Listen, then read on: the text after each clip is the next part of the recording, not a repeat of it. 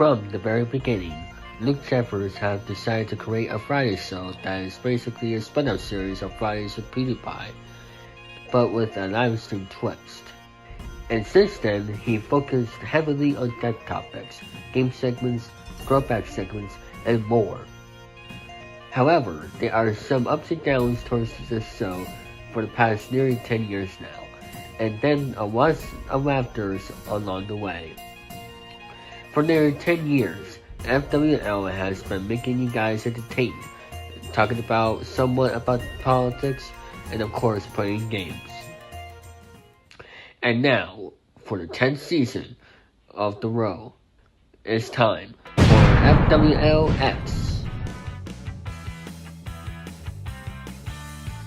Today, Luke Jeffers and Betty Mooney will be going over some tech topics, playing video games, as usual of course, a return of LJPCPM throwback content, somewhat I watch segments, and many more fun. And now, here's the host of FwLX, Luke Jeffers and Betty Mooney.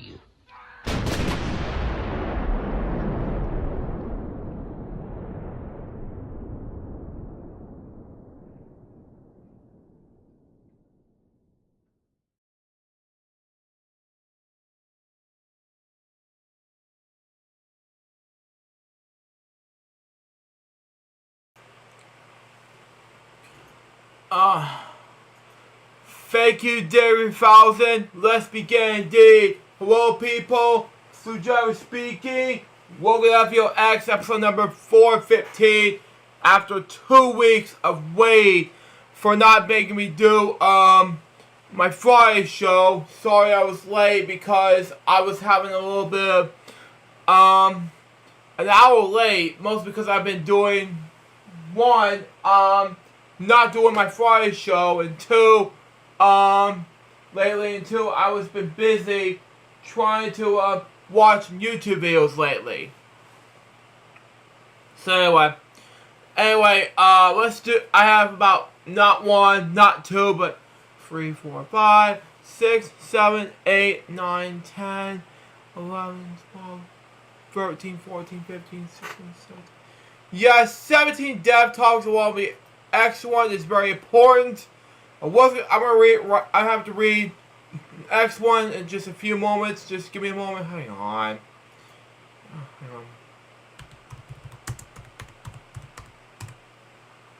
There we go. Okay. Perfect. Okay.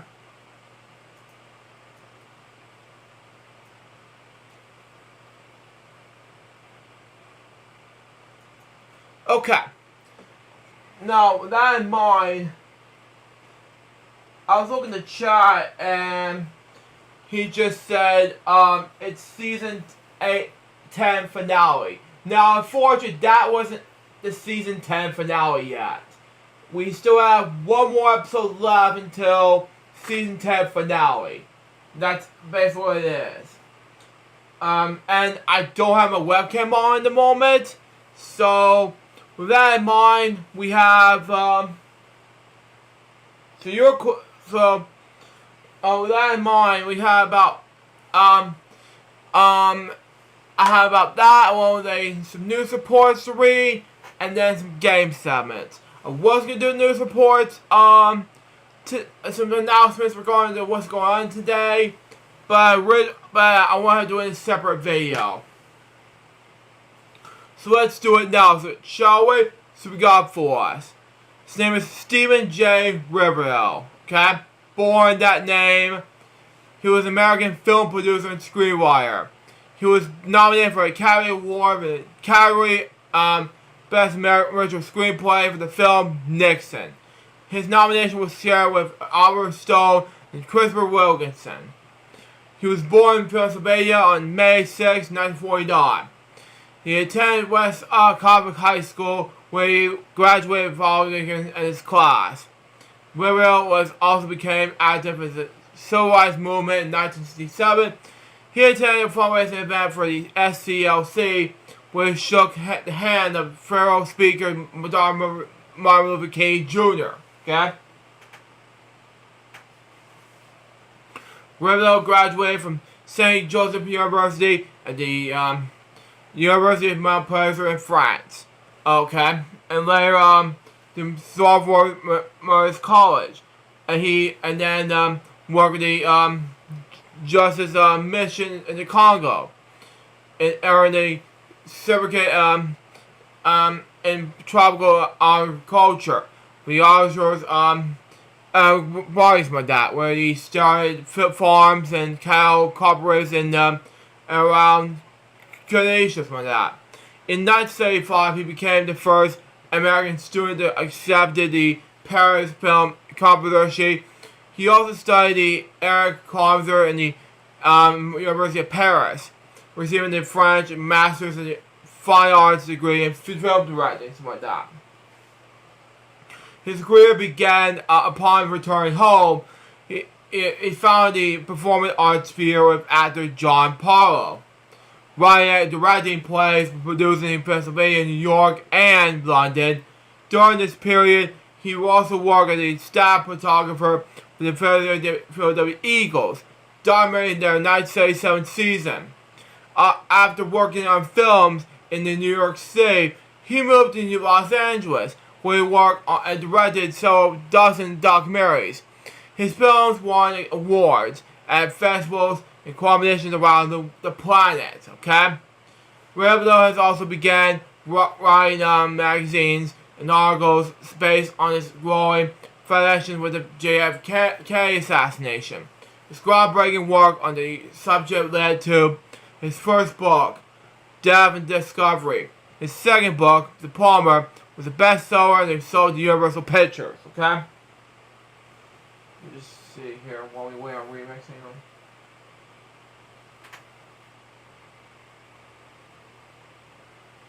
Anyway, more.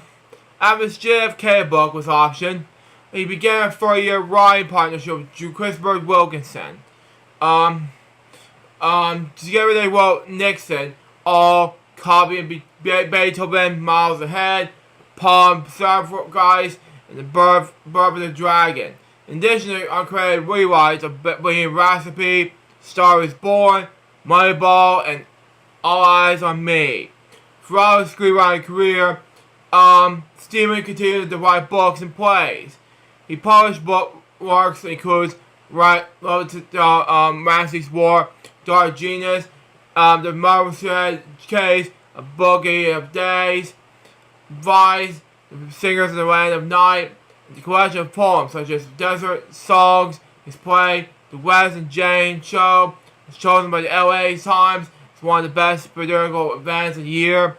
It was featured at the LA Festival and was performed at the Dolby Theater in LA. He died in his sleep in his home in Pennsylvania, California, May 17, 2024.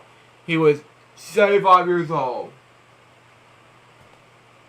The next topic has to do with Alice Stewart, commentator. He was born Elizabeth Stewart, something like that.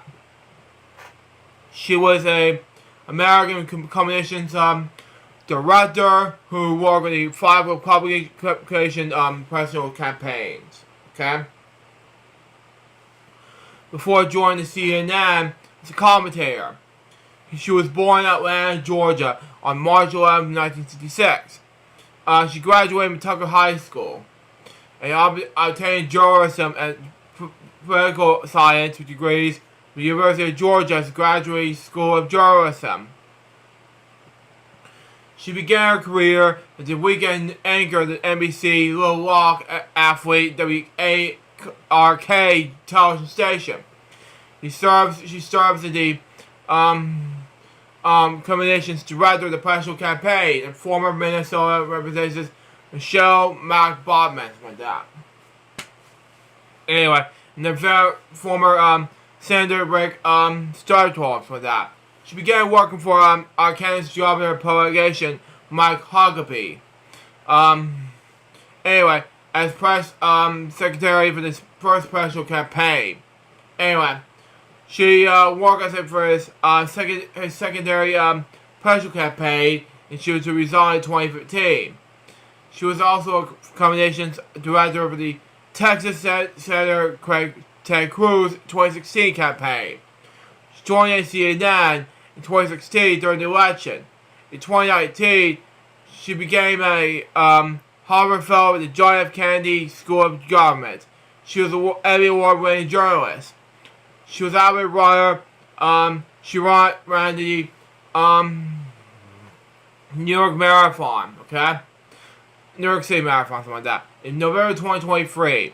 And the series of Boston time mile run in April 2024.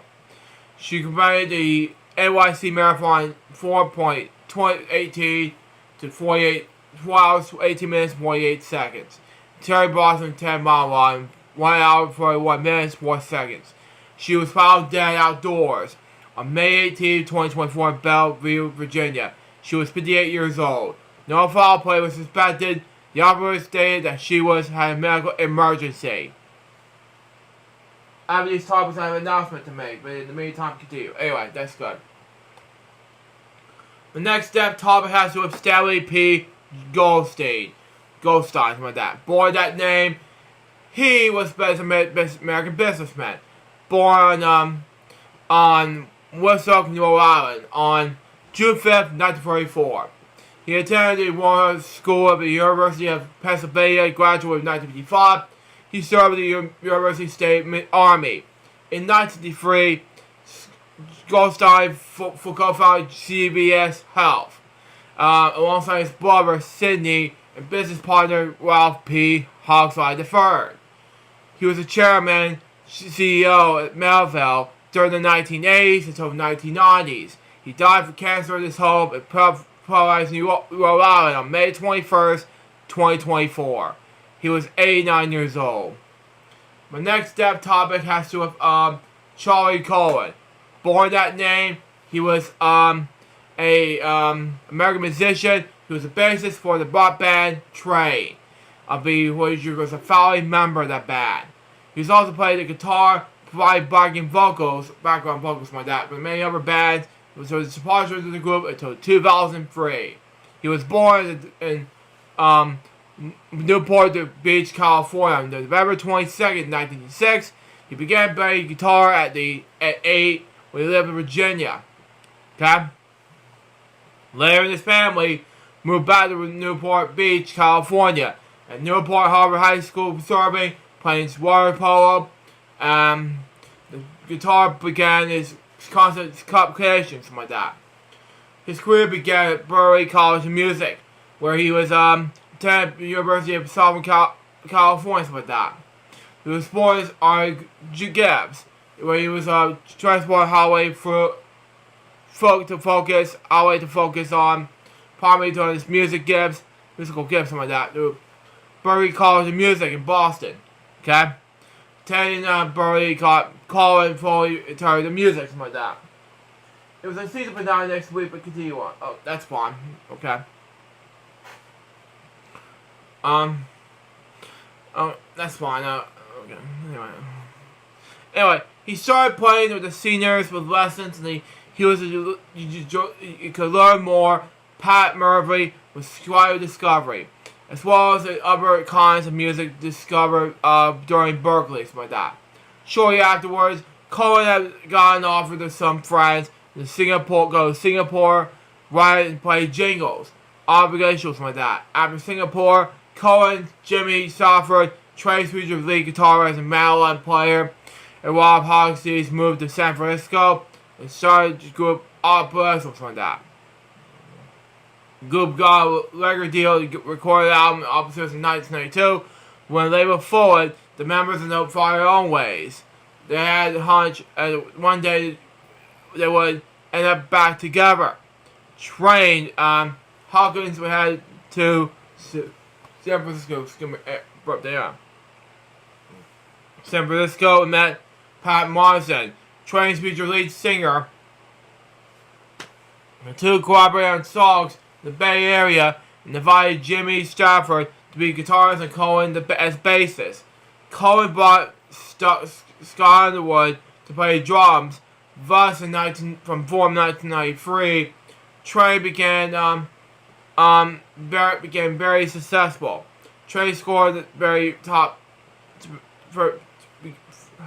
scored the very first top 20 hit from 1999's Meet Virginia. Okay?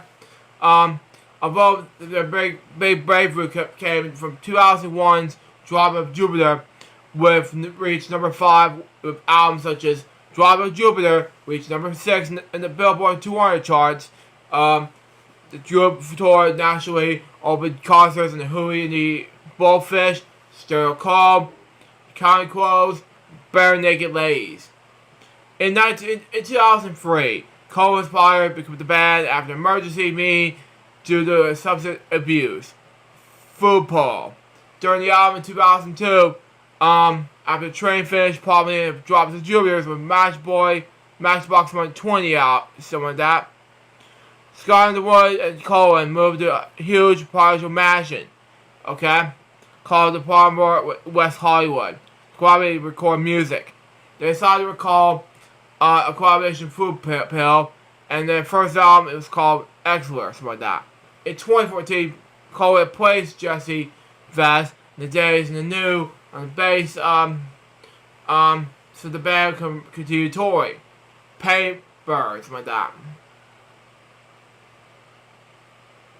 Anyway, in 2015, Cole and Hodgins put together a band called Paintbirds with successor singer-songwriter John Lewis from Lewis, like that, which ear candy hit Good Day, cracking the top 40 in 2001. The band released 6 songs in the English debut EP. The Side Duo. The Side Duo is an American band from Newport Beach, California. The band was formed in 2007 with Colin, Sut Fletcher, Sugar Ray, brothers Joel and Scott Owen, the Pen Shop Kings. Okay? Side Duo performed live with other notable artists such as Jeff Sunk Basker of Doobie Brothers, Joey Dean, Alice Cooper. Wow. In 2019, Colin appeared on guitar, bass, and vocals while recording Trevor Bourne with musician and vocalist Danny Boswell in the iconic Blackbird studio in Nashville with veteran engineer John McBride. Cole was a Flintstone, considered art collector, homeless artist, art brigade, and pangerist, later life and death. He later moved to Russell Barsham to teach a music master class and controversy, something like that. At the time of his death, he was also serving a musical director of the Newport Beach Film Festival, per social media profiles. He was found dead in the film Friend's Home in Brushworth on May 17, 2024, having fallen in a shower. He was house saved the friend of his time of his death. Charlie Colvin was 57 years old.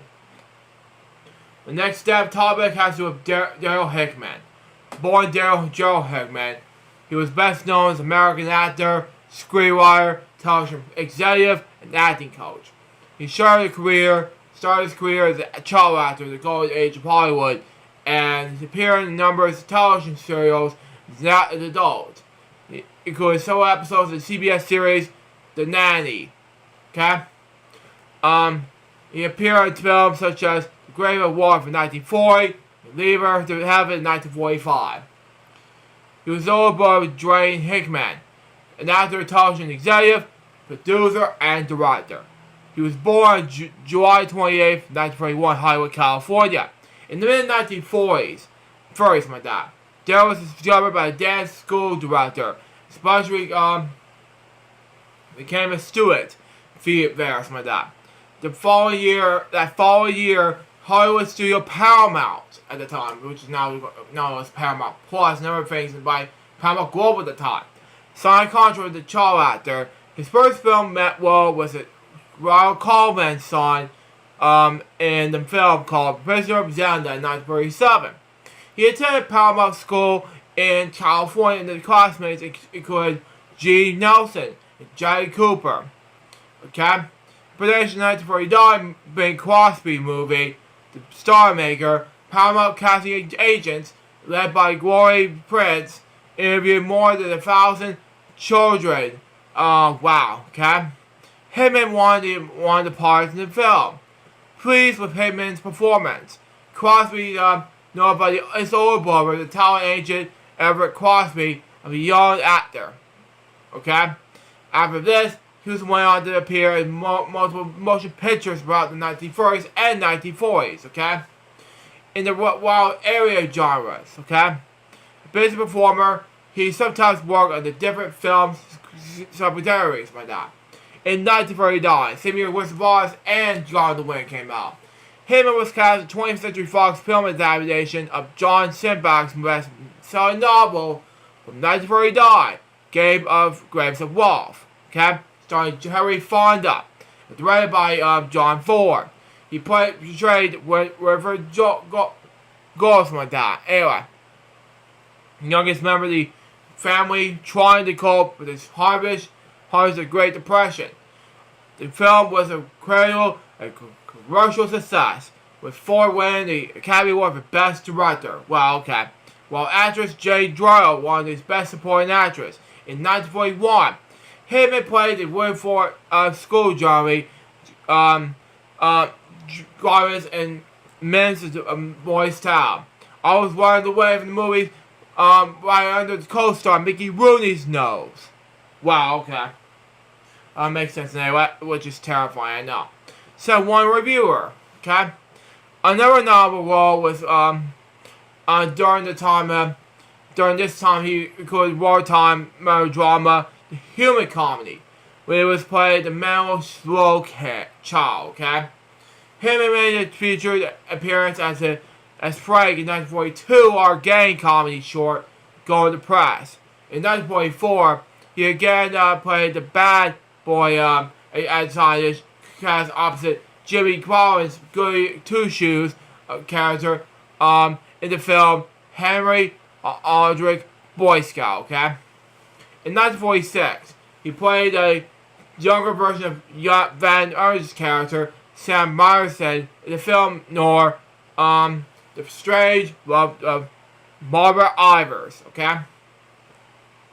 To make it more credible that Hitman's looked like a young band artist and like that, the writer provided a picture of himself as a teenager to make up artist Wally Westmore. In this period, he also had alongside Tormey like that, and Carl Dwight in the 1945 film Leave Her to Heaven.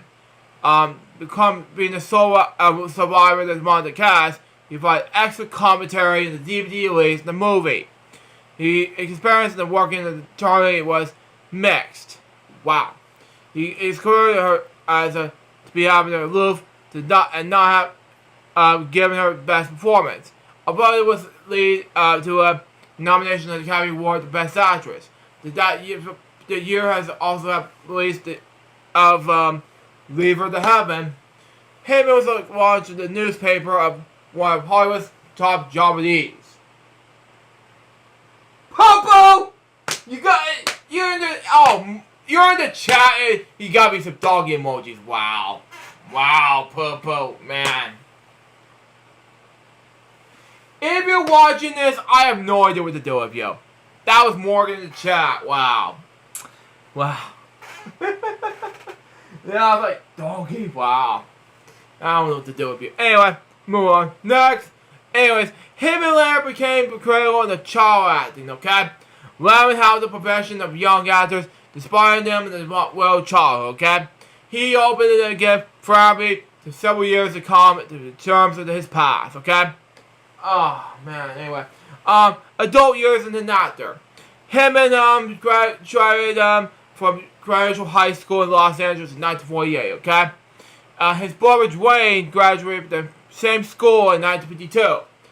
Finding it hard to adjust to adulthood after being in the limelight for most of his childhood, he retired from show business with Entertainment Mastery in 1981 as a Pirates month, okay?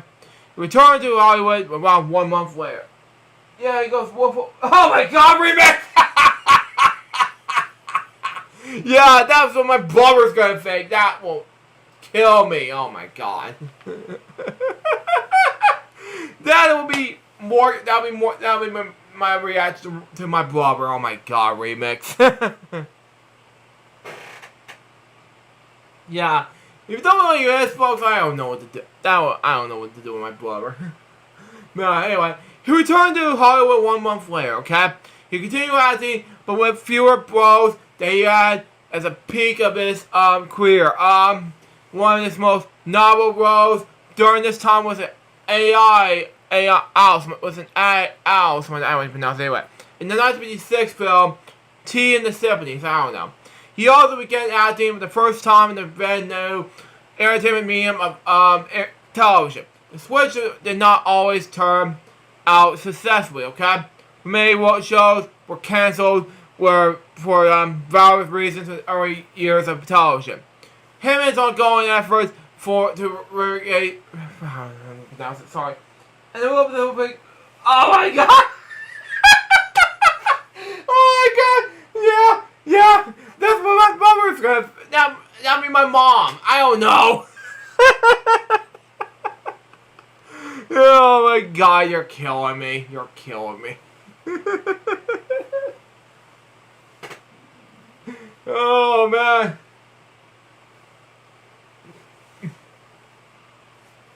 Oh man.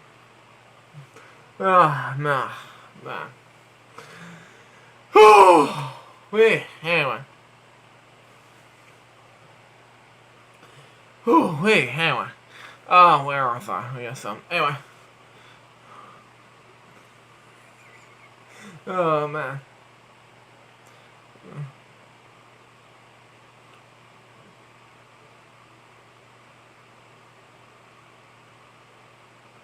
Okay, Hitman's ongoing efforts to recreate his acting career were interrupted for 2 years while he served in the U.S. Army from 1954 to 1956.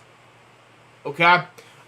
In 1959 to 1960, Hitman appeared on Younger Brothers, Dwayne Hitman's, and CBS sitcom The Many Loves of Double Gills. Okay? Gillis might have been out. Anyway, playing Dolby's older brother, David, in 3 episodes. The White Triangle in 1959, Dead the Halls in the same year, Where's At the Will in 1960, okay? Also in the same 1959 when that, he starred twice in the TV Western Gunsmoke, okay? As Andy Hill in the episode The Choice, Season 4, Episode 34. As Danny in the episode Target from Season 5, Episode 1. In 1961, Hitman starred in the short-lived TV series The Americans. Okay, that's fine. Anyway, I didn't see the in the chat. Anyway. In 1957, Hitman played Murr, Steve Harris, the Perry Mason episode, The Case of Sweetwalker's Niece. He appeared in 2 episodes of The Untouchables, You Can't Pick the Number, and Pressure. As long as it's film and television, Hitman also starred Broadway production of Pulitzer Prize-winning play How to See Business Without Really Trying in 1953. Secretary for star Robert Morris. He is a Tory comedy of the musical George anyway, in 1969. In 1976, after 17-year hiatus movies, Hitman was a minor role in Bill Harmon and Network. Okay? Anyway. Television executive and acting coach. Okay? Let me scroll down a little bit. Hang on. Somebody scroll down. So I was laughing at this joke. Anyway, move on. Hitman became a television executive producer and executive screenwriter and maybe working in New York City for a while. Wow, okay. He wrote the scripts in several 1961 episodes of Royal Young Show. Excuse me, anyway. Royal Young Show. Anyway. In the early 1970s, Hitman was a associate producer of the award-winning soap opera Love of Life, okay?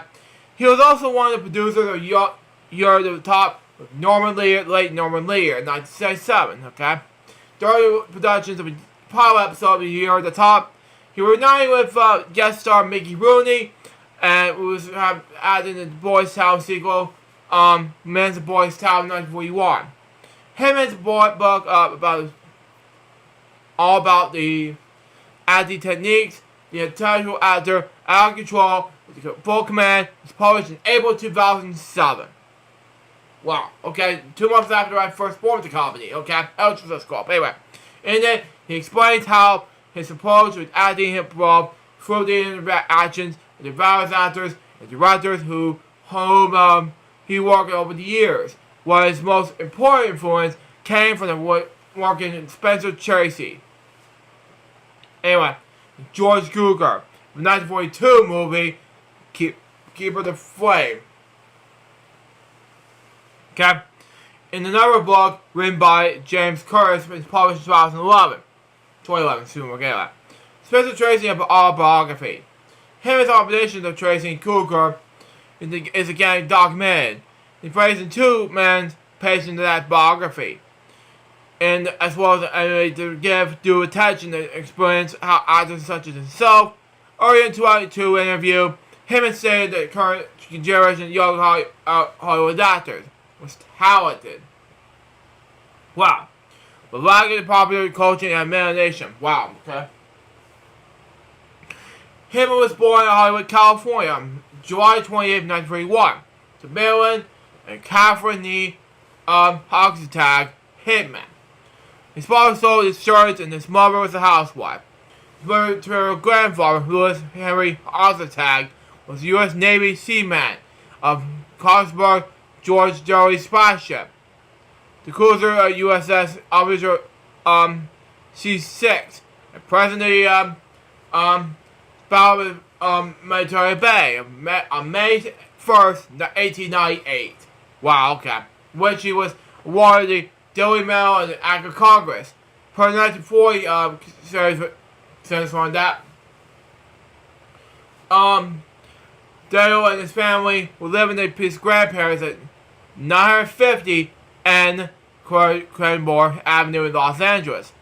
He was married to actress Pamela Lincoln, who we have acted in the movie The Tinkerer.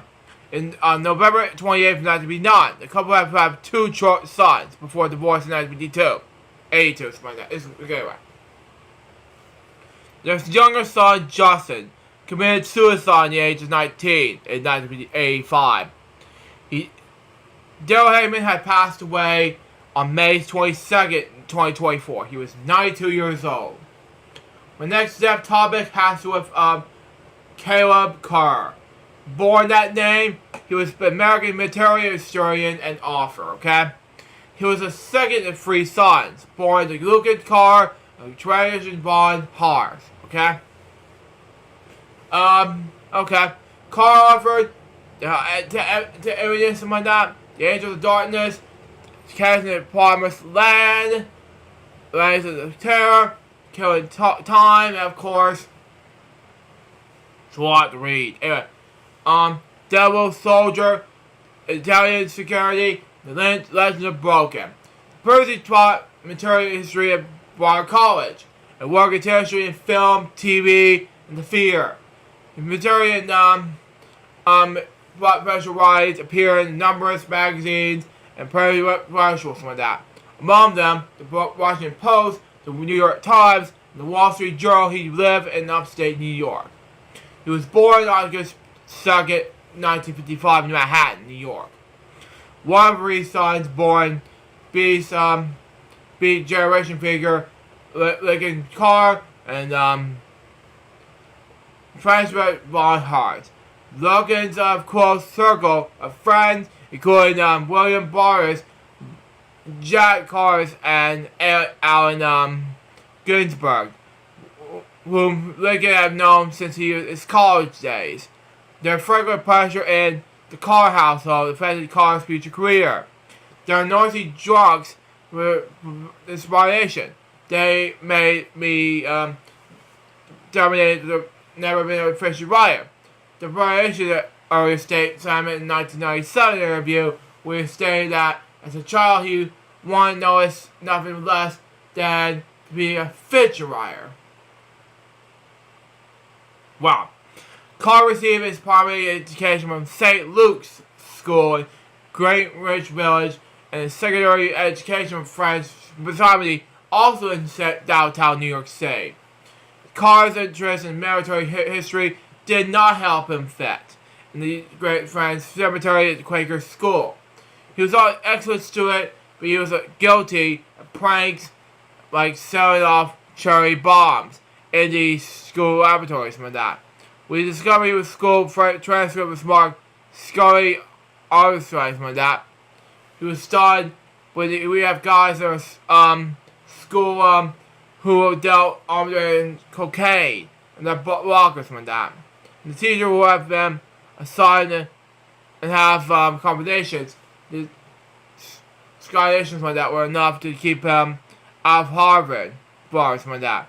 He attended Kennedy College in Gamber, Ohio from 1973 to 1975.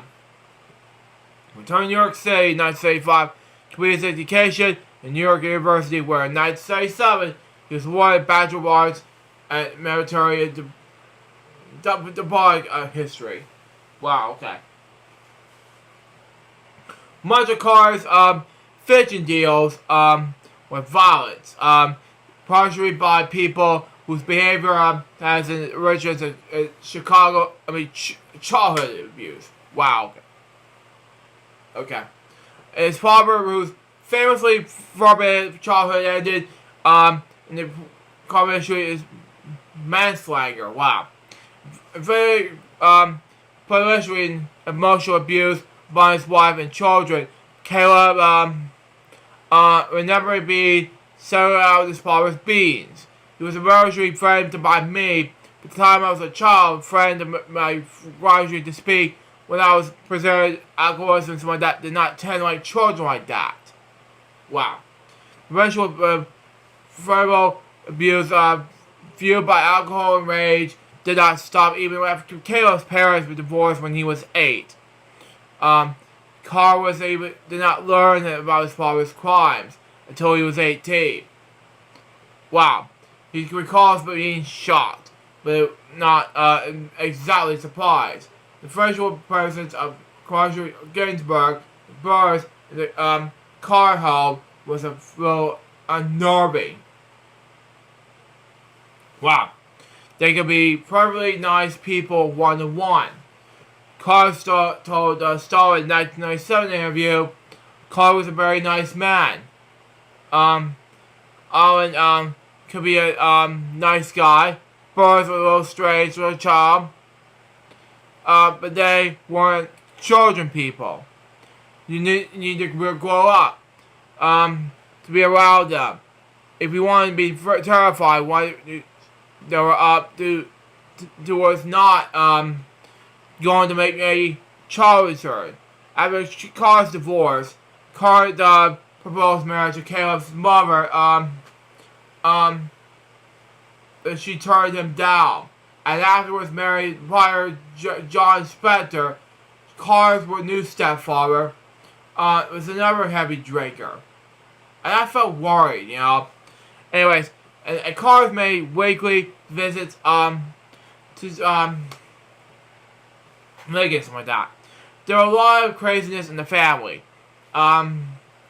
Anyways, Carr remembered, and it is a lot of that goes in the wrong of adults. Wow. Okay. Spencer has 3 daughters. Wow. In the previous marriage, they have 3 Carr brothers bonded. A group that Caleb would label the Dark Brady Bunch. I call it the Crazy Bunch at the time. This is a dark Crazy Bunch for these guys. Wow. They spent most of the summers in a house in upstate New York, originally bought by Carr's maternal grandparents. That are owned by his mother. When the adults were around, it was a place of great solace. They were. It was a place of great exploration, but because being in the house too much was an option. Wow. Likewise, when the family was back in New York City, Caleb spent most of his time as possible away from the apartment. Among his favorite habits up in the streets of Manhattan themselves was the city's movie theaters. it was the first production classic of then war movies, and then became exclusively attended in military history. Part of it was a desire to define violence, and then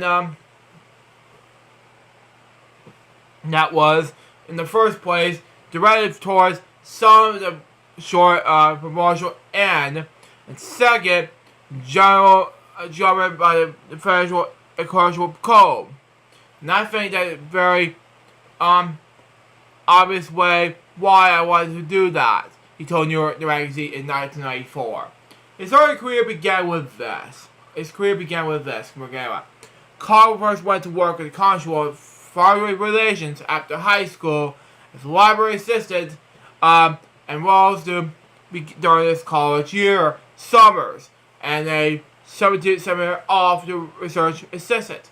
He also wrote freelance articles on global issues. Okay, during this period, he published his first, what actually known as Bornside, along with his assessments. Published his letters in the New York Times of Henry Kissinger's foreign policy. His editor was known as historian and expert in U.S. foreign policies, James Chase, and helping Carr after he left New York University to get a job as a researcher and graduate assistant for foreign affairs quality, where Chase was managing editor. Wow. Okay. In 1980, Carr left foreign affairs to fight to publish his first novel, Chasing the Promised Land, a coming-of-age story about 3 young men in New York City. It was decided that everyone was feeding me, and to James Chase went that anyway.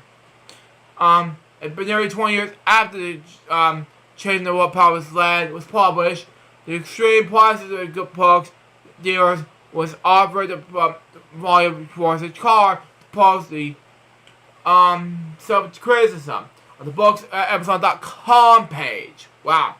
And the offer of this book in a few good senses, but it's actually Roman on Cliff. Wow. Nonsense. That was every wire that have to go out in the system every on. Anyway. Do yourself a favor and read everything else I've written. You're doing me a favor as well. Okay? Forgive the foolish of you. Some of this original thing. Okay? James Chase bought Carr's on the organizing end and cut his claim book, Endless War. It's like that. Deal with the Aquarius of Central America, which Carr then covered as freelance journalism for the Berkshire Eagle and New York Times. In 1988, Carr Chase co-authored American the question of absolute security from 1918-12, which is Star Wars. Okay? And then presents the highly acclaimed study of the United States of America. Is that in this country? Is that even a word? The United States of America. Just want to make more like it. Anyway. Because even spell the S wrong. But anyway. You gotta have to put an S instead of no S. Okay? Anyway, in the after states. Okay? Alright, state. Anyway. Traditional and a glacial approach. The national security began with the nation's founders. The book, for more than 2 centuries, the United States have prior to the condition of perfect safety from frequent threats, alarmed by even potential dangers to the nation's security. Americans have forcefully responded to both real and imagined assaults against our own borders, as well as against those of foreign nations, to prevent prove security we have seen as either security or policy legal to our own. Yet the goal is absolute security as constantly elude us. Wow. In 1989, he began a revolution editor to MHQ, the Quality Journal of Military History, prestigious he held in 1994. In 1991, Carr published The Devil Soldier, the story of Frederick Toswell said Ward. The American soldier had fortune to become a god in China. Wow. A biography in the first of this book received wide commendations, American according to the New York Times, by marginalizing his scholarship while and setting it out in an adventure story. Mr. Carr gives a good picture of a bossy monster of the time, makes a polishing chase, the devil soldier being on the side of the angels. That's like throwing the turkey in the hot week. You get plenty of throwing the food and someone in the hot. Oh my God, remix! God help me, you're killing me! Man help me. Anyway. Next, Carr also gave active in Hollywood in the 1980s and 1990s respectively. As a screenwriter and producer, he also wrote one movie for television, Bad Attitudes in 1991. But the revision and expression of the script deeply disappointed him. Wow. In 1990s combined. Anyways. Carr returned to New York to begin researching and writing what he would provide with his breakthrough novel, The Alienist, published in 1994. The book became an international bestseller and it was best translated to more than 24 languages. Wow. Won a 1994 Amity Award for his best first novel, although technically it was his second. The book second in 1896, New York City follows the explores the small band of officials to catch a serial killer. Wow. The book was also nominated for the 1995 Bram Stoker Award. Wow. Wow. Carr's lifelong interest in violence, which obviously fed his study of military history, spanned his study of serial killers, which invented the Psalm of Sam Murs in 1976-1977. Once again, this is not mere tradition of bigotry, which was underlying cause of violence with the people, especially military leaders, was seeking to limit killing. Later that when that began as taking shape of the imagination, Carr immersed himself in the history of the New York City neighborhoods in which he had grown up in biographies, novel figures, in the 19th century. Wow. Okay. He also sought the casual during the series of meetings with Dr. David Abraham Manson, something like that.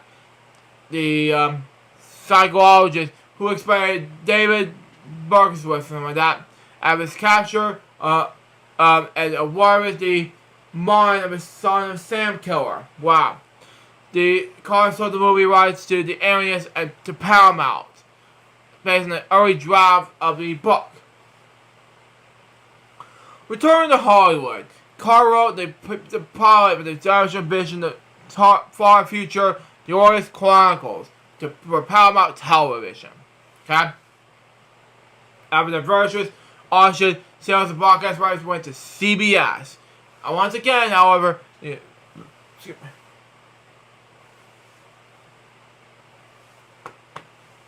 anyway, the exertion of production was deeply disappointed the Carr, and the show was not picked up.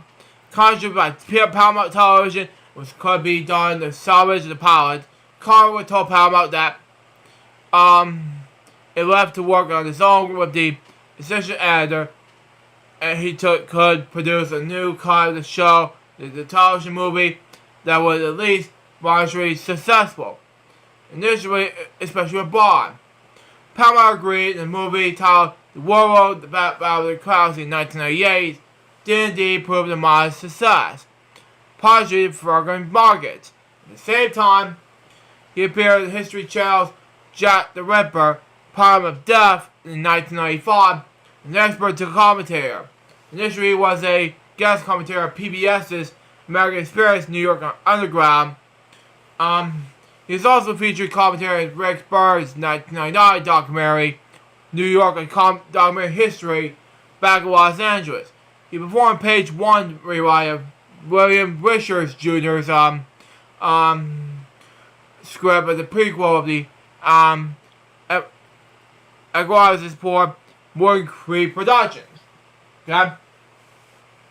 So on the screenplay, they saw the legendary John Frankenheimer to direct, Liam Neeson to star, and the famed cinematographer Donald Schroeder to shoot. Okay? But with Frankenheimer's story died, it was replaced by Paul Schroeder or something like that, with instead assistant supervisor in the script. Neeson advised the project, a car that was deeply disoriented, returned to New York for the last time. He was given the publisher's story credit for the two films eventually produced the script. As was began, Dahl issued a prequel to the genres. Following his interview with the LA Weekly, Carter's version that the movies bore little to no relation to his story. Wow. For his next novel, okay, Carter brought back the principles for the aliens to solve another murder case in The Angel of Darkness, published in 1997. The sequel not only sold more copies than its predecessor, but received more critical acclaim. This time, the killer is at the center of the heart of the female murder infants. Wow. The narrator of the adventure is Stevie Tackert. Wow. The street urchin, Dr. Laszlo, Kreischer saved the jail years earlier. When asked about the subject matter, Carr stated he were to believe that there is one relationship in life that beyond betrayal, a relationship that is beyond a kind of hurt, and there isn't. The symbol of that is if mothers were seen as oppressed at doing this kind of stuff, then the numbers who are actually doing it are probably much higher than my dad. In 1996, he wrote a piece of World Policy Journals, my dad. Anyway, titled Jars of Warface, my dad. The lesson of military history. He also published widely recognized essays on summary positions. Anyway, consequences of something like that. Anyway, a question of what he saw in armory of CIA, Irish armies, and the conduct of American influence, my dad. The pointless of trying to pursue probably human relations, military iterations, which the Clinton administration is trying to establish a diaries, harmonization, and relations. Something like that. Anyway. Along with numbers of other security and military policy pieces in regulation of these efforts, Graham House appointed Carr editor the Modern Library War series. Wow. Carr was also a member of the Modern Library Board. And such, in 1998 and 1999, in preparation of the 100 Best Project for the 100 Best Novels and 100 Best Non-Fiction Works in the 20th Century. His later career began with this. In 2000, Carr published his next novel, Killing Time, another relation tale of the future, this time near far future, 2023. Wow. Okay. First started the Time magazine in 1999. The book finds a world that is unknown in formation too easily someone that magnifies, but frankly, emotional reality. The characters travel from New York to the jungles of Africa in the quest to use such manipulation to the benefit of mankind, only to find themselves in managed the central tragic paradox in their efforts, my dad. Okay. Makes sense anyway. Sum it up in the line of the book that is now a common piece. placement. That anyway, information is not knowledge. Although some agreed that USA Today that killing time that was a tangled, terrified tale. The information age rank amok. Okay, and the Dolly departure is successful in the enemy's formula. A car still a master cliffhanger, serving up the non-stop FwL. And story bills and surprising finish. Many find it's a stark view of the information manipulation. The quote consequences to pessimistic. And the book was only briefly the New York Times bestseller. Okay. Oh my God! Oh, it's your Taven FwL X someone that uploaded 2 videos. Big Gordy. Oh my God! Help me! Oh man! Anyway, next. Oh man, I can't wait to say it. This next one. Okay. Okay. Anyway, following the attacks of 9/11, which were among the lies that cars warned his rise of terrorism. He returned the subject using his terrorism war phase, place piece, and the basic best-selling, highly acclaimed controversial book, The Lesson of Terror: A History of Warface Against Citizens. This is a stupid book I have to read because that's coming out book reviews. That's just me. Anyways, published in 2002, the study of history of the terrorism in the ancient Rome, the present, among the first to provide a precise definition of terrorism. One of the emerged and made the book a landmark book in the field. Once again, reviews were extremely but mixed, and I agree. Someone not shared the opinion of the Christian Science Monitor, when forced correctly that after this deadly attacks against the United States, my country, hello, special remixes, our country, you know, many Americans like us may not find cars or arguments like President that approach the only one there's a chance of working. Thank you. Instead, many critics agree with Newsweek's opinion that the Lesson of Terror is so earnest, so well affirmed that it was so outrageous. Thank you.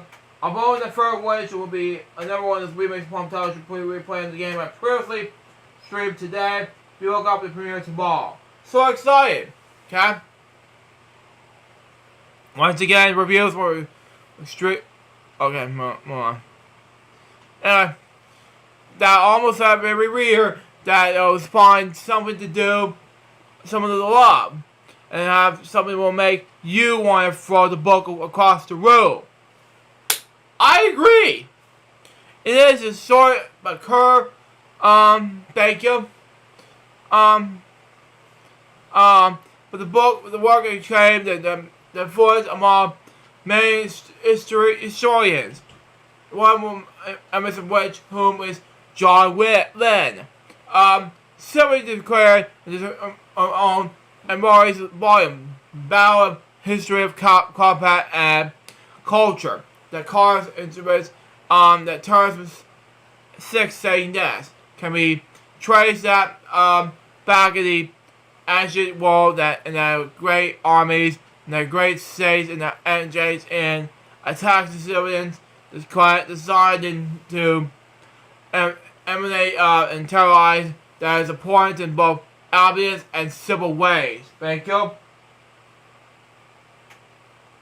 Yeah, I agree. And sadly, today is the last day of PlayStation Plus Premium.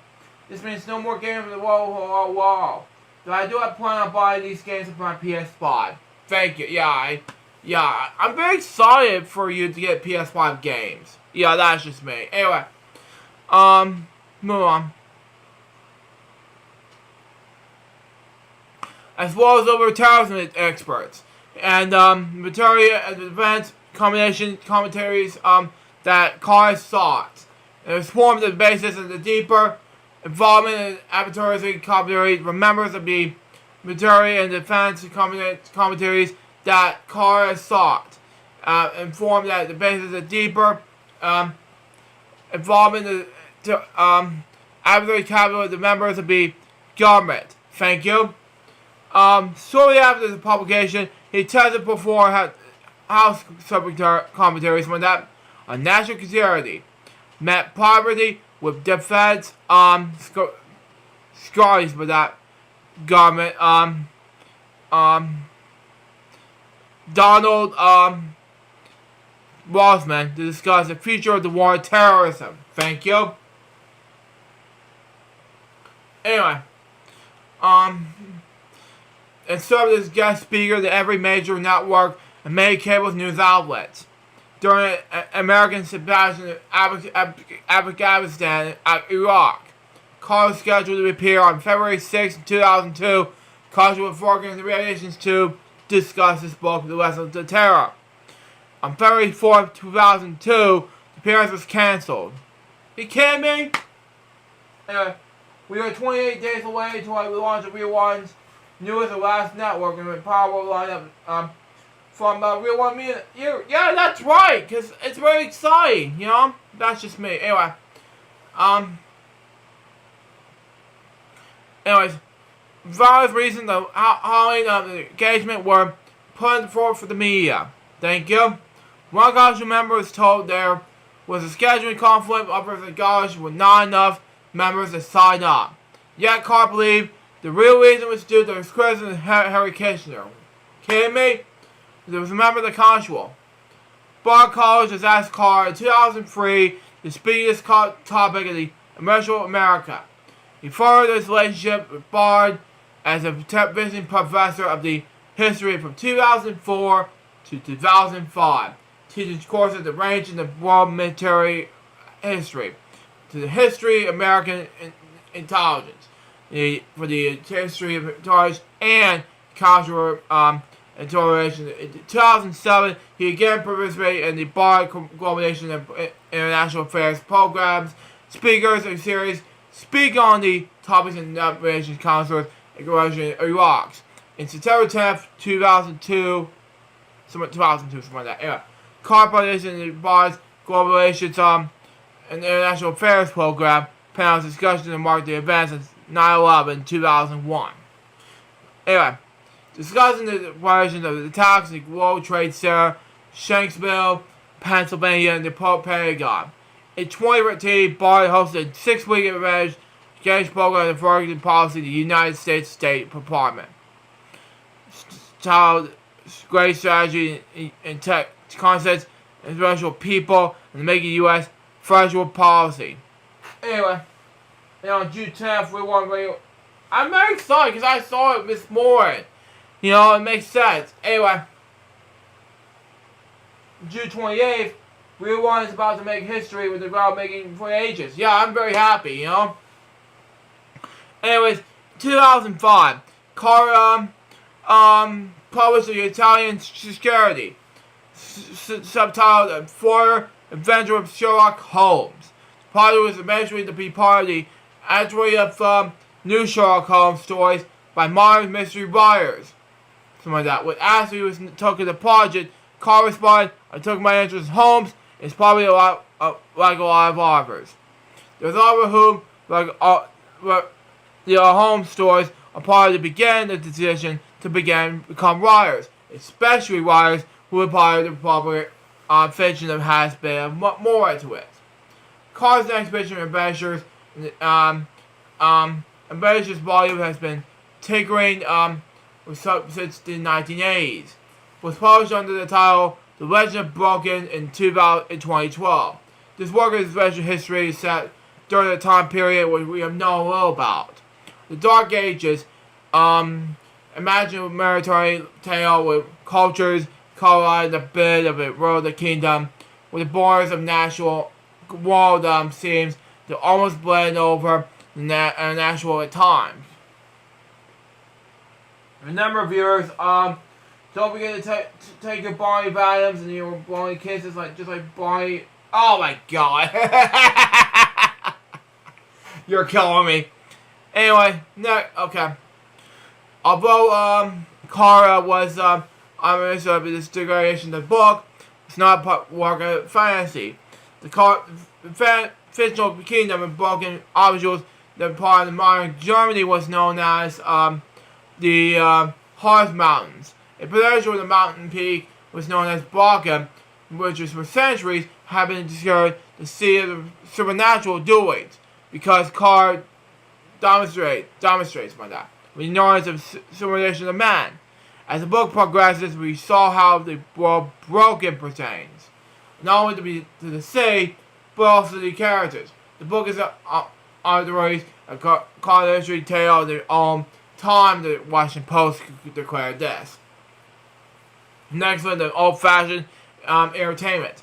The Legend of Broken seamlessly blends epic adventures with serious research and asks questions a man and woman grapple with in the Dark Ages and still do today. What is he? Oh yeah, that emojis. Wow, and it's probably Barney. Wow, it used to as directed.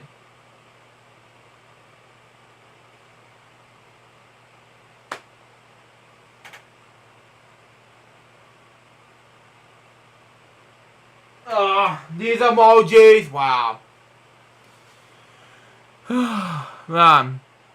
Move on. Next, oh man.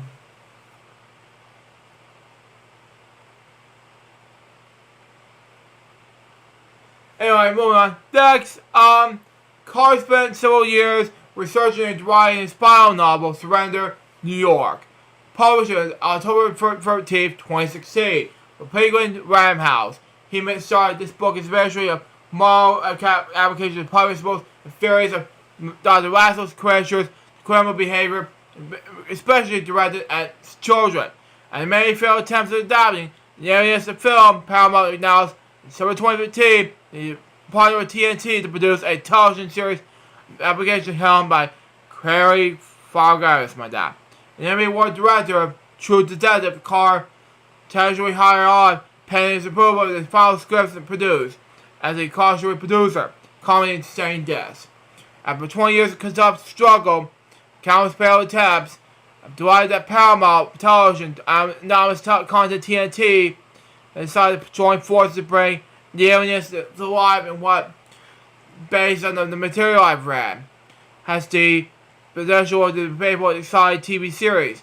Hajirami, Gina Gonfredo, E. Max Fry, John Stales also joined the Paramount Television and anonymous content pointed out projects as wires. Barney, the violence of Barbara, it's just like Barney, exactly. Barney's a dinosaur, got lost in this game, and when we find him, and now we gotta go home now. Oh God. Okay. Anyway, move on. Next. Anyways, Carr's eventually keep on his non-fiction ride on terrorism, which is okay, which is catchy, but yeah. I know it's a hard 9/11 thing, but you don't really need to do jokes about 9/11. But anyway. And yeah, Carr's have criticism about that. Anyway. Especially in response to the continued threats of ISIS near the end of 2015. As early as 2016, for example, Carr published a quarter of essays involving once again to his roots as a net known material sculpture. First article published in the Los Angeles Times, okay, was in France wanted to secede against Islamic State. It was studying the U.S. invasion of Afghanistan. Something like that. This was followed by that Europe led to war in Syria. History Consuls cautioned the American troops. Published in the New York Stout Daily News. Next, Bounty Fair published a battery media response to San Francisco is making us less safe. Most recently, the Daily News published another essay on Carr called Stereo ISIS, Slowly but Surely. The last warned that Carr saw the American public was have never fully recovered tirelessly from the attacks of 9/11 that it was a global war of terrorism that would never have an extraordinary moment. Should not attempt one. Instead, victory was only gained patiently in only a span of decades. What do you have to say? Oh my god, Barney Game World? Wow. That would be a cool movie. Wow. Now when Barney was inside the video game, the story goes like this. Barney is stuck in the video game world, and our characters can find a level purple dinosaur. Wow. Well, here's what I gotta say. Buy toy, Amazon, buy Amazon Go, and Amazon. As a matter of fact, remix, I have 2 toys right here. One of which is world's smallest Barney dog. If you watch Mr. K, it's for you. I mean, he's live right now on his Instagram page on his Barney live stream at the moment. And of course, I got a Barney doll in 2019. See here, but yeah, that's just me. Hold him tight and kiss him at every bedtime. Wow! Wow. Moving on. Next, other work. Okay. While Carter's early years at home were taught chaos and abuse, Albert James Kent, a childhood friend, staying in the house was also full of glory. Okay.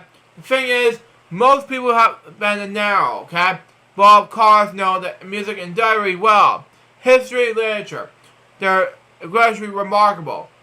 In the 1980s, Carter pursued his career as a sculpture and journalist. He spent his nights working in theater, directing, and reportedly works as well as productions in his old plays. Initially, he played guitar in a band called Hell and High Water. I don't know. Anyway, in the late 1990s, found Carter expanded his literature reporters like that while working in the library for the opera Murin. The repression of offering legends while the Spanish composer Ixwell Manuel, something like that.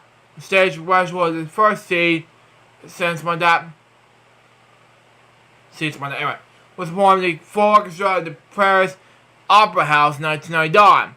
This work was unfinished. Personal life and death. Barney, Barney. Wow. It's too old for this. Just too old for this. Ah! Gotta get that back in the egg. I mean, Twinkle would be the egg, not Barney. Wow. Watch Andrew Olsen. I have no worse remix. Oh my god. Yeah, my friend who's been part of the Barney history fans. Yeah. This is what I'm going to say to remix. He's going to make jokes about us. Wow. And he's going to kill us, you know. No, that's just me. Anyway, moving on. Personal life and death. Carl lived most of his life in Manhattan's Lower East Side. Anyway, spent his summers and many weekends in his family home in Cherry Plain, New York. In 2000, he bought his home property known as Mystery Mountain in Cherry Plain. And in 2006, he moved there permanently. He shared his home with his Serbian rescue cat, Masha, for 17 years. Masha died in April 2022. Carol Carr revealed he was diagnosed with terminal cancer in 2024, and he died at his home in Cherry Plain on May 23rd. He was 68 years old. My next step, Talbeck has to request by a good friend Billy Moon, and I served with him many times before Billy. His name is Morgan Sherlock. Born Morgan Valentine Sherlock. He was an American documentary filmmaker, writer, and television producer. He directed 23 films and was a producer of nearly 70 films throughout his career. He received acclaim for the directing the documentary Super Size Me in 2004. And was nominated for the Academy Award for Best Documentary Feature Film. And he produced When It Was Jesus By in 2007, directed Who Was World as Some of the Line in 2008. Palma, Wonderful Presents, the Greatest Movie Ever Sold, 2011. Comic-Con Episode 4, A Fan's Hope in the same year. And the One Direction, This Is Us in 2013. Well, that's weird, but I gotta bust your butt with last two episodes of your ex. I mean, Cool Guy loves mashed potato. Oh my god, you're killing me! Anyway, Spock was executive producer and star of the reality television series Spurry Days. 2005-2008, in June 2015, became a producer and host of the CNN show Morning Spot Inside Man in 2015-2016. He's also co-founder of the short-lived film content marketing comedy Shineland, which produced the Focus Forward campaign CGE, General Electric, something like that. The documentary The Super Size Me 2, Holy Chicken, was set to be released in 2017. So Spock wrote a social media post saying the history of, I'm not going to say the export, of Mezcal, and further himself as a part of the problem, leading to discretion dropping in this resignation of the production company. The film was instead distributed in 2019 by Samuel Goldwyn Films. Short died. He was 53 years old due to a combination of related to cancer. He was born November 7, 1970 in Parkersburg, West Virginia, and was raised in Beckley, West Virginia. His parents, Ben and Billis Bouchard, raised him to Mount Rice. His mother was an English teacher and guidance counselor. Yeah, taco goes well with it. Oh my god, yeah, I agree. Yes, thank you. His father would hold an auto repair shop. He said it was a Scottish, Irish, and English descent. It was later stated that he said it was as a child. Wow. Shaw graduated from Rushmore Wilson High School in Beverly Hills, Virginia, then attended York University's Tisch School of Arts. Graduated BFA's school in film in 1993. He was a member of the French by Dramas Delta. He was a playwright, winning the awards in play Phoenix and for both the New York International Fringe Festival in 1999 and the Round 66 American Playwright Commission in 2000, okay? 2004, he co-founded the production studio Warrior Poets, which was the production studio for films he directed and produced the rest of the career. Okay? You mean Sherlock Holmes? I mean, no kidding, Sherlock. Wow. Oh my god! Man. You're killing me, Remax. I don't know. Oh man. The list of documentary films that inspired Sherlock Spock includes these: Robbers, Keepers, Hope Dreams, The Thin Blue, Lie, Roger and Me, Hollywood Cow USA, The Last Waltz. Deserved Robbers Keepers, the greatest documentary of all time. Now, Super Size Me began with this, okay? Spock's documentary's Super Size Me was released in the U.S. On May 7, 2004. He presented the idea for the film when he was a parent's home house for Thanksgiving. While watching the TV, saw a news story about lawsuit by McDonald's by two teenage girls who blamed the fast food chain for their fraudulently. The film was produced for $65,000, made $22 million return. Wow, okay. Seriously? Oh my god. Seriously? Anyway, Twinkle Twinkle Little Star, I'm so tired, I can't finish this song. What? Anyway. The film displayed an experiment he conducted in 2003, in which he says he ate 3 McDonald's meals every day and nothing else. Wow. Okay? For 30 days. Oh, wow, okay. The film style deserves one of the roles of Spock's experiments with that. He would not refuse a supersized option whenever he was offered to him, then would never ask himself. The result, according to Spock, was a diet with twice or calories recommended by the USDA for spokesman that attempted to correlate and physical activity with better match with the exercise habits of the average American.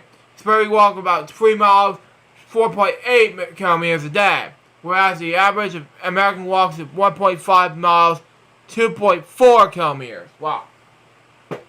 Yeah, the dreamy nursery rhyme. Sometimes I finish it before bedtime. Wow. Okay, yeah. Oh my god, anyway. Over the course of the filming, he gained 25 pounds. Wow. 11 kilograms. He became quite fluffy and started liver dysfunction and depression by the end. Oh wow. Sporadic populations know that the effects caused by his high calorie diet. Wow. Once every comparison the chase of serving binge alcoholism, following the Sparks December 2017 outrage that he haven't been sober more than a week in 3 decades.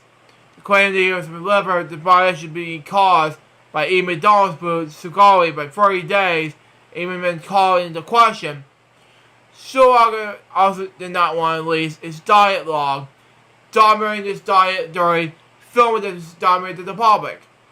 After completing the project, it showed strong 14 months to return to the normal weight to 185 pounds, 84 kilograms. His then girlfriend, now ex-wife, Alexander Johnson, something like that, took charge of the recovery for this dog tox diet, which becomes makes the book the Great American Dog Tox Diet, something like that. Super Size Me was later nominated for the Academy Award for Best Documentary Feature. The Spark won is the first Writers Guild America Award for Best Documentary Screenplay. Mr. Bucket dressed up as the nanny for Billy. Wow. Remix! You're killing me!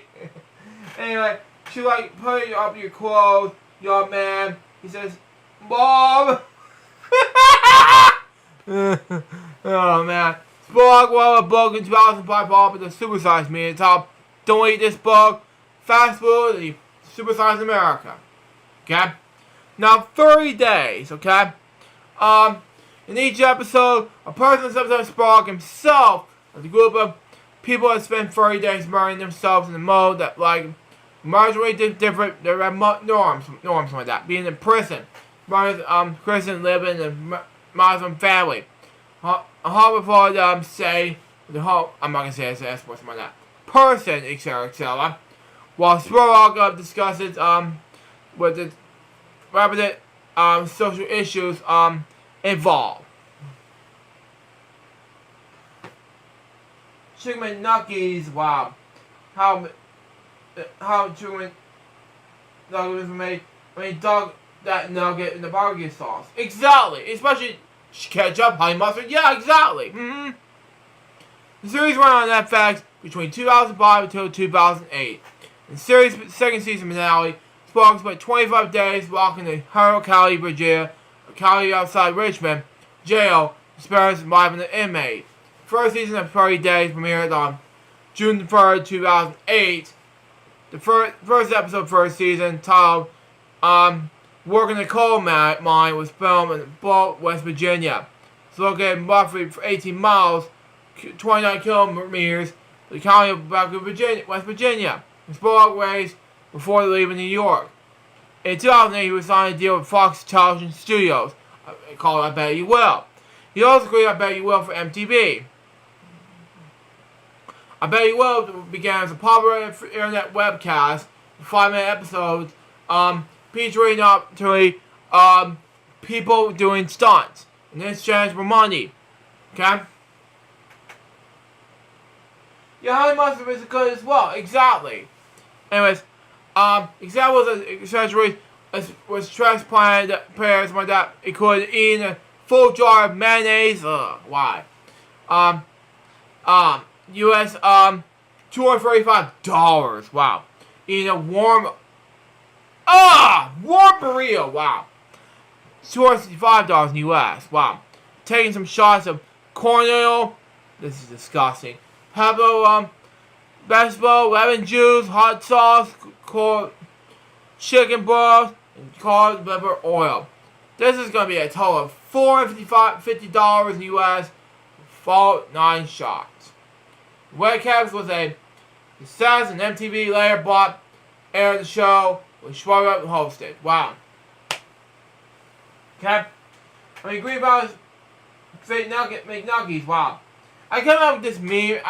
Somebody made up this meme, and I shared it to some family members of mine, my brother, my mom, and my stepdad. He's like, look at that ass. I'm like, wow. And then I showed it to Remix and everybody soon afterwards. Like, wow, it's funny, you know? It's coming to somewhere near you. Wow, it's hilarious. Move on. Next. Anyway. Subway Films. Okay? His second, feature documentary, Where's the World? Assignment in London, premiered on the Sundance Film Festival in January 2008. In the film, in the interviews, Sorog enjoyed the flight's intense terrorism, which views an argument of both sides, which he tries to find Assignment in London. He also directed the Symptoms 20th anniversary special in 3D on ice. Okay? Fragilized the adoption of a book in the same name by Stephen D. Lovett and Stephen J. is my dad. Dahmer is my dad. Was made on the 21 Film Festival in April 2010. Then Fragile released later that year. Shaw is the helm on the project as alongside 5 following directors: Heidi Hoig, Rachel Grady, Alex Gibney, Seth Gordon, and Eugene. Man, my body's been itching. I don't know. And Jorgs, something like that. Anyway, Storg segment dealt with the people with unusual names. The one-hour documentary called commended the Tornado International Film Festival, premiered on AMC on October 12, 2010. Pizza Pig, Burrito, and what is this called? I don't know these emojis. Wow. Yeah, I put my spin in it. Boom. Gotcha, son. Wow. Wow. You're killing me. Anyway, move on. Next. The greatest movie I ever saw. It's a 2011 documentary film about product placement, marketing, and advertising, which is reportedly itself financing food product placement. Greatest movie I ever saw premiered on the Sundance Film Festival in January 2011. In the U.S., the film has limited release. Opened on April 22nd, 2011, New York City, Los Angeles, San Francisco, Chicago, Washington, D.C., Boston, Pennsylvania, Philadelphia, San Diego, Phoenix, and Austin, Texas. Wow. You've seen this remix in the chat? Text for you. Anyway, the film opened in 2011, Hot Dogs, Canadian International Documentary Film Festival on April 28th, 2011. Let's go last game on. Oh, wait. Wow! Oh, wow. You killed me. Anyway, in mid-2010, Sherlock worked with the Buffy the Vampire career, Joss Whedon, and the Cold News founder, Harry Knowles, comic book career, Stan Lee, the late Stan Lee, that is, created the documentary Comic-Con Episode 4, Have Fans Hope. It covers stories of combination fans. You know, Well and Lee and Knowles serve as executive producers, Leisure Pictures, Thomas Tull, who eventually, apparently, fans of the documentary told very sad deaths. We look forward to capturing the spirit, energy, people that Comic-Con has influenced, that legend of fans, like me, that is, because I was a fan of these stuff like that. Anyway, bringing those audience projects on the halls and onto the world stage. Okay? Oh my god, can I car serve? Let's go to California and see what the conservative employee SUV. Wow, just wow. Anyway, count like 28, 27, 2, 1, 2, oh. Okay, whatever. Anyway, Shark's documentary Men Some was announced on March 8th, 2012. A spotlight selection of the Charmin Film Festival. The film takes a comedic look at the male industry, defined through men's grooming habits, featuring celebrity and expert commentary. Anyway, Sherlock hosted and produced the CNN series Morgan's Walk Inside Man, which ran on June 2013 to August 2016. Spark helped distribute the Ronnie Tale, a documentary directed by Brent Hodge, the body phenomenon on the musician and voice acting career on Ashley Ball. Film selected and Franco distributed on the label Morgan Spark Presents. The film is released as a July 8, 2014 theater release. Okay? Anyway, Spark teamed up with Hodge Films again in 2015 web series Congress of Source in association with Disney's Maker Studios. Okay? Hey, it's like Eat Your Cake and Bend. Exactly! Because you made that title up in 2017 and you should have done it my 29th birthday. Some of the birthday years over the years. But you gotta do that. Anyway, Eat Your Cake and Chocolate Ice Cream as well. Wow. Yeah. Anyway, move on. While attending a screening of the movie Catfish, Spark approached the film producers afterwards to call Catfish the best fake documentary he have ever seen. Okay, makes sense. Anyway, other work. Okay, Sparks presents 50s documentaries you have to see before you die on current TV. Show premiere on August 1st, 2011. Okay. So how many tacos do you eat? I don't know. How many?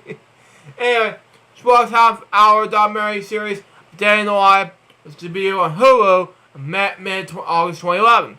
It follows history-focused people as Richard Branson and William I. M. for a day. The series is exclusive on Hulu. Okay? Well, he was a presenter of the show in the UK's Skyline entitled Morgan Sparks' New Britannia. It's a comedy based on the differences between the UK and the United States. Remember Jerry Fowles served the character Wave. Yeah, I love tacos, yeah! And now, yeah, that joke, David Fowles, yeah, David said Dennis. What's David? It's for you, I don't know. With 3 minutes, anyway. He directed a free concert film, One Direction, This Is Us, starring the English-Irish boy band One Direction, released on August 30th, 2013 by TriStar Pictures. Wow. And so that's what I'm not going to say. Miss Collins' resignation ended with this.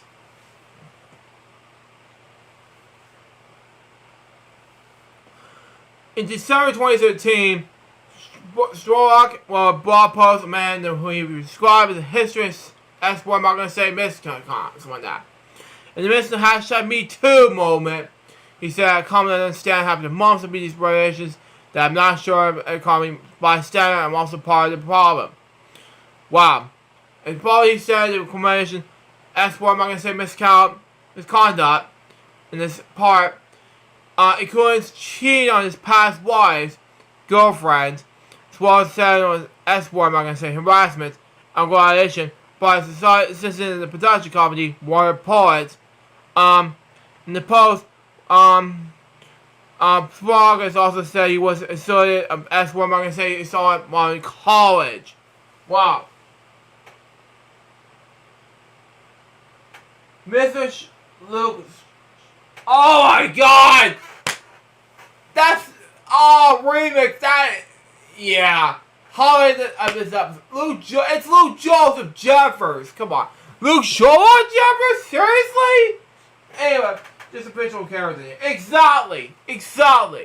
Move on. Next.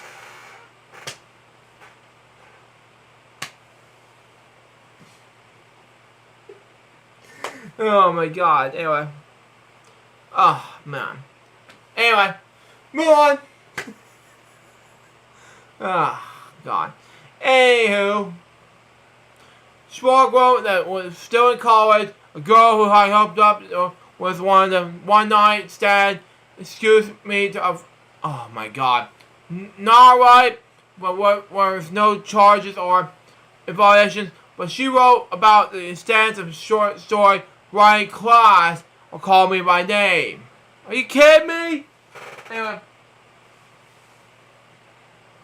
Sherlock did not say the woman was lying. I don't know about this, but wrote, this wasn't how I remembered it at all. Sherlock said both he and the woman had been heavily drinking the night of the incident. Oh man. After publishing his blog post, he stepped down from his publishing his Warner Post because he had filed in 2004. The move ended his career as a documentary filmmaker. He told the Associated Press in 2019, for me, there was a moment, the kind of realization as somebody who is a truth teller, as somebody who had made the post, trying to do what's right, realizing that I can do better in my own life. We should be able to admit when we are wrong. And now back to our regularly scheduled program with your host, Luke the Crazy Boy. Thank you, much appreciate that. Anyway, according to he told Deadline, the part of the reason why I wrote that essay in the first place to be on the right side of it. I'm hopeful that at the time the works that I do and the changes that I continue to go through, that I can be there on the right side. I don't know. We'll see. Sherlock released a sequel film, Super Size Me 2, Holy Chicken, in 2017, to be distributed by YouTube Red. It was dropped following Sherlock managers. I'm not going to say exploit this misconduct. Samuel Goldwyn Films instead distributed the film September 2019. In October 2022, the Washington Post reported that Sherlock has suffered cardiac death regarding his misconduct. Wow. Okay. His marriage is a premier summer. Alexander Gummerson and Sarah Bernstein ended a divorce. He had 2 children. Spark has raised a miserable. That's my dad. So in an interview with the TV Guide in 2014, we have Azroic. He died of a combination of cancer on May 23rd, 2024. He was 53 years old. Variety he died of upstate New York, while the New York Times said he would die in New York City.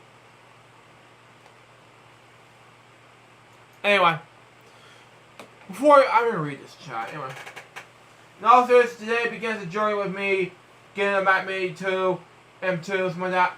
It's going well, but there will be a unboxing live stream coming in July on BBT. I'm very excited for you. Anyway, moving on. My next step topic has to do with Doug I. Ingalls, something like that. Boy Douglas Lloyd Ingalls, something like that.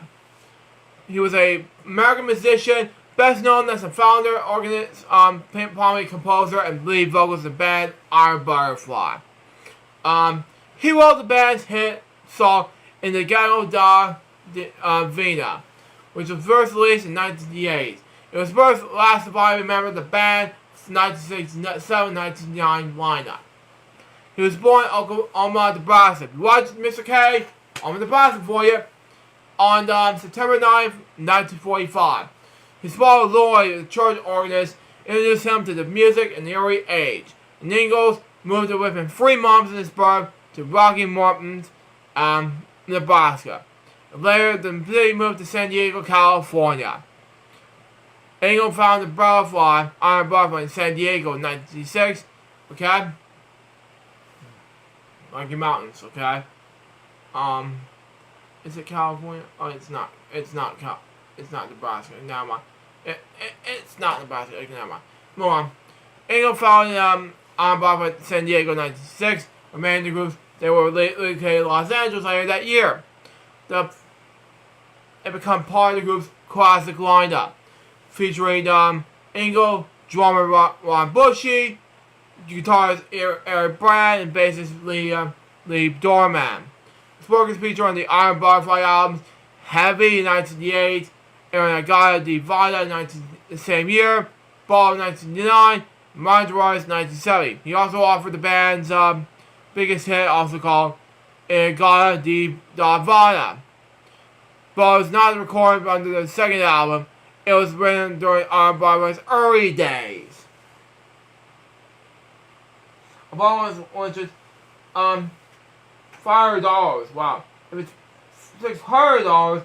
One part of it was $500. Well, $600. That's anyway.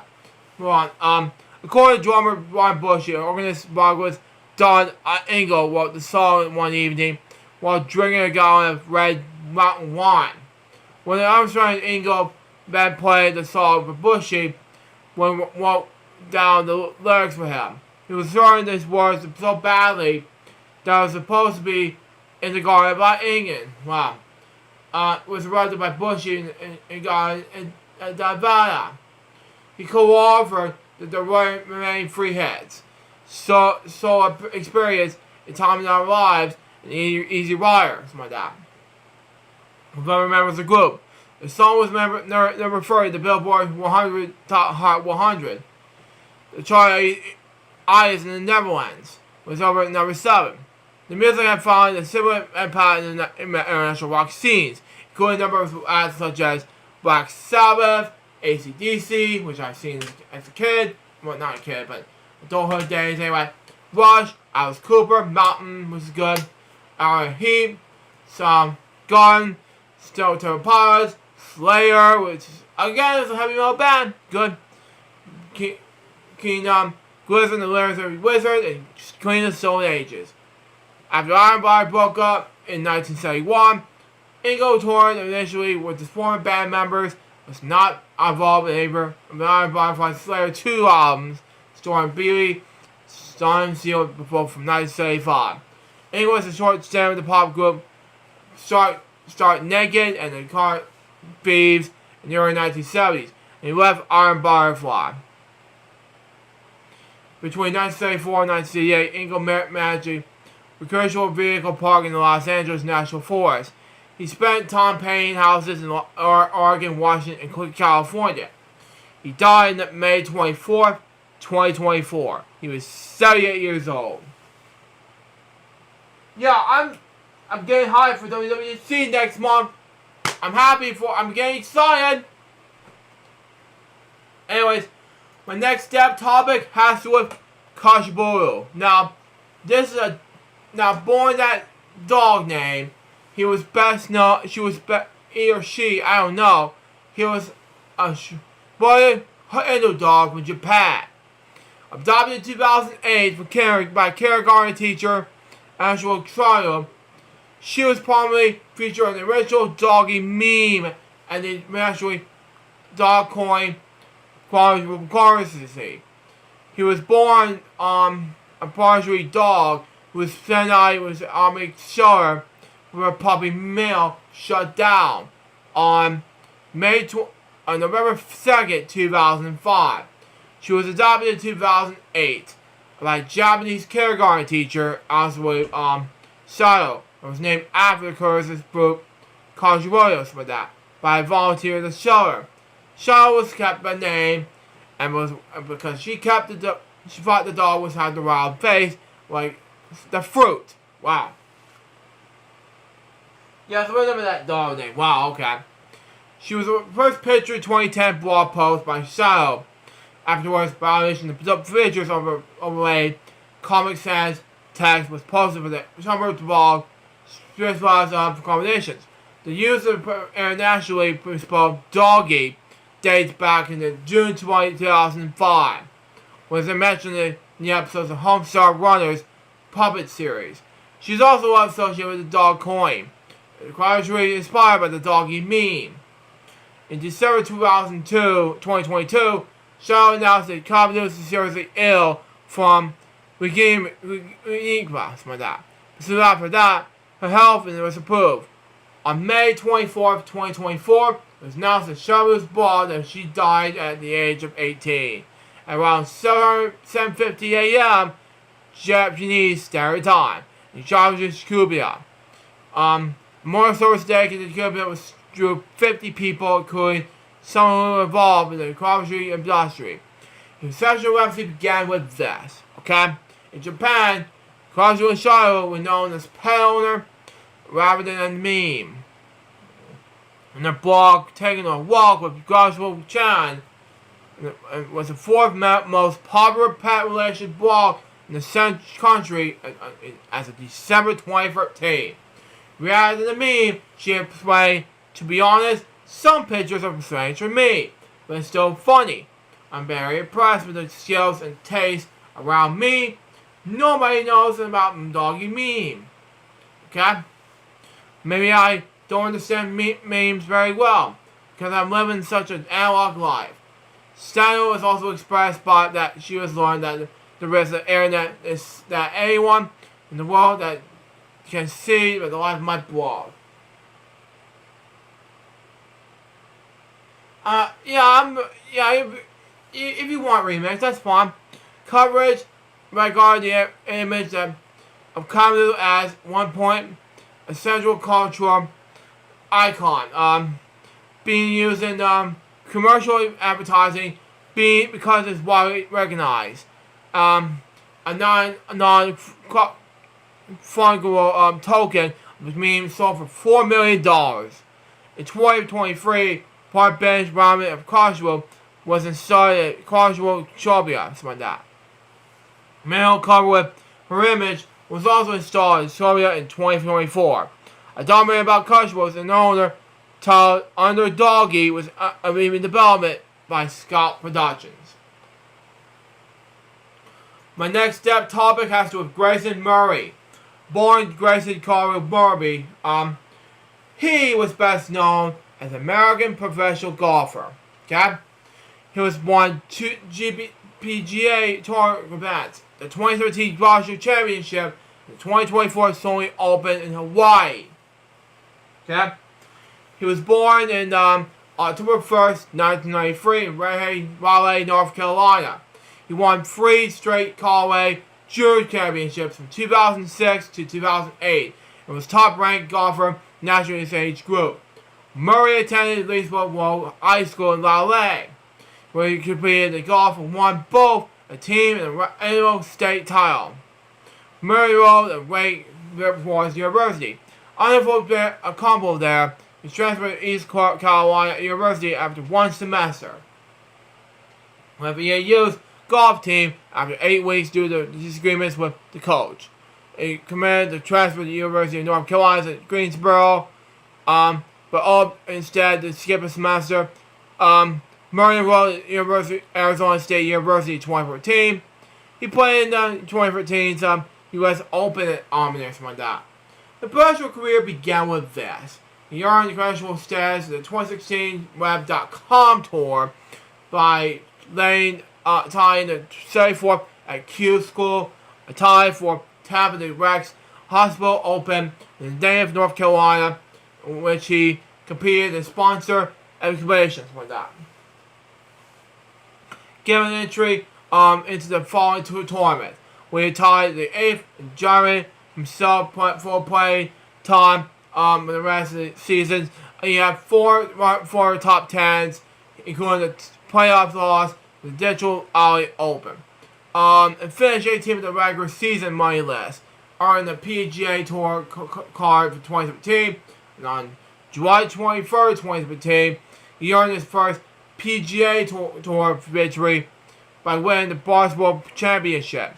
He won twice in the Corn Ferry Tour during the 2023 season, winning the Abbott Health Championship and the Simmons Bank Open, and later being the Corn Ferry Finals event. These results meant that earned Murray a tour card for the 2024 PGA Tour season. On January 14th, 2024, he earned the second PGA Tour victory by winning the Sony Open in Hawaii in a playoff. His personal life and death. He struggled with alcoholism, anxiety, and depression. By 2014, he suffered asthma or something like that. When he walked away from the wall and fled, Murray was diagnosed with social anxiety. In October 2022, Murray was injured in a scooter crash in the match before the Murphy Regional Championship, leading him to withdraw from the event. He was engaged to Christy Ridgely as the 2024. He was a Christian He died on May 25th, 2024, in his home in Palm Beach Gardens, Florida. He was 4 years old.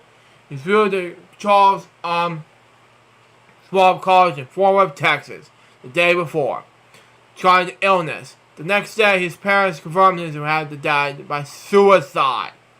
Players on the tour are wearing red and black ribbons during the final round of the Charles Schwab Challenge. Murray has previously worn these colors in the tribute to Carolina Hurricanes. Wow. Yes, we go into another dual sense that was wanted to be used exclusively on Apple device. Wow. Okay. That was exciting. Anyways, the next topic has to do with, if you look in the chat room remix, Richard M. Sherman. Born Richard Morton Sherman. He was an American songwriter who specialized in musical films. His brother, Robert B. Sherman. According to American official Walt Disney Company website, and Mr. Fact Checkers, Sherman Brothers were responsible for more than motion pictures musical song scores than any other songwriting team in the film history.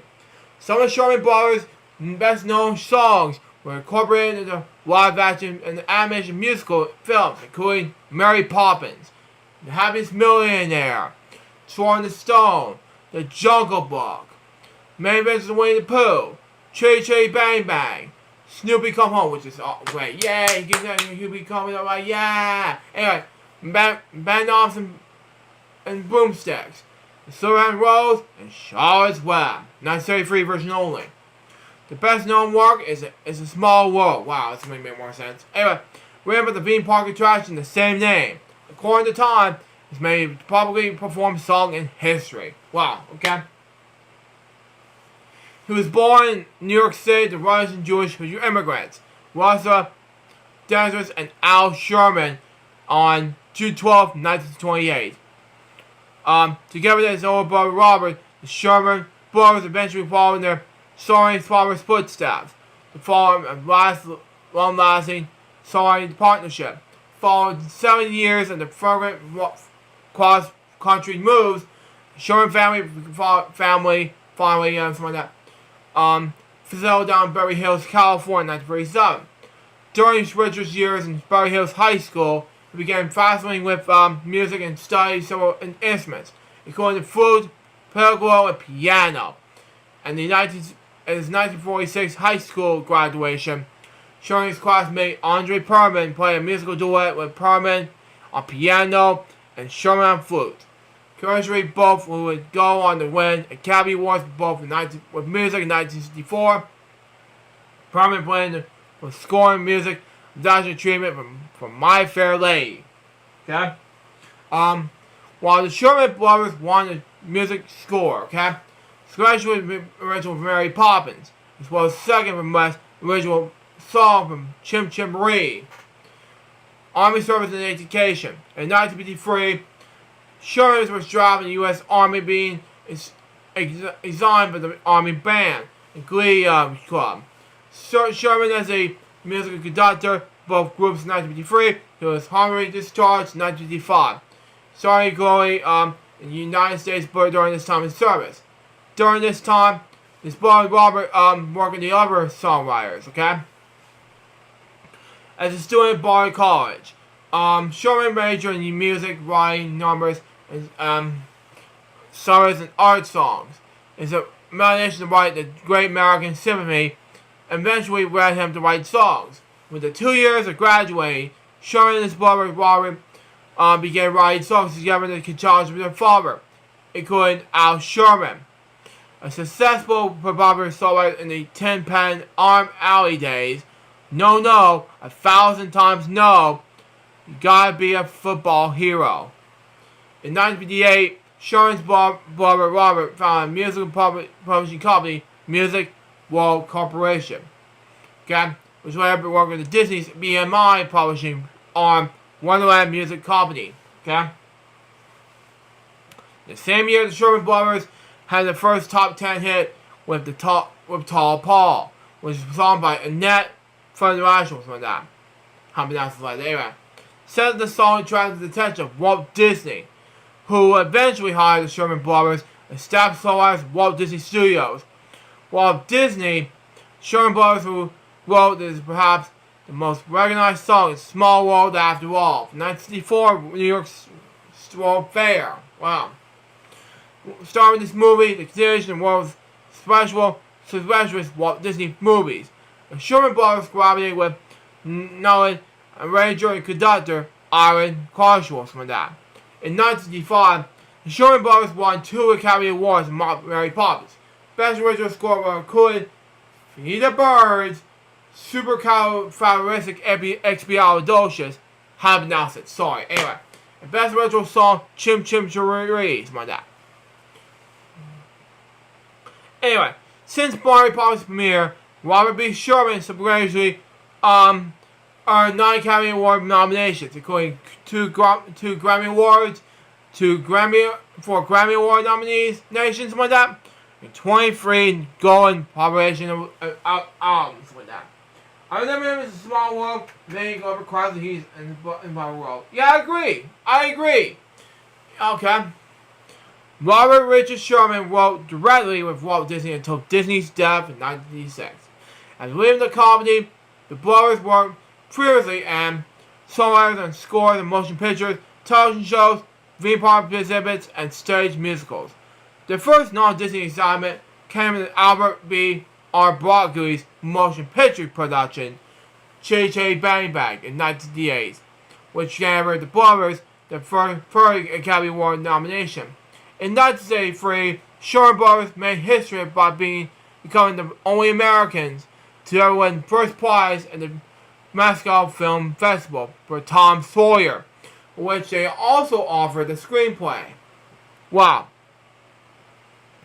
Slipper's Rose was picked by the Royal Command performance from 1936 and was attended by Queen Elizabeth II. I'm not sure if it was the second or not. We'll see what happens. It was the Mother Rose. Anyway, the modern musical adaptation of the classic Cinderella story. Anyway, Slipper was also features both. It was Queen Elizabeth. Let me see. Okay, makes sense. Anyway, I'm not gonna read the rest. Anyway, modern musical adaptation of the classic Cinderella story. Slipper also features both song, story, and screenplay by the Sherman Brothers. Wow. Anyways, that same year, the Sherman Brothers received their star in the Hollywood Walk of Fame directly across the Jordan's Chinese beer. Wow, okay. The numbers of Disney and non-Disney top box office film credits include these: The Jungle Book in 1967, The Aristocats in 1970, The Parent Trap in 1961. The Parent Trap is a different movie with Lindsay Lohan, Harry Duff in 1998, Charlotte's Web in 1973, The Merry Adventures of Winnie the Pooh in 1977, Snoopy Come Home, again, best Charlie Brown movies, which is other ones will go kill itself. Anyway, Bed Knobs and Broomsticks 1971, and Little Nemo, Adventures in Summerland 1992. Anyway, outside the motion pictures realm, the Tony nomination over here, 1974, was the biggest grossing original Broadway musical that year, okay? Sherman Brothers has also written numerous top-selling songs, including You're 16, which holds the distance of reaching Billboard's top 10 twice. First with Johnny Burnett in 1960, and then with Ringo Starr 14 years later.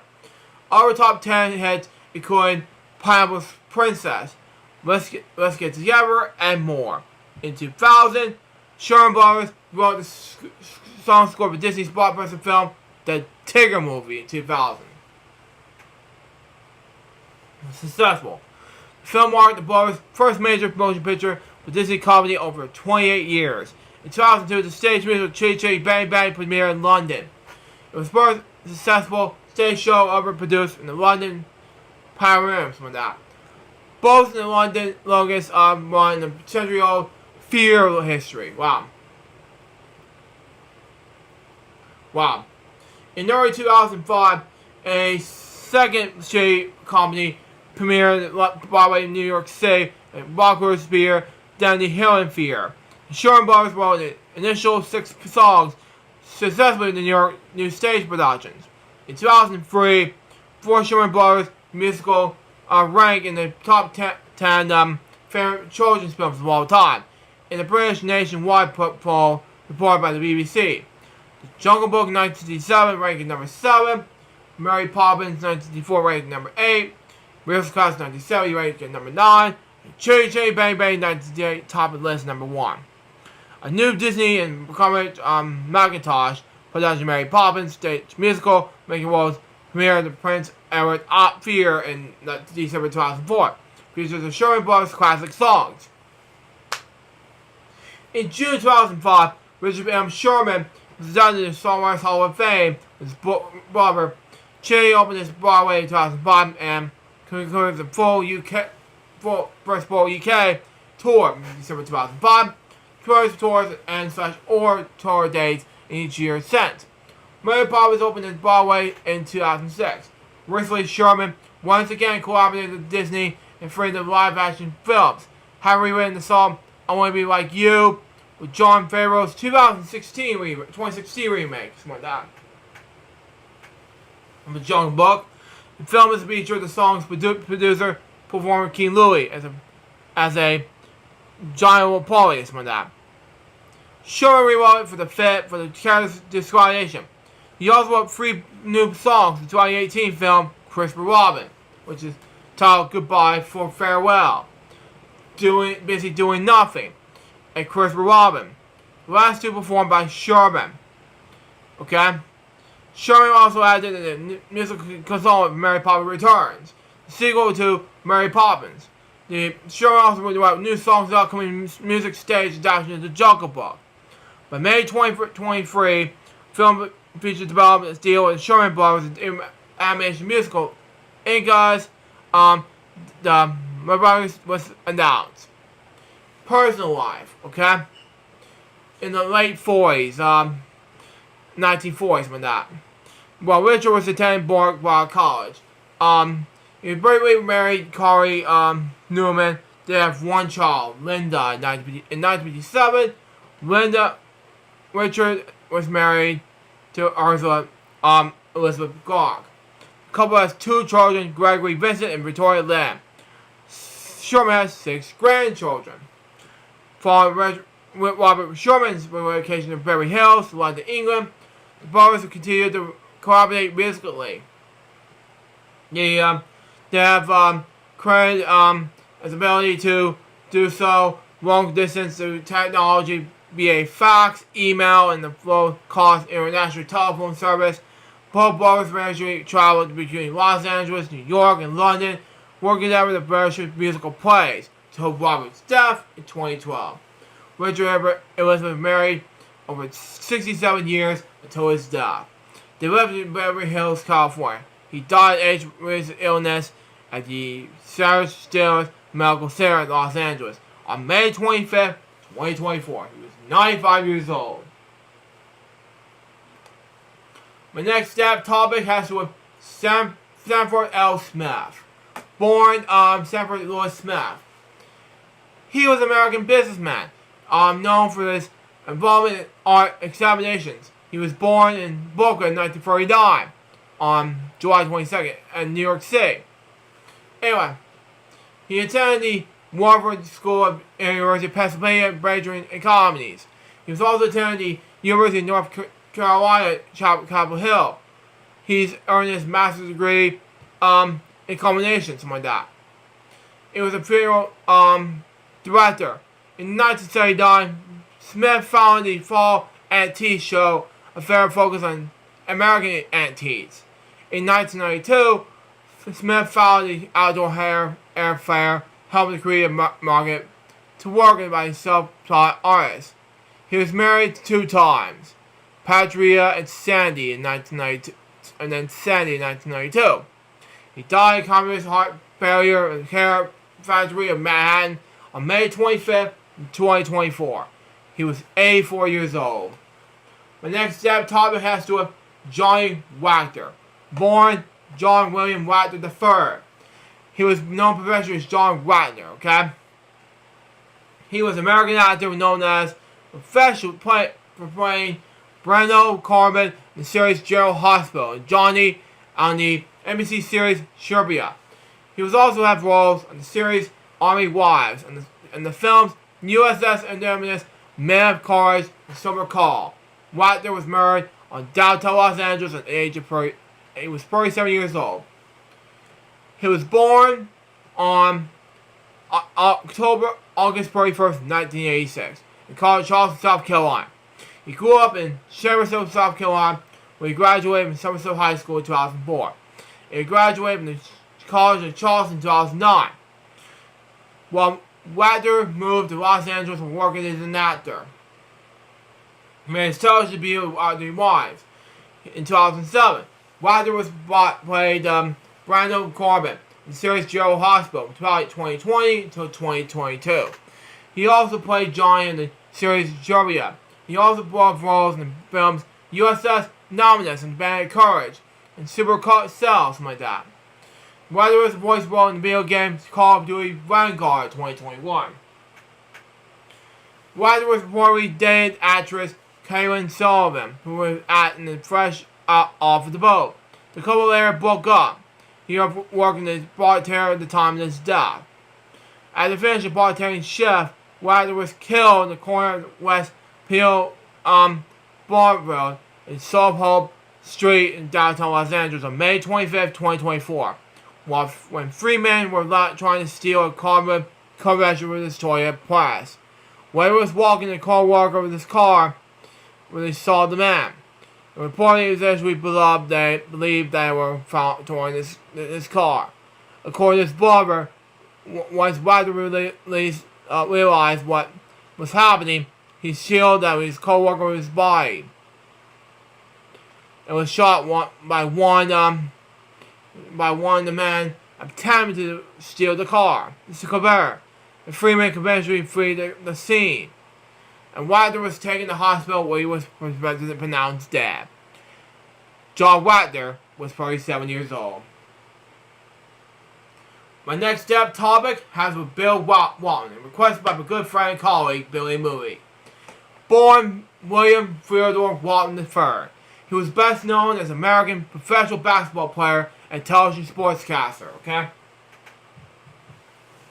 He played college basketball at the University of California, Los Angeles, UCLA for short, and National Basketball Association, NBA for short, Portland Trail Blazers, San Diego, Los Angeles Clippers, and Boston Celtics.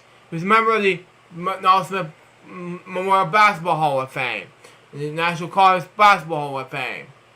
Walton balls and promos in the early 1970s and starting considered the coach John Wood and UCLA Bonds. 6'11", 2.11 meters, long run, free combination National College Player Year awards 1972 and 1974. While leading UCLA to NCAA championships, okay?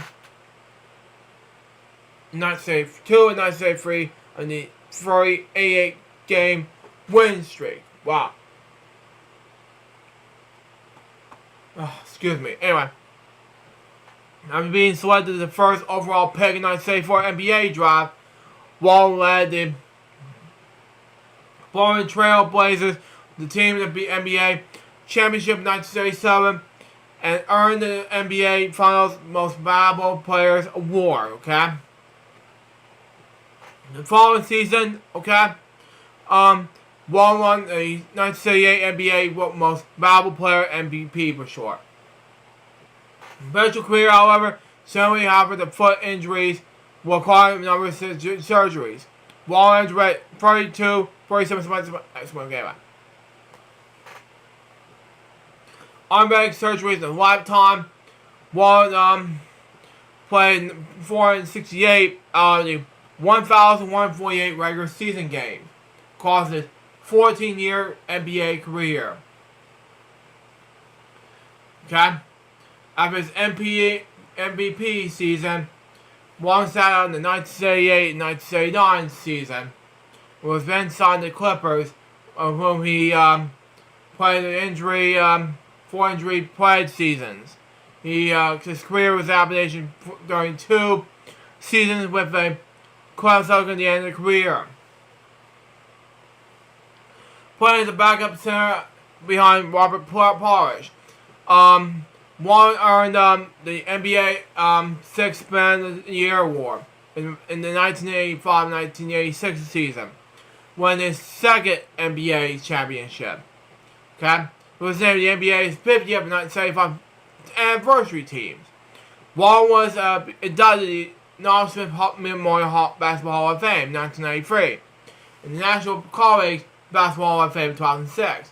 After retiring from the NBA, Walton became and marked his 2nd career as a sportscaster, working both as a studio analyst and commentator, show networks and teams. Okay. Anyway, he earned the Emmy Award in 1991. Walton was a band of the Grateful Dead as a self-described deadhead, and that was mentioned in his broadcast. He hosted several podcasts and satellite radio programs featuring music of the Grateful Dead. He was born and raised in Mount Braswell, California, then the son of Gloria and Nee Hickey, something like that, and William Theodore Ted Walton Jr. on November 5th, 1952. He was raised to siblings Bruce, Kathy, and Andy. The Walton home is a hillside of Colorado Avenue, just below Lake Murray. His father Ted was a music teacher, a social worker, and his mother Gloria, a librarian, or something like that. His parents was considered art, literature, politics, and music.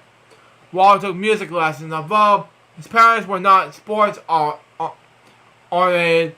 Walton followed in the footsteps of older brother Bruce, who were gravitated towards sports.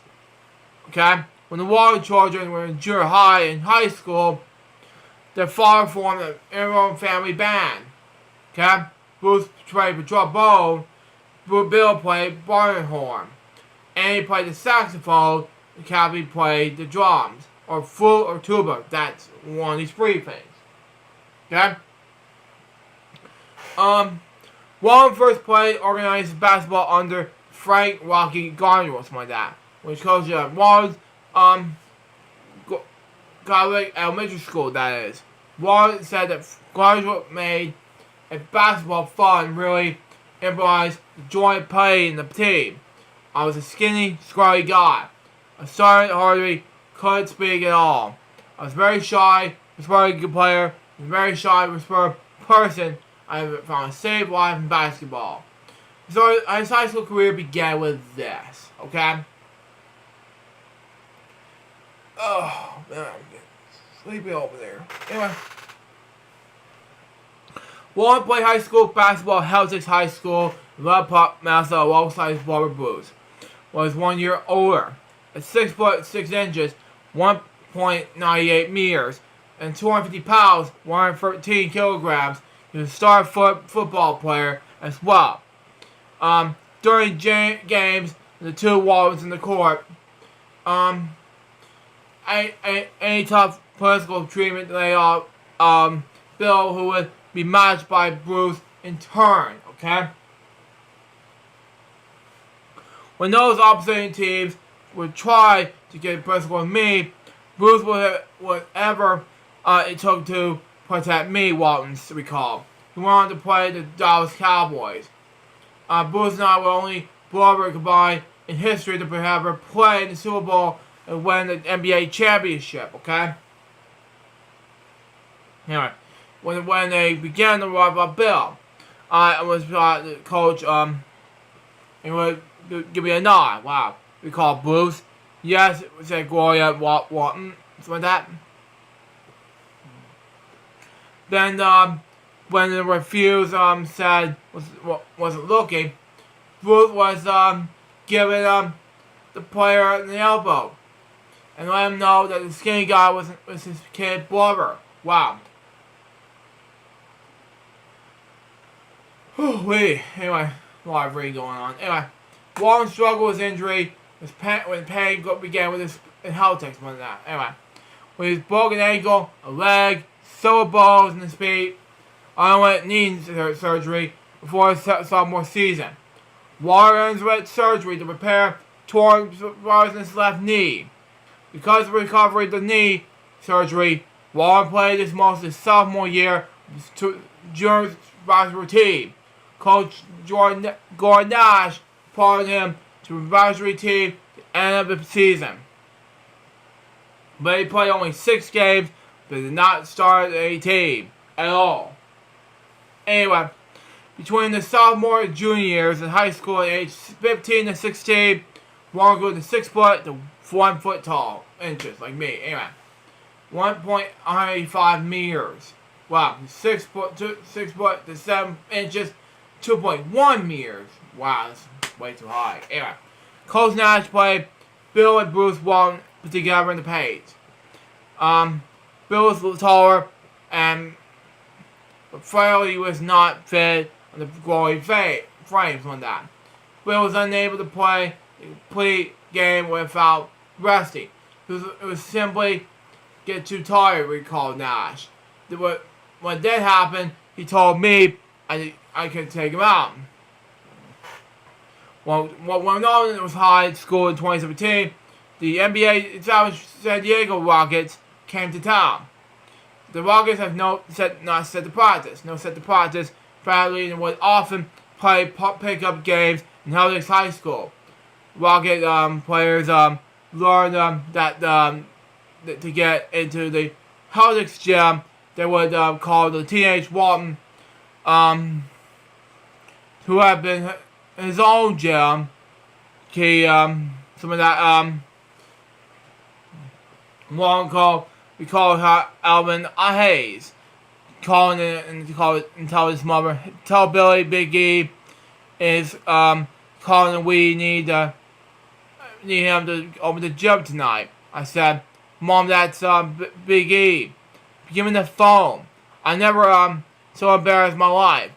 Alvin and I are still close friends. All of those guys and that, are still my best friends to this very day. Wow. We have the best gym in San Diego, and all the Rockets players wanted to go there. While we confronted, they had some great teams with Alvin Hayes and Colin Murphy, something like that. Featured head coaches and broadcasters such as Pat Riley, Rick Elmerton, Ruby Tomanovich, Jim Barnett, and Stu Lance. All these guys were treated me like Billy, like I was part of them, the teams on that. Anyway, but they could have been nicer, and I became their friend. Championships and national reward records on that. Excuse me. Anyway, Warren overcame all obstacles. Led Celtics to 29. I don't know. I have misspoke words. Anyway.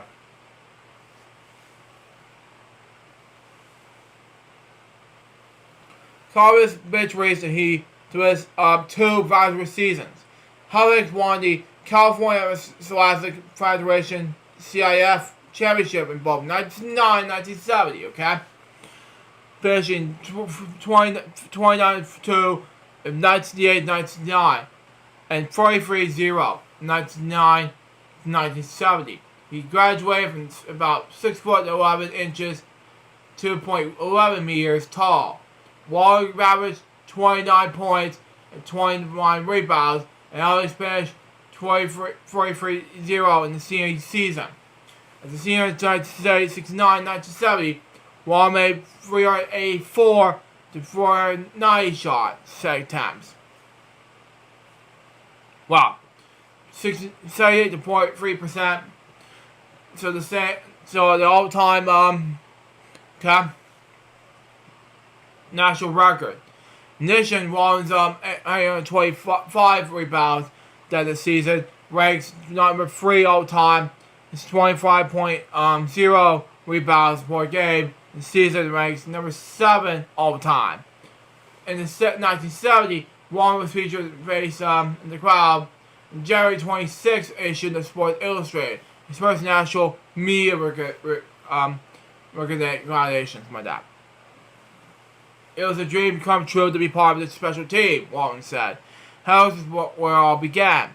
It was humor, privileged to be on the same squad as true legends Monterey Nash, Wilbur Straw, Phil Edwards, and Bruce Masters. I was the luckiest guy on the planet.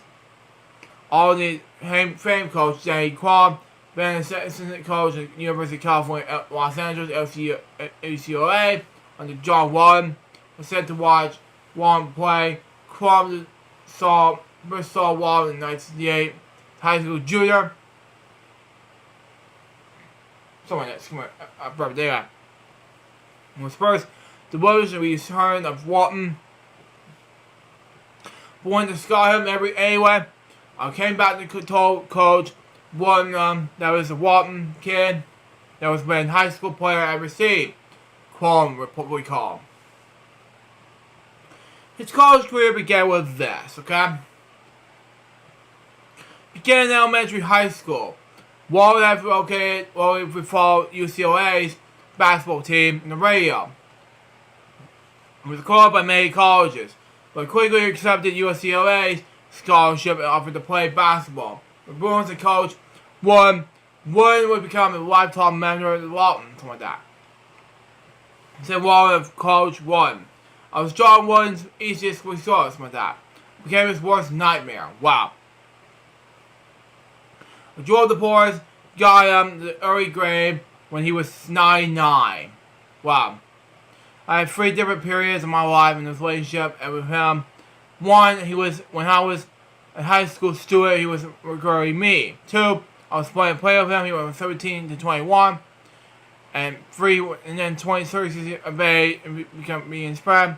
I have no idea what this we have on UCLA.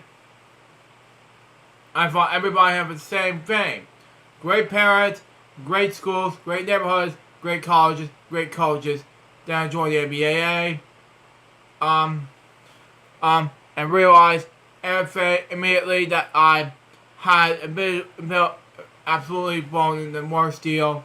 The whole deal is when that was John Wooden. And so I spent the rest of my life, first of all, trying to make up with him. Second of all, no longer bringing commission with his life. Wow. Well, I played with UCLA under Coach Wooden from 1971 to 1974. Wow. Okay. His older brother Bruce played football in UCLA. Wow. And was a year ahead of Bill. Bill won, okay, led the Browns to the first 2 consecutive 40-0 seasons in the NCAA's men's basketball record of 88 game records, win streaks, something like that. UCLA streaks contributed to the personal winning streak with 142 games. The last almost for 5 years, in which Walton's high school UCLA freshman was him. Initial was a freshman at the time. Something like that. UCLA varsity teams did not lose a game from the middle and junior high school, middle and the senior year at college. Wow. Freshman season. First joined the freshman team, won 18.1 PPG, some of the paragraphs, some of that. Anyway, 68.6% field goal in surgery, while Greg Lee's 17.9 paragraph, and Keith Wilkie's 20.0 paragraph was a member of the 20.0 1971 UCLA freshman team. Eventually, UCLA team led by seniors Cindy Wicks, Curtis Wall, and Steve Patterson defeated Bronzia 1971 NCAA's championship game for UCLA's 5th commensurate NCAA's title. After Walton eventually refused to cut his hair and the Michigan incoming freshman, Coach Walton told Walton, "We miss you." Walton told their role despite the nearby barber.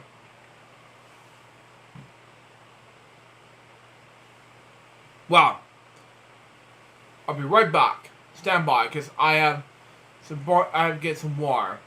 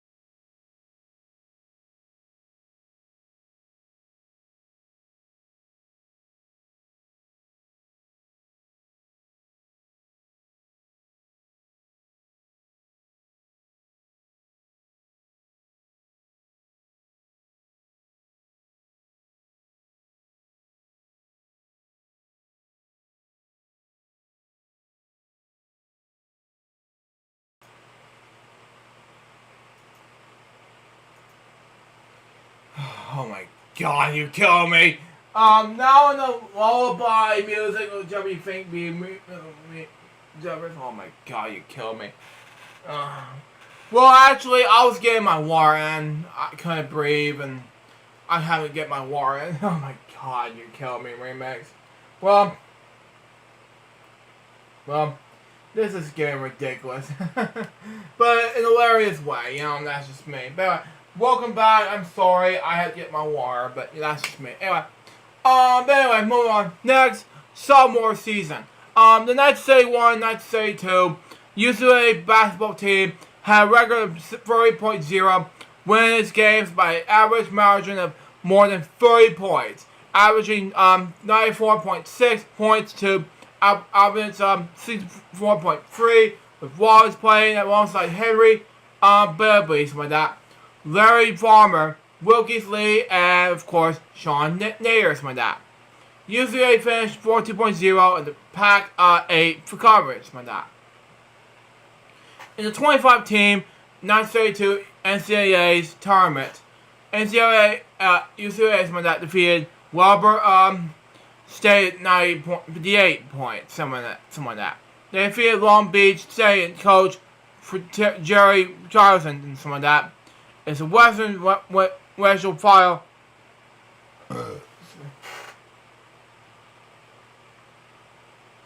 Where you're doing it a lot of talking for 2 or 3 hours straight. I mean, average a lot. Wow. Wow. A lot of TED Talks where I want to do this. Well, actually, no. It was 2.5 hours. Wow. Okay. Wow. Move on. Oh, wow. Okay. In the 25 team of 1932 NCAA tournament, UCLA defeated Weber State 58. They defeated Long Beach State and coach Jerry Zorgan and Western eventual Final 33-57 to reach the Final Four. Now, the reason why I talk for 2 or 3 hours straight, because one, I'm in solid these stat topics, and two, I have to go to MomoCon, so that's why. Anyway, playing 20 minutes to do the fall trouble. Anyway, Warren had 4 points and 12 rebounds in the victory over Weber State. Take only one shot, okay? He had 19 points and 11 rebounds against Long Beach State, okay? In the 1982 Final Four, Warren has 33 points and 21 rebounds. On the 11 of 13 shootings, okay? And 11 of 12 free throws against Louisville in the NCAA semifinals. UCLA won 96-77 in the NCAA championship games. He had 24 points and 20 rebounds in the Bruce Browns on a 136 victory over Warrior State. Warren was named the 1932 NCAA basketball tournament's most outstanding player. Wow.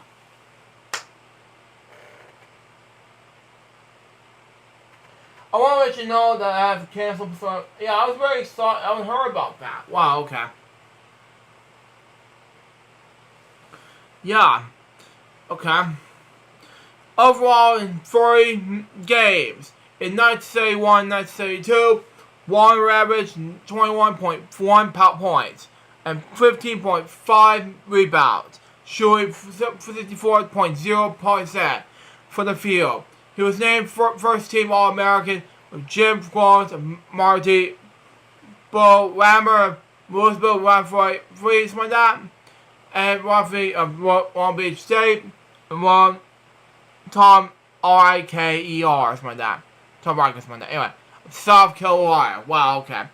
His junior season began with this. Okay? UCLA again finished pretty 0 overall, 14-0 in the Pac-8 conference in 1972 to 1973. Okay? Winning these games and they average margin of 20 points, average of 81.3 points. The average ones at 60.1. Yeah, I agree. Apple Music is available everywhere. Makes sense. Anyway.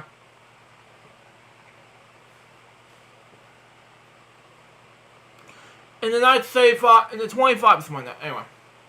In the 25 team in the 1973 NCAA tournament, UCLA defeated Arizona State 98.81, and then sent to Francisco in the West Regional Final 54-39 to reach the Final Four. Warren has 28 points and then 14 rebounds against Arizona State on 13-18 shooting, and 9 points and 14 rebounds against San Francisco and taking only 7 shots. Wow. In 1983 Final Four, the Bulls won the national semifinal 70-59 over India and Hall of Fame coach Bob Knight. Warren has 14 points, 17 rebounds, and 9 assists against Indiana. In 1973 NCAA title game against Memphis State, Warren is arguably the best eligible performance in the NCAA championship game. Bacon, Georgia, wow. Wow, remix. Anyway, which was the first held on Monday night. Wow. In San Luis Arena on March 26, 19, Warren scored 44 points on that. A near perfect 21 of 22 shooting. He has 13 rebounds, 2 assists, and 1 block to lead Bronze in the 7th straight title. 87-66 over Memphis State. The Tigers were led by head coach James Barrow, who was placed one by UCLA 3 years later. With players Larry Curran and Ryan Finch Warren was set the record of the most points in the NCAA championship game, which still stands in the tournament's most outstanding player. Okay? Oh my god, we missed me! That's JPB anyway. Wow. Move on. Wall was hurt and left the game for the final time, and the USA lay 75-62 with just under the 3 minutes. Wow. Remain. Playing the fourth, plunged with fouls. Wall was fell hard at the floor. The player injured with left knee and ankle. Wow. He then left the floor and received the opposition from the 19,301 fans. Wow. Don't think anything much of me. Has played at UCLA, has won the John Woods best teams of national championship battle of Saturday 1993. We were able to write through the press.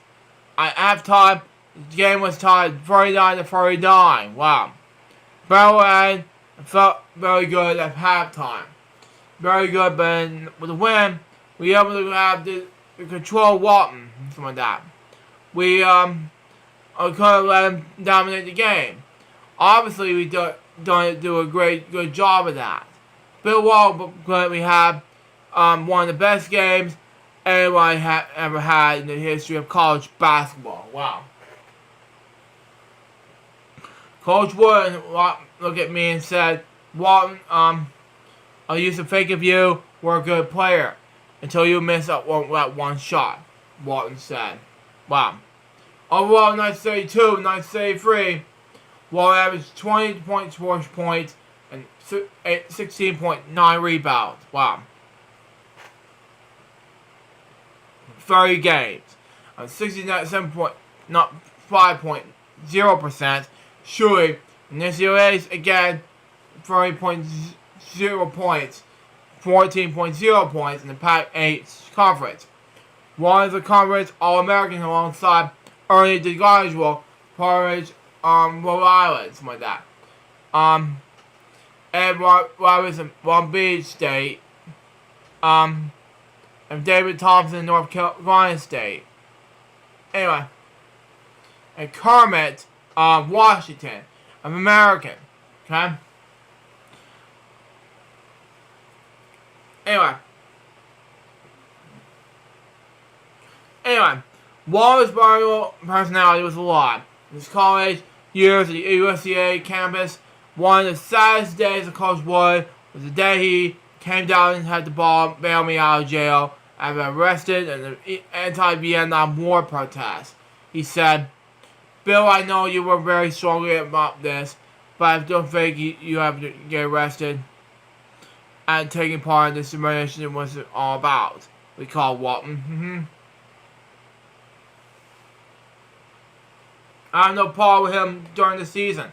But instead of Walton's college days, on the floor I was worried. Wow. I was worried that he was in jail with the groups that took over the administration building. I worried that he stopped traffic with their bombing arm. When they erupted classes, giving them abuse in the Vietnam War. Now, senior season goes with this, okay? In Walton's senior year, UCLA's 88 game winning streak ended in a 71-70 loss. Notre Dame, in January 19th, 1974. Walton played wearing a black brace, okay? Suffered a back injury fall against Washington State the week before. He had undercut a Washington State player and broke 2 bones in his spine. Wow. Which remained damaged until corrective surgery in 2009. He missed 3 games, but he made 12 of his 13 shots. The Bars led Notre Dame by 17 points at halftime. UCLA was leading 70-20, 59 with 3.5 minutes remaining. However, they were outscored 12.0 points, missing 6 covered shots with 4 turnovers. Wow, that's what we have. One did not call timeouts late in the game, and stuck with the same strategy. The Irish made 6 shots in a row when Dwight Clay's shot was 29 seconds left. As Notre Dame plays 71-70, Waller, who missed a 12-foot shot in bounds pass to win the game and expired, finished 21 with 4 points and 9 rebounds. He said his effort that day, an expert failure at all levels, and probably as a human being. Wow. A disgrace of game in basketball, a disgrace of sport. A week later, the Bulls beat the Fighting Irish 94-75 at home. Later this season, UCLA dropped conference days in Oregon and Oregon State, nicknamed the Lost Weekend. There was not so many problems. One said losses, injuries he missed games was a bad luck. Chiefs injuries is just a nightmare. Wow. UCLA finished 26-24 and 12.2. The Pac-8 conference with Wall played alongside Keith Wilkes, David Mittmeyer, and Marquise Johnson. The 25-team 4 NCAA tournament, UCLA defeated Dayton 111-100. Wow. The game were won at 27 points, 19 rebounds. UCLA next defeated San Francisco 83-60. Wow. In the Western Regional Final, to reach the Final Four, Waller entailed 17 points, 9 rebounds, and 4 assists against San Francisco. In 1974, Final Four, UCLA's record second conference national titles was broken. Wow. National North Carolina State defeated the Bronze in 8-77 in double overtime in the NCAA semifinals. Long played 50 minutes and scored 29 points, 18 rebounds, and 4 assists in the loss. NCAA North Carolina State game was number 13 in the USA Today's list of the greatest NCAA tournament games of all time. Warren called the game the most disappointing outcome of his entire basketball career. The NCAAs had a 5-point lead late in the Greg Garden, a 7-point lead in the second overtime before NC State, with David Thompson right out to win 80-77. I agree with Wallace in big time. David Thompson is a great champion. He was a wonderful person and a very strong human being. Walton said, "It's very fun to play against. He was a dominant big moment guy. I was wishing I would rise in the occasion. That plunged me. And it was a spiritual in my soul. There was no way I can get rid of it." Wall said of his loss. We should have won them all. We gotta get it done. When you get on that portion, it was the worst feeling in the planet. There's the timelessness, the pain, and suffering. You got an actually reflection and endless question of yourself. When you're like there, it was for you, and the whole planet is watching. And it's recording history that you've never been changed. It's terribly heavily burdened. UCLA has been come back to play in the NCAA's third place game, which they have heavily defeated Kansas. I didn't want to play, and I told Coach Wood that whatever bitter argument over that, I lost the argument as well. Said Walton, we took over 3 shots at UCLA, had a 78-61 win. He played 20 minutes in his last game for NCAA and Coach Walton. 20 minutes too much, he said.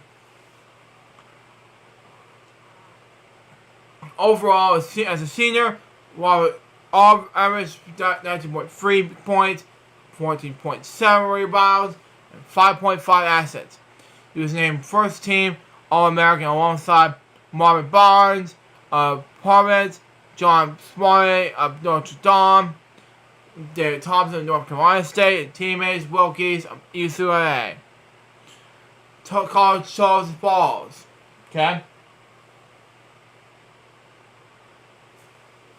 In his 87 career games in UCLA, Walton shot 65.1% from the field, averaged 20.3 points, 50.7 rebounds, and 5.5 assists. UCLA was 86.4 points in Riley's 3 seasons. Riley was 93%. James E. Sullivan Award, top athlete in the United States. Wall was received the USBWA College Player of the Year, National College Player of the Year, the top college basketball player in 1972, 1973, and 1974. Yards All-American Honors 1972, 1973, and 1974 combined. Some college basketball historians rate Wall as the greatest who have ever played at the college level. Okay. Wall left UCLA, began new life in professional basketball, kept the lifetime pressure with Coach Warren. Coach Warren never talked about winning and losing, rather about for the win. He never talked about basketball, but very about life. He never talked about strategy of plays, rather about people and character. Coach Warren was never tired trying to telling us that once you become a person, a good person like that, then you have the chance to become a good basketball player. His professional career began with this, okay? And it's a long one, so be prepared with your eyes open, okay? Portland Trail Blazers, 1974, 1979, okay? Injury paused early that year, 1974, 1976. Warren was drafted by the American Basketball Association Dallas Chargers in 1973 ABA's draft, okay? As an underclassman, the impacts to lure him in UCLA's in the locker room after the 1973 championship game. Coach Warren introduced Walton to representatives of ABA's who hoped to convince him to turn pro, which I have no interest in doing, Walton said. In 1974, the ABA's San Diego Crusaders tried to reduce Walton to sign with them. After driving him in 1974 ABA's draft, San Diego has also signed Wilt Chamberlain. As a player coach of further instance, Wall was not swayed. Wow. Wall was the #1 overall pick by the NBA's Portland Trail Blazers in 1974 NBA draft. Wall was signed with the Trail Blazers. Wall was also put first two seasons, and Pete Portland was married by chronic foot injuries. Wow. Married by chronic foot injuries. Wow. In addition, during his first 2 years, Warren badly sprained his ankle. Broke his left foot twice when that swung there. Dislocated 2 toes. Dislocated 2 fingers. Wow. Broke a toe and injured his leg in a Jeep accident. Wow. As a rookie in 1974 and 1975, Warren averaged a double, 12.8 points, 12.6 rebounds, 4.8 assists, and 2.7 blocks in 25 games. The Trailblazers with Jeff Bosley, something like that, Sidney Wicks, and Warren finished 48.44 under player coach Wendy Wilkins, something like that. 1975-1976 season, Warren averaged 16.1 points, 14.4 rebounds, 4.3 assists, and 1.6 blocks in 21 games in Portland. With rookies Bob Gross, Lionel Hollins, finished 7 to 45 points. Wow. First championship and finals MVP in 1976 and 1977. Okay? Oh man. Anyway. In the 1976 and 1977 season, Warren played in 65 games, okay?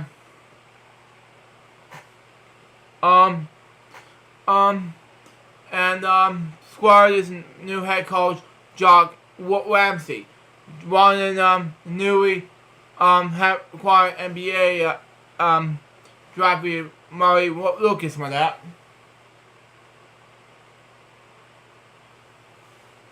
Anyway, the Trailblazers became the Cinderella team in the NBA. In the preseason meeting, his new coach, Wall has arrived, advertised Ramsey, coach, don't advertise, we know everything. Wall led the NBA in both rebounds per game, 2.4, block shots per game, 3.2 points.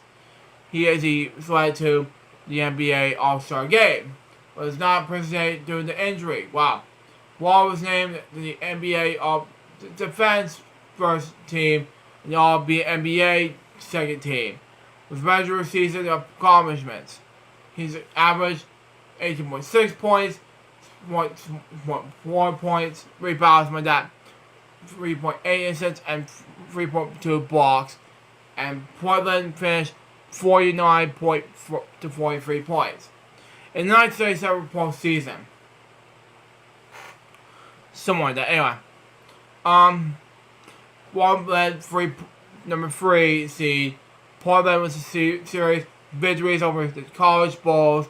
Obviously got more. 2.1. Denver Nuggets like that. With Danny's as ISO like that. 4.2. 2 points like that. He averaged 17.3 points, 12.3 rebounds, 4.3 assists, and 4.3 blocks in first round series against the Bulls. In the Nuggets series, Wall averaged 17.5 points, 13.0 rebounds, 6.2 assists, and 3.0 blocks. In the 4.0 series prep of the Los Angeles Lakers and the 1977 Western Conference Finals, Wall averaged 19.3 points, 14.68 rebounds, 5.8 assists, and 2.3 blocks played against Pell and UCLA Kareem Abdul-Jabbar. That season, Abdul-Jabbar won the NBA's most valuable player award. Wall finished second. Okay. Point matchup in the 1977 NBA Finals against the favorite Philadelphia 1976 or something. I don't know. After losing the first 2 games, Blazers won the first 4-6 straight to win the NBA championship. I don't know. The Wall scored 20 points, grabbed 23 rebounds, and the Game 6 victory. Anyway, it was named the Finals MVP with the average of 18.5 points, 19.0 point rebounds, 5.2 assists, 1.0 steals, and 3.7 blocks. We put the 76ers coach Gene Shaw to comment after the series. Bill Walton is the best player, the big man who have ever played the games of basketball.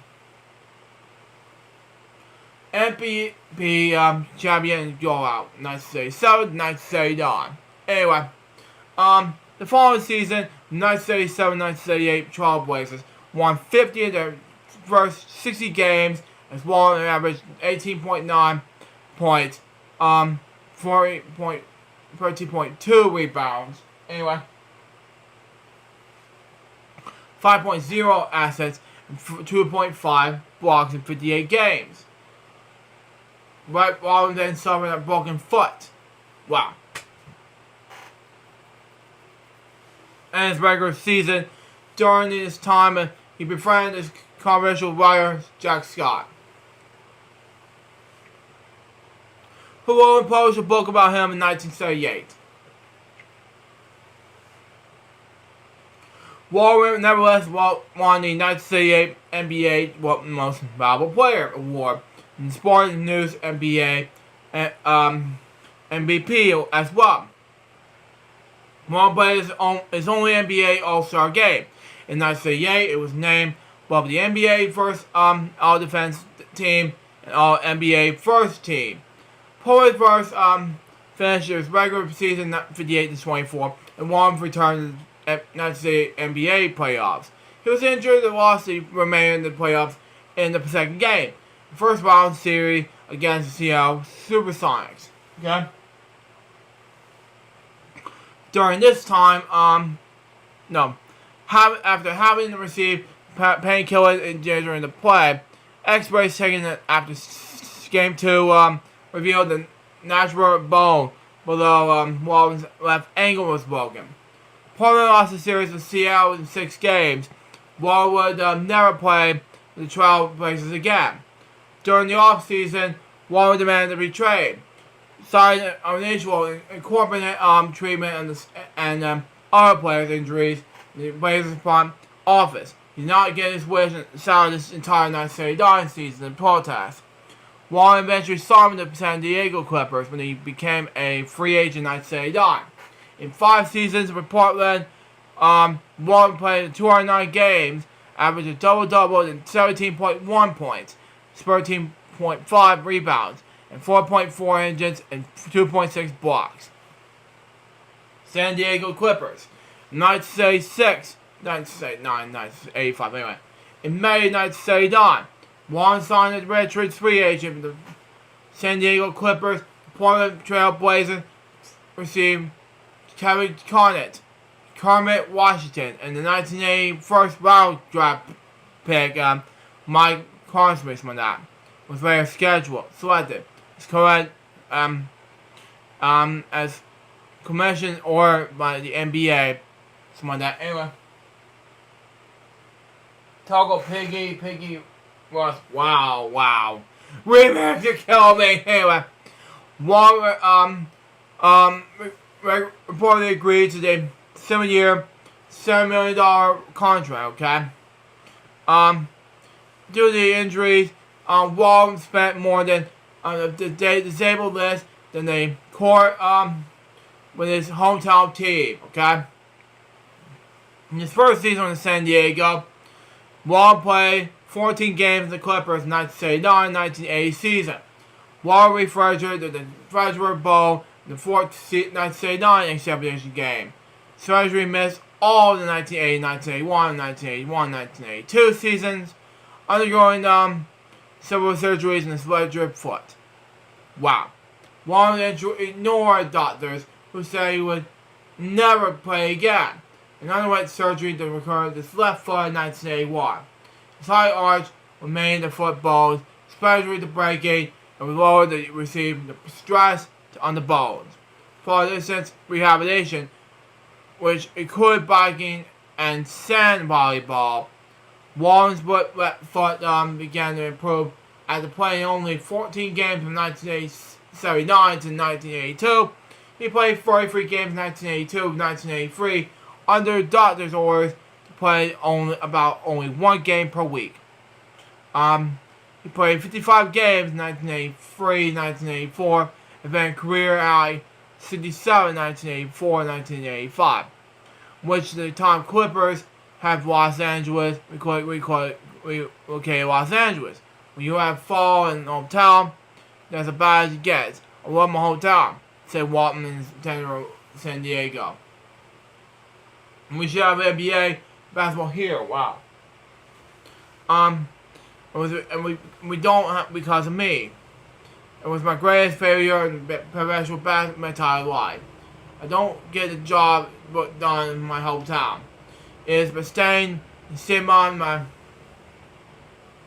my soul, and of course, and that is inevitable, and I'll never be able to wash that off. And I carry it with me forever. On Clippers owner Donald Surrey, Walton commented, the checks about high that the basketball was when Donald Sterling took over. The basketball was awful. The business side was immeasurable, dishonest, corrupt, and illegal. Exactly.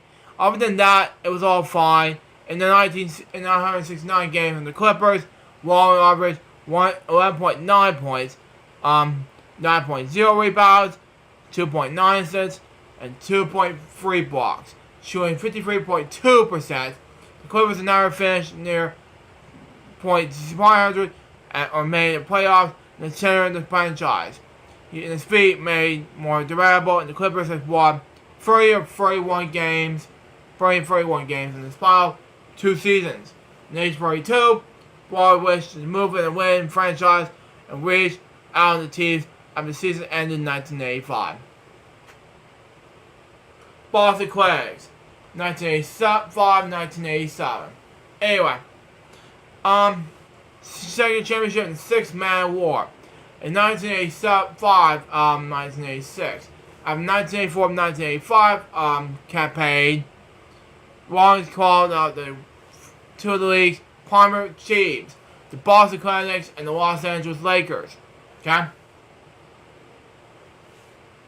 After several players in the Celtics said they didn't like the idea of having Walton on the teammate, backing up Robert Parrish, and Kevin McHale, Red Arbich, made the deal happen. One Arbich that partially illustrates Walton's decision to choose Craig over the Lakers involved Larry Bird, who happens to be in Arbich's office when Walton called. Bird said that if Walton felt healthy enough to play, that it was good enough for him. It's obviously Lakers GM Jerry West. Okay? Who has hedged his interest in Walton's opinion and the doctor's reports. In September 1985, Walton was traded to the Los Angeles Clippers to Boston Celtics to Sherrick Maxwell. In the 1986 first round draft pick, Howard Service was later selected. Okay? Walton describes doctors looking for x-rays at the hospital after he arrived in Boston. A bit red when he burst in through the double doors, okay? He's smoking a cigar in the hospital. He's walking in the stage, says, "Who are you guys in the, what are you doing to my player?" And he says, and they're saying, "Red, come here. Look at this. Look at his feet. Look at his face. We can't pass this guy." And Red said, "Shut up, I'm in charge here." And Red pushes his way through all the doctors. Comes over, and I'm lying on the table there, and the doctor's explaining the room. Red looks down at me and said, "One, can you play?" I look at him, and it's his sad, soft eyes, and a young man who just wanted one more chance. One more chance and be part of something special. Be part of the team. To be with the guys one more time. I look at him, and I said, "Red, I think I can. I think I can, Red." And Red, through the smoke, with a big, sorry grin on his face, look at the doctors, look at me, and he said, "He's fine. He passes. Let's go. And we got, game. Anyway, and were able to go win the championship. I'm the luckiest guy on the planet. Thank you, Ray Arbish. Ironbox on that. Thank you, Larry Bird. Thank you, Boston Celtics. Thank you, people in New England. Thank you, Clinic Nation. Wow, what a dream come true. It's the first time we played this uniform in Boston Garden. Warren received 1 minute standing ovation to the Boston home crowd, walking in on the court in his first ovation game in 1985. Anyway, Warren played a career-high 80 games with Coach K.C. Jones, including during the 1985-1986 season. Warren averaged 7.6 points, 6.8 rebounds, 2.3 assists, and 1.2 blocks in 19 minutes. Wow. Finished with a career high 56 2.2 field goal percentage.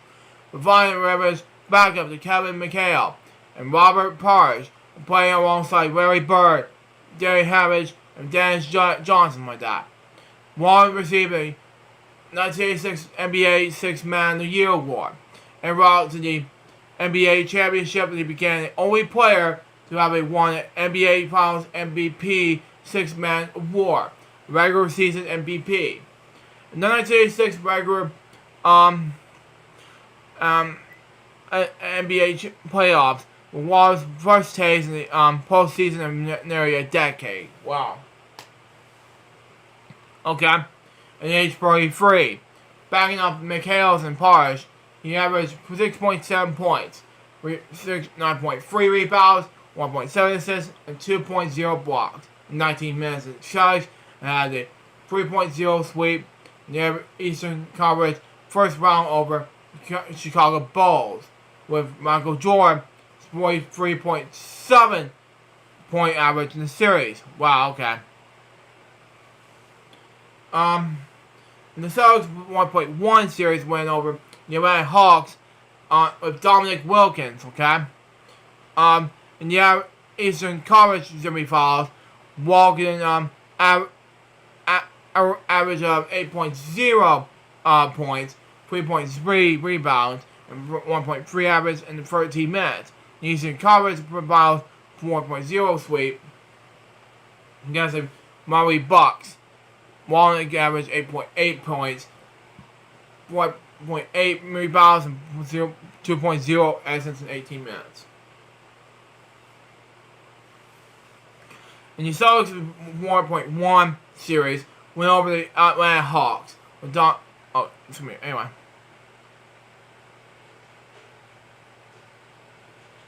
Okay, I knew you would have something in the 1986 NBA Finals from that. So defeated Houston Rockets with the Twin Tower, Howard Aldrin and Ralph Sampson. 4.2 to win the NBA championship. Walter averaged 8.0 points, 6.7 rebounds, 1.0 assists, and 2.2 blocks in 19 minutes. He helped the Celtics win the championship. I knew we had to something good we have in Walton. Larry Bird said Walton in the 1985-1986 Celtics. It's all matter that he could stay healthy, something like that. We always a pretty good team. And I think I had him and Jerry Selson with that. We're helping us with that. Robert Paulus with that. Helping accepting Bill Walton. Whoever he is and what kind of player he was. I thought that was major. But that was the best team I've ever been on. No question about that. I mean, we were good from top to the bottom. It was important to me because I was just no say about her decisions. Well, okay. Though I was impressed with the Bill Walton's character. Paul said of Wallace joined the Celtics. He fought enough of me to make sure I was comfortable with him being on the team. That's why I was on this to respect the Bill Waltons, and that was the main reason why he was my inductee in the Hall of Fame. Bill was main for that reason. Injury pause followed playing a year, 1986 and 1987. While was injured again in 1986-1987 regular season, returned to the time 1987 playoffs. He played only 10 games during the season. Wallen spent the 1987-1988 season on the Celtics injured list. Wow. He said to come back in February 1990, the injured, interviewed, and retired as a player. Overall, Wallen played 90 total games in the Celtics, shooting 55.1%, and averaged 7.0% points, 6.14 rebounds, 1.9 assists, and 1.3 blocks in 18 minutes. Now, for this national team career began with this. At age 17, was out of high school in December 1970, Wallen was selected to represent the U.S. national basketball team in the 1970 FIBA, something like that. World Championship. The team is under coach Fisher, failed to failed to win medals from this. Anyway. Coming to disappointing 5th place by the one youngest player to lose in the tournament while played manually in 5 games, averaged 2.6 points. In the 1972 Olympics. He was selected in the 1972 U.S. Olympic basketball team, but declined to participate. Some saw it as a presidential statement giving Walton's on the Vietnam War. Well, okay. Was most likely reason and decision was his bad experience in the 1970 World Championships. In a 2004 interview with ESPN, Walton said that the first time I live, I was exposed to negative coaching, inspiring the players, the foul language, and the threat of the people that didn't perform. In the men's basketball final, the United States sequential loss in the Soviet Union 51-50. Wow. Finished in 2nd place. According to Russian sports history and Robert Ellerman, when the Russians saw it wasn't on the U.S. team, that's when they started feeling like they actually had a chance. They followed American basketball closely. They knew Walton, and it was going to be a big deal. 1972 U.S. teams for James Forbes told ESPN as part of the 4th century documentary, if Walton plays, it's become a leg. I'm not going to read this legacy, but I'm going to read his mid-career, personal life, and death. Okay? Walton overcame a sorry poverty in age 28 with the help of legendary broadcaster Marty Glickman, okay? After the referee competition between the two at the event, okay? Walton said of his speech, issues in his career, I'm sorry, I've never spoken to anybody. I lived the most of a lifetime by myself. But as soon as I got on the court, I was fine. I was live, sort of Conor Smith, red hair, big nose, frameless, and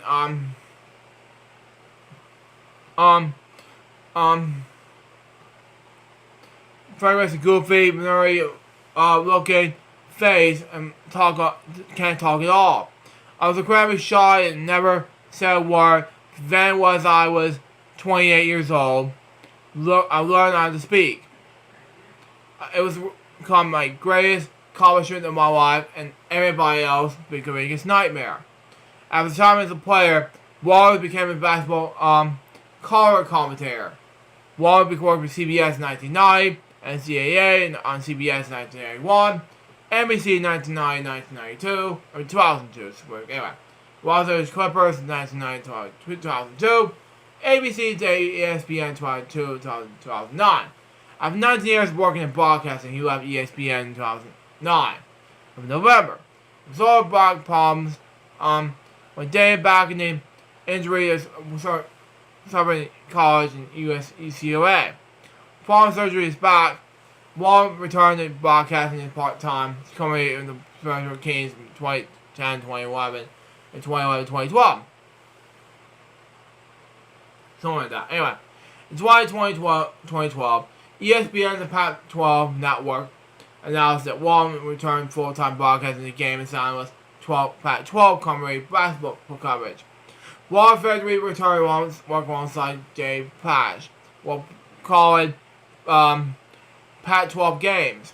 His commentary being known as primarily is used as catchphrase and harmless ball. Wong and Frederick was paired with Steve Snapper Jones. Okay? For National NBA James, because he was in Jones at the point during games. Walton's 2003 TV series Walton's Strategy aired on ESPN, with Walton as Strategy star. While broadcasting the game between the Orange Ducks and USC Chargers, something like that, Walton heard part of the speech of Bob Dylan's game as Marcus Cares and ESPN had prepared to gather some Dylan's career highlights. While broadcasting career argued in January 2019 game with Dave Pash, he also mentioned he had appeared in a motion picture called Ghostbusters. Ghostbusters was filmed in 1984, and Pash was crashed and was claimed throughout the game, despite surprising his appearance as a character. And Walton refused to be provide more details of research validated Walton's claim. Walton hosted and hosts satellite radio show One More Saturday Night, named after the Dead song to get in the same name. Hundreds of radio stations called Jam On, and XM Radio Gravel's Dead channel. In 2001, Walton received an Emmy Award in the Best Live Sports Television Broadcast. In 2018, he won the Goldsmiths Dick Armis Award. Now, okay, there we go. His personal life begins with this, okay?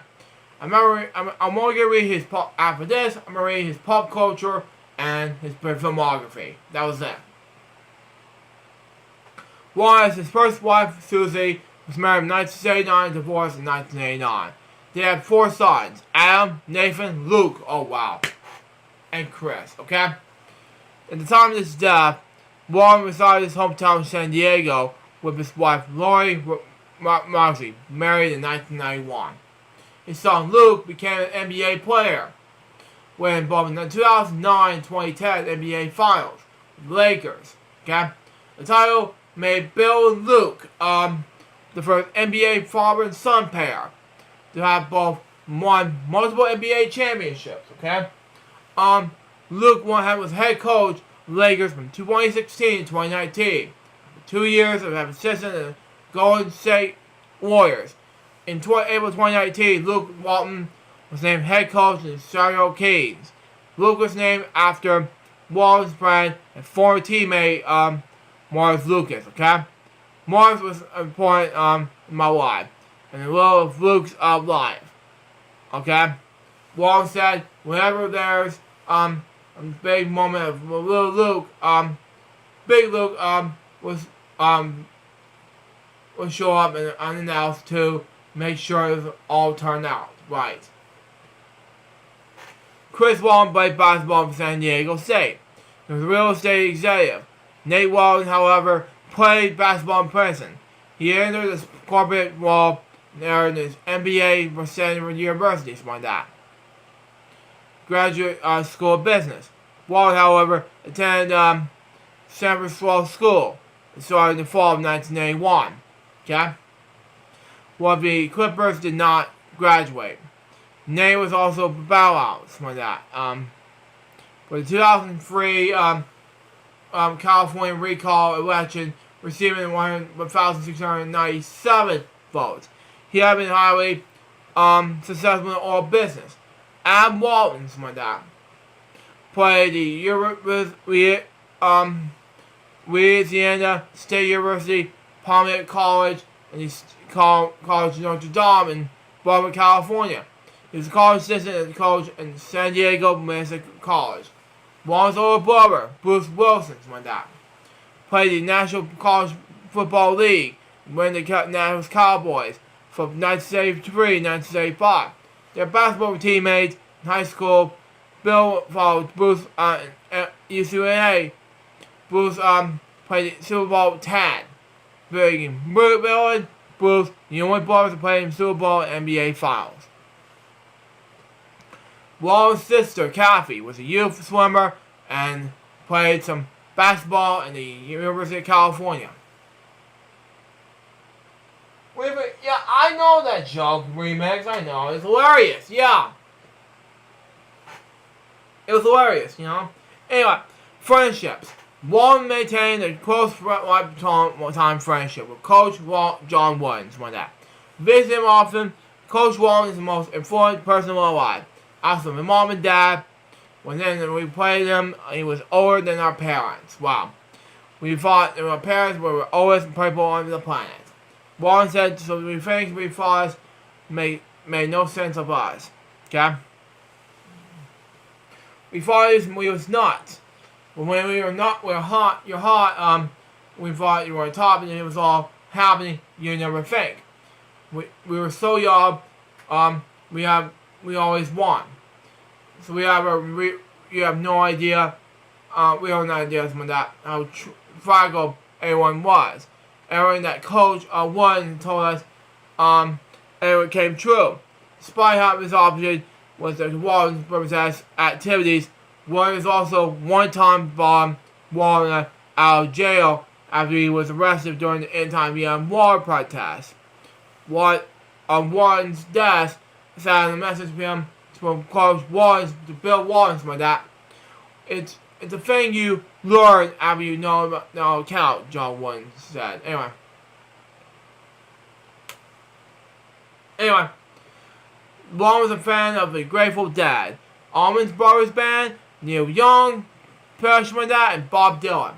He was originally attached to the Grateful Dead, whose concerts he started attending in 1967, while he was still in high school. He attended more than 150 concerts. Grateful Dead, like that, including traveling the band to Egypt for the 1978 performance. He joined the band on drums. Quotes Grateful Dead lyrics in TV and radio interviews to fellow Deadhead, something like that. One is fondly known as Grateful Red, the Big Red Deadhead, and Rose Towers Deadhead, something like that. In 2001, Warren was included in the Grateful Dead Hall of Honor, something like that.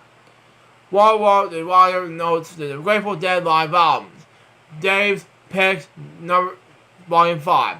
In 2015, and Dave's Picks, number 48, 2023. Both which features concerts recording UCLA's Polly Province during Warren's tenure in the university's basketball team. Warren was also considered himself a fan and friend of the writer Ken Kensley. In 2015, he made a visit to the Ken Kensley collection, stop on the University of Oregon. His memoir, Back in the Dead, Searching the South, Shining the Light and Falling It Down, was released by Simon Schuster in March 2016. It was made on the New York Times bestseller list in the 2 weeks in April 2016. While he was read the Service Dog, wrote the foreword of the 2015 book, Undercover Hunter, Warriors and Their Dogs, by Alfred Kathy Scott. Health and views. Warren's ankle problems became so serious he had to have both ankle surgery first. In 2009, he underwent an 8-hour spinal fusion surgery. 2 centimeter rods and 4-inch bolts were inserted in his back.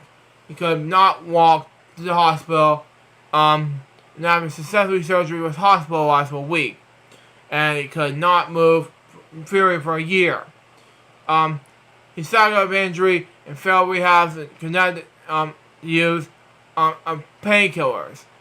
The medical staff of the Trailblazers to keep players, including Wall, in the court.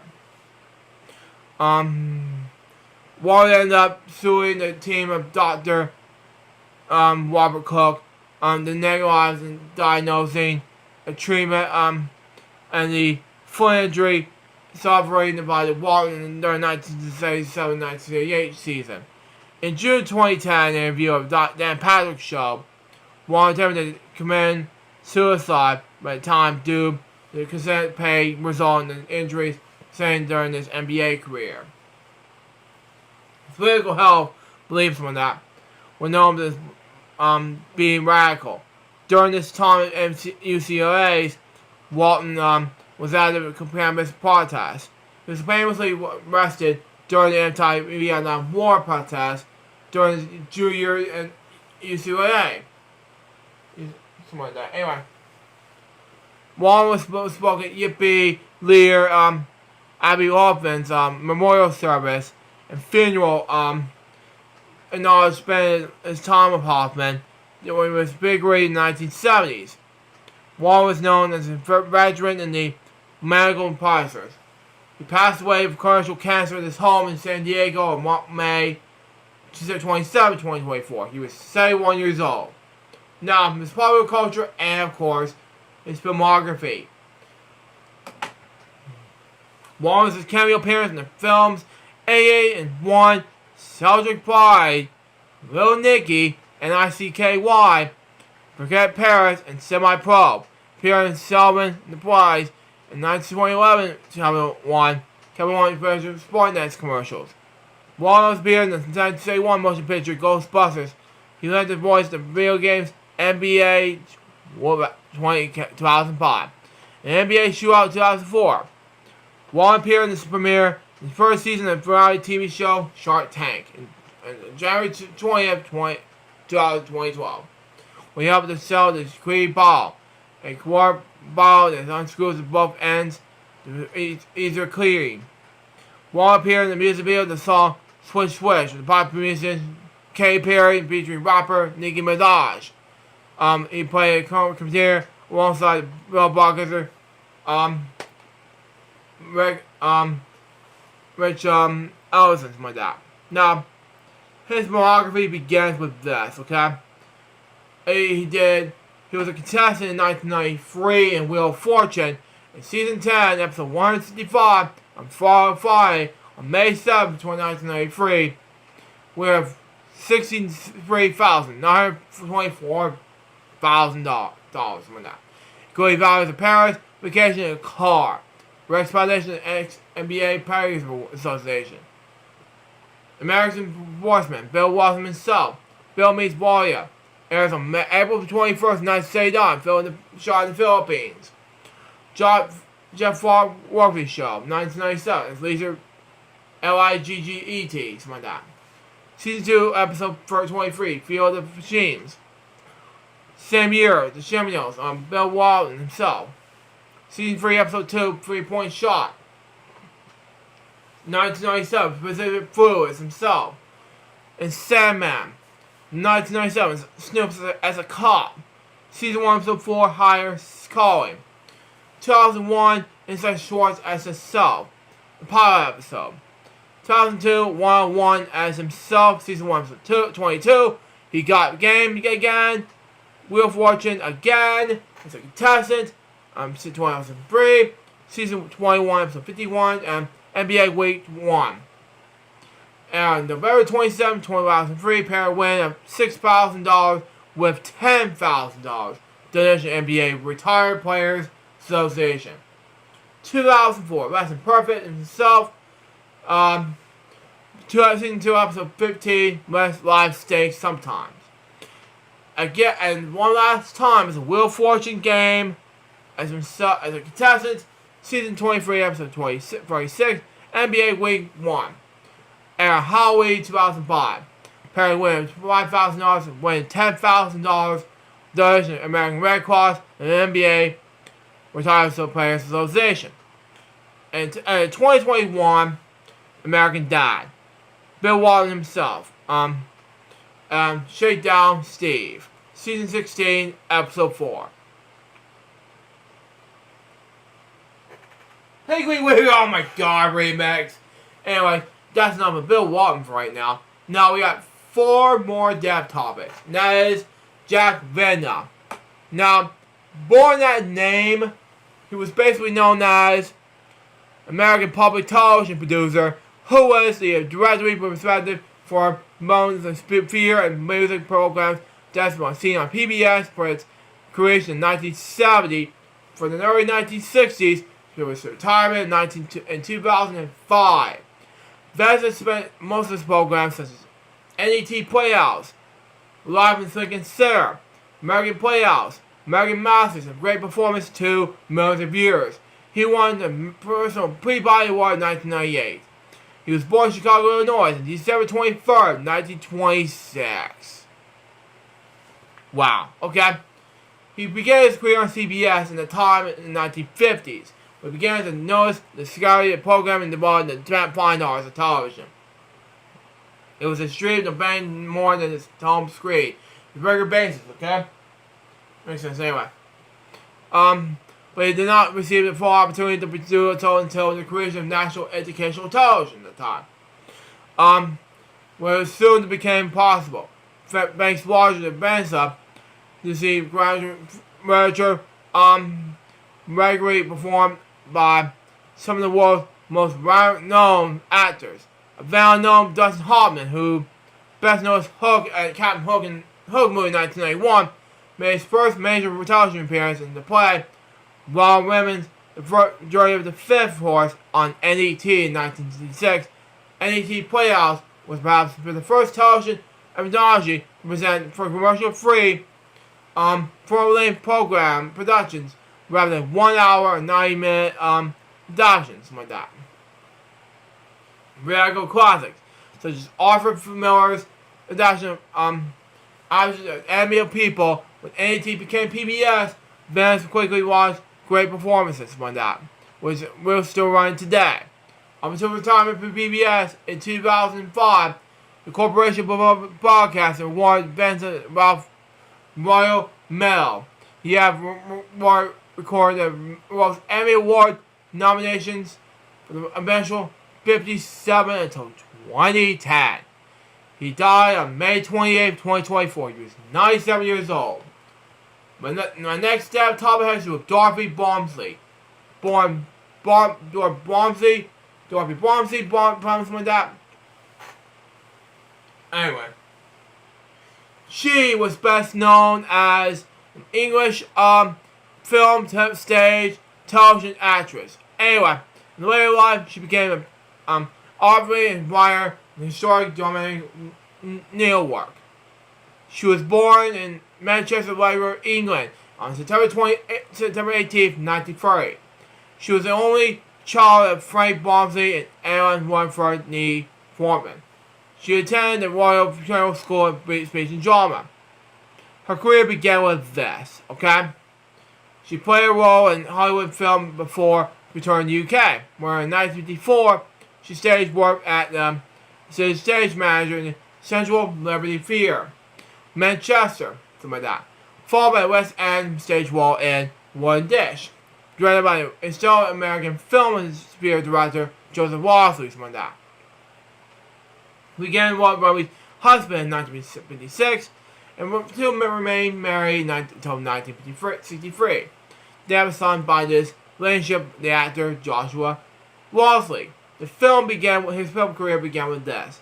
Once he auditioned the role of Gloria in the Hollywood film The Glories of Roger Island, Paramount in 1952.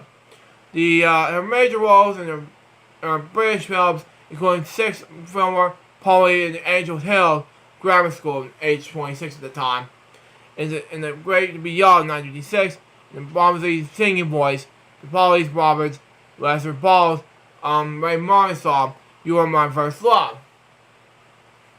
Anyway, it was starred by Amna Savage and by Rami Ruby Murray in the pre-credit sequence.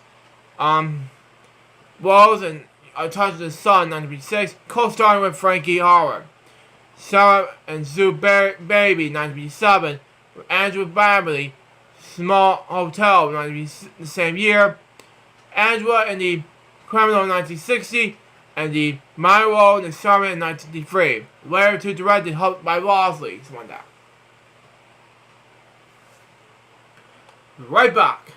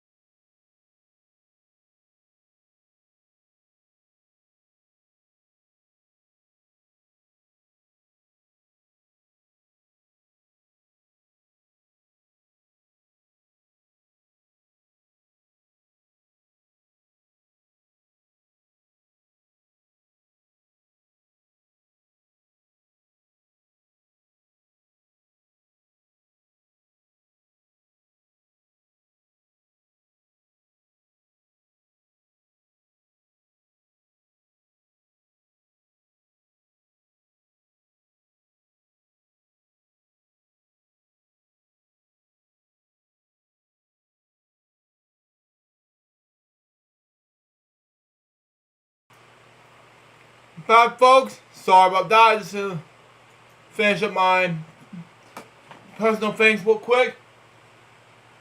But yeah. Anyway, man. Okay. Anyway, let's just move on. Anyway, her television career began with this. Okay, Bromley made her television drama debut as Pauline Kirby as in the late Ask for Help. Okay, in 1956. Okay. And an episode of television playhouse program produced by Towers of London and ITV, something like that.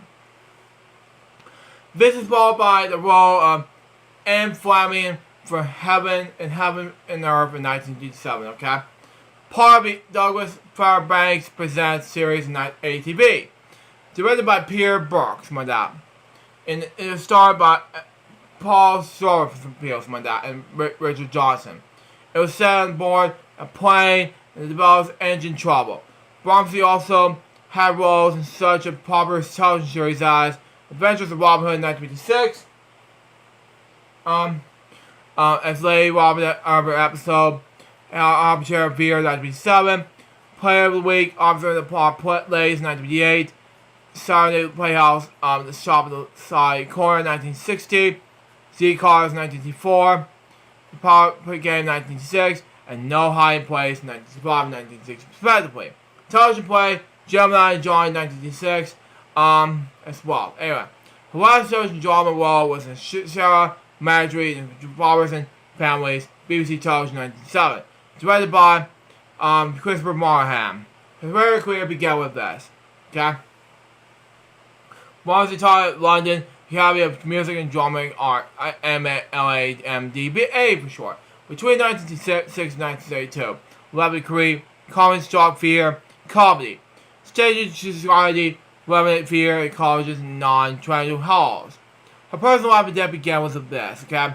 Once started acting, born 11 Brexit, and developed an interest in the 16th, 17th century, so academic needlework. Writing on subject and question to major installations. Bromley was married to American film and television director Joseph Bromley in 1966 and 1963. She was later a partner of Dublin-born actor and screenwriter Brian Pollard in 1963 at Toronto. They have a daughter, Kate. She died in May 2024. She was 93 years old. Pollard died several days later. I have to talk about him real quick. So, okay. He was born that name, okay. He was a Canadian-based Irish actor, okay. Wow. Okay. Dramatics and screenwriter. I thought I was going to add one more to the mix, okay? For some reason, anyway. His film work includes Carnival 1960, Curse in 1951, and The Soldier Tale 1961. Something like that. While the screenwriter includes Not Brag in two parts in 1985 and Tree in 1991. He was born in Dublin in December 2nd, 1934, to Michael Perrin Biller and Teresa Fargry, Poland, a housewife educated by the Charles Christian Boyers. Brian was appeared in the Commoner before original age in 18. While his family moved to Canada, began acting in theater and television. He first appeared in Commoner at the age of 15. When Paul was 18, okay, his family emerged to Canada, where while there he was able to obtain his professional job in his career in Toronto as a stage carpenter, okay? In 1956, Paul returned to Dublin for his acting career. He appeared in productions as Abbey Fear, The Gate Fear, with the Edwards Metro comedy. The Pike Fear in the 1950s. Okay? Paul's notable film appearances include The Kitchen, 1961, HMS, Interval, 1962, Tyrell, and The Soldier's Tale, 1964. He also appeared in 3 college Bosley films: Criminal, 1960, Starman in 1963, and Accident in 1967. Okay? While he was continuing to work on the film time after the 1960s, FwL began his screenwriting career. His first television play was in Torio's 1966, starring James Morrison and Stanley Baker, produced by ATV. Okay? When production for television, FwL's other works include The Russian Children at BBC in 1986, The Immigrants in 1977 at BBC, and The Immigrants Secret State in 1985 BBC, I Terry in FwL, The No Tears RTE1 in 2002. Paul wrote for films as well, including Will Marver, also known as Will One of the Year 1973, Honey Baby, 1974, Tailspin Beyond the Korean Airliner Tragedy of 1989. Stage plays includes Single Man's Appearance in 1971, when it began to produce worldwide. Archives by Pay News when Soft Shoe Subtle. In 1981, Paul represented Robin Fox. The first production of Tom Harvey's The Wiggle Was in the Dark, and the Farrell Royal series, and the Paul Fear. He received awards at the Cable Ace Award for writer drag special for Knockback in 1987. So applies the Tokyo International Film Festival of Russian Soldier. Murphy's Stroke in the film written by Poland won Jacobs Award in 1980. He also won an Irish Post Award for his work in Tree in 1992. The Golden Brand Award in the Best Miniseries No Tears in 1992. And 42nd My Call Television Festival. His famous award by the Special Collection at the University of Delaware. Pell was a partner of actress Dorothy Plumley from 1983 until her death in May 2024. He died later that same month. He was 89 years old. My next step topic has to do with Yoka Maruasi. Born that name, she was best known as a Japanese actress who was affiliated to Office Mom Malaysia. She came upon us with sharing the role in 1996-1997 Super Sentai franchise, Johnny's Sentai Fukawa. She was born on February 23rd, 1978 in Tokyo, Japan. She graduated Sarai High School in Tokyo in August 11, 2021. She was diagnosed with unrelated cancer. Her last was Ari Sentai John Brothers, which was a year before her death on May 21st, 2020, which is today, after playing her battle against cancer. She was 46 years old. My last staff topic was very important to me, and I have to say what I talked about in my last one. So this has to be very important. It has to do with Jeff Utley. Born that one Jeffrey Allen Utley. He was best known as a friend of mine. I worked with as, and talked about his Blue School Jokes episode 1. Okay? A man behind talent, a strong character, passed away today, 2 days ago. And more hospital leaving behind a legacy that will be created for all who have perished with knowing him. Born January 5th, 1987 in Portland, Oregon. Jeff has a remarkable life filled with desires and experience and unwavering dedication to serving the community. His career was a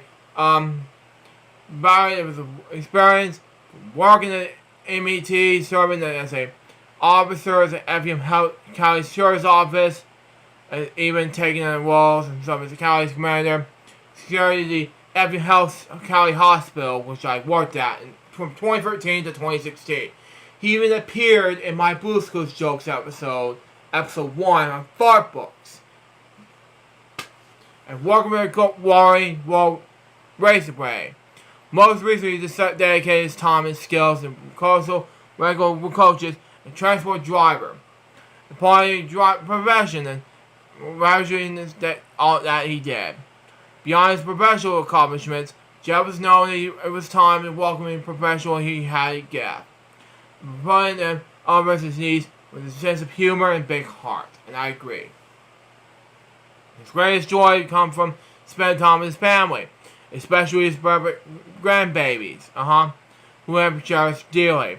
He was pleased by his death by his wife, Mara Utley, parents Don and Joyce Utley, and brother Michael Utley. Survivors include his sons, Chris Utley of Kyle and Joe Archer of Tennessee, grandchildren Jake, Paige, Gade, Braxton, Ivan, and Liza, sister Alan Jenkins of Lincoln, special friend Gina Joyner of Springfield, and many other loving family members and friends like me and my mom. If she's watching this, I have no idea what to say here. Visitation will be held in Jolly Range Funeral Home, and the funeral service will be held the fall at 4 p.m. in the chapel. Oh yeah, I'm not gonna be able to attend. So we're gonna do a moment of silence in fresh regards to all of these people right now.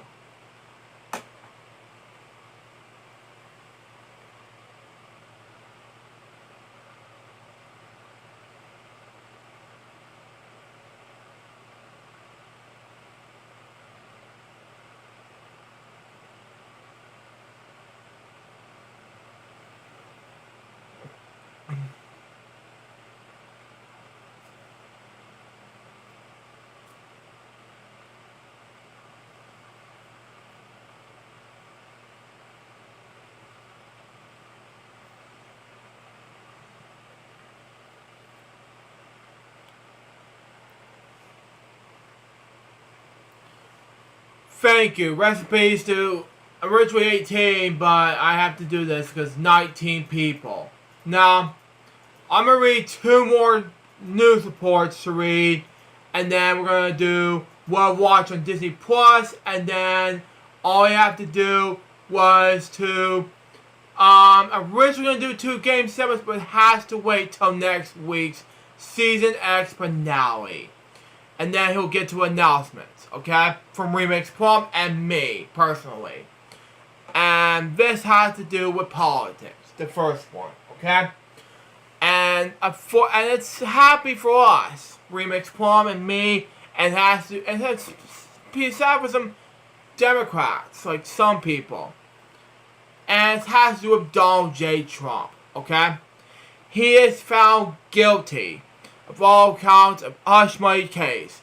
Donald J. Trump, the former president and President's 2024 Republican nominee, no, it's Republican, somewhere, wait a minute, was nominated of 2034 felony counts of felony business and records of counties presenting a problem payment of South. I'm not gonna say the P word, sorry. Star. Anyway, the former president's sentence is scheduled for July. Here's the latest. I'm going to show more for the latest. Donald J. Trump was arraigned on Thursday, which is yesterday, by the way, filing the records and sales of the S4 scandal that spreads and survives its 2016 presidential campaign. I was not happy that he won. Anyway, Cabinet's initial trial that tested reveals the American justice system that he reverberated in November's election. Now, Mr. Trump was arraigned that all 34 House of Brown Street business records by a jury of 12 New Yorkers who were buried over 2 days to reach a position of the case revealed that with commercial of cigarette deals, tabloid scandals, and the Oval Office pat with the angle of Watergate. Former President say Wadry impressions of glum broke of this face after the jury issued the verdict. His sentence was scheduled for July 11th. a theory found that Mr. Trump was faking the records and caused with the purpose of money given to a one-time fixer that Michael D. called the false records discuss the payments. Disguise payments of ordinary legally since expenses of the truth. Mr. Trump was remembered. Mr. Hart approximately $130,000 hush money deal. The fixer, something like that.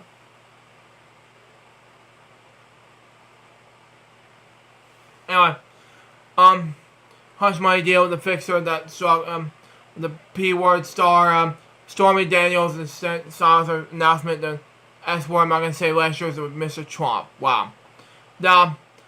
But I hate to interrupt this remix, but get to that in a moment, okay? Okay, anyway. Now for my announcement, okay?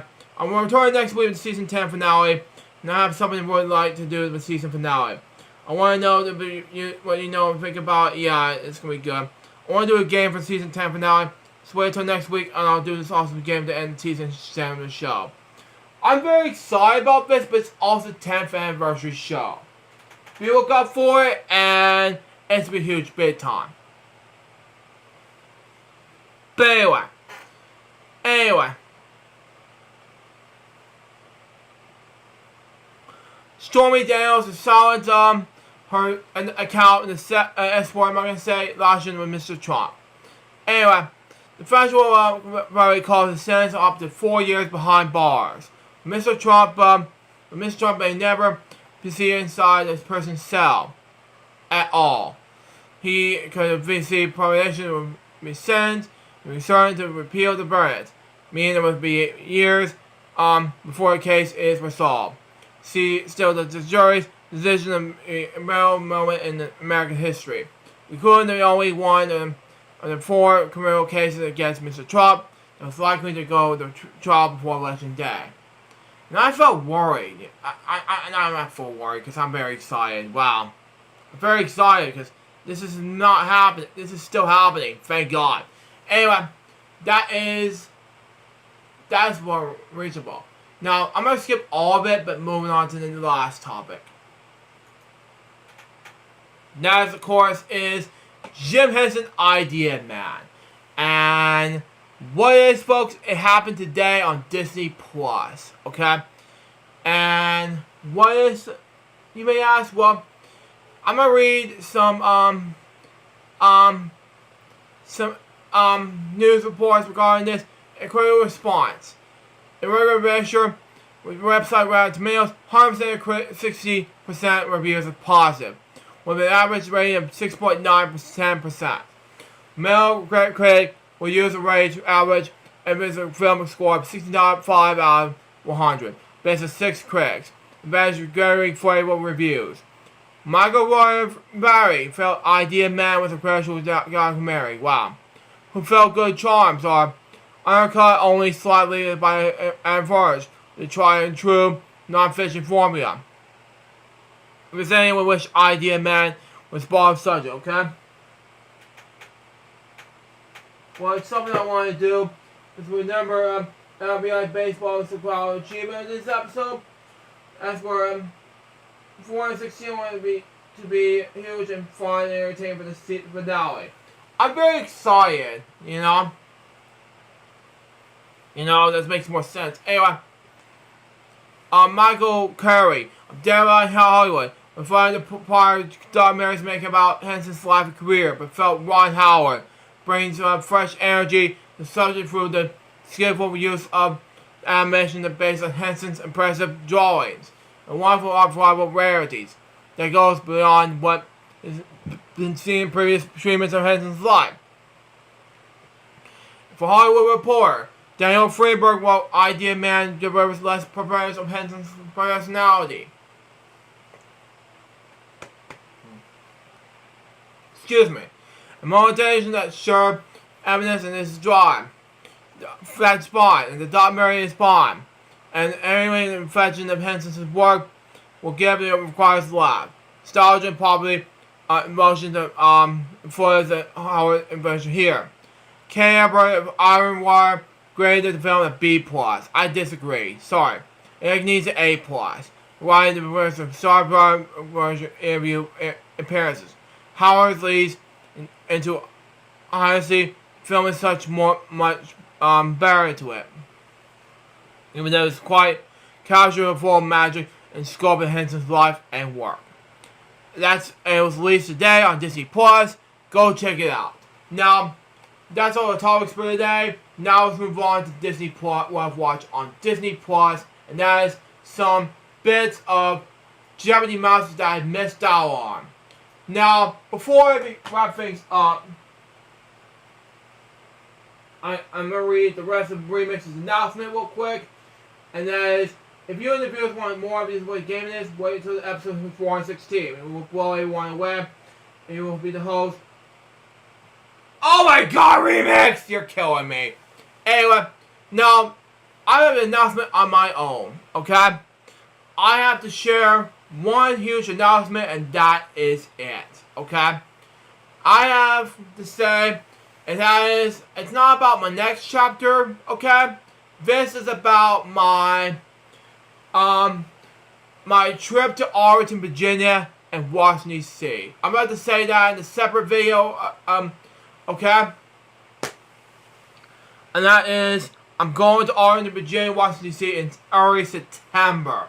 What that means is that I'm going to see PBS NewsHour headquarters for the first time since 2013, since I graduated from high school. I wanted to get this prepared since 4 years ago. Over 4 years ago, since I want to get this out of the way. And that's why I'm here for it. And that is the reason why I want to dedicate this to Robin and Jim. And that is basically all of that. And that is my huge announcement for right now. And that will do it for FwX episode number 415. Hope you enjoy it. Stay tuned for the next one, which is going to be the season 10 finale of FwX, which is going to be the 10th anniversary show. But there's going to be a catch. Not only is it the 10th anniversary show, but it's also two things. One of which is Remix's final time he's doing this as creative consultant, but it's also Pat Sajak's final time as host of Wheel of Fortune, requested by my good friend Billy Moody. Till next time, Sweet Jersey Box Baby, we get more FwX episodes until our new name, FwL Fridays, coming this November. That's right, in November. I made this announcement before, last second. November 2024 is going to be a new season of FwL Fridays. Be looking out for it, so there you go. For you guys very soon, Tuesday out. See ya.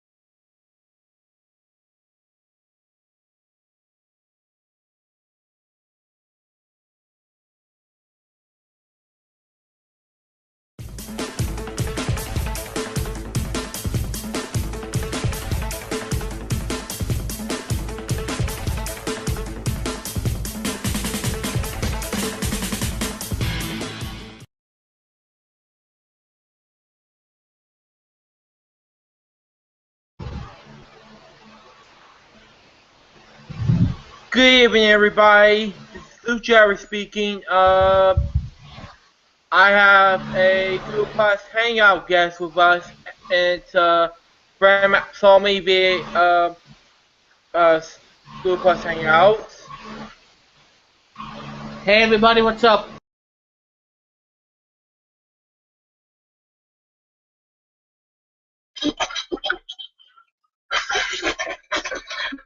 Get out of here. Sorry.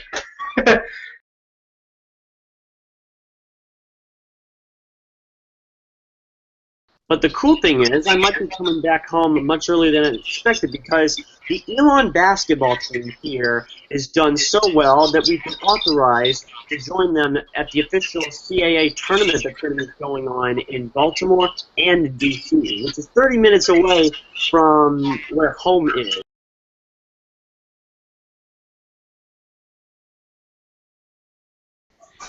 And we should let everybody know, too, that VOD Weekly 30 is going to be coming off with a bang, and it's going to be the longest stream ever.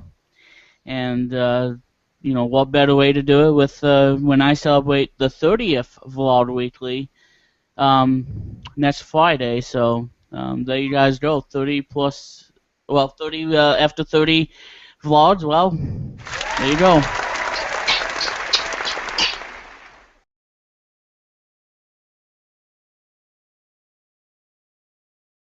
Wait a minute. Why does Bunny sound like me? I'm the bunny, not you. Well, let's just say, Bonnie, that you've been hypnotized. Well, that sucks.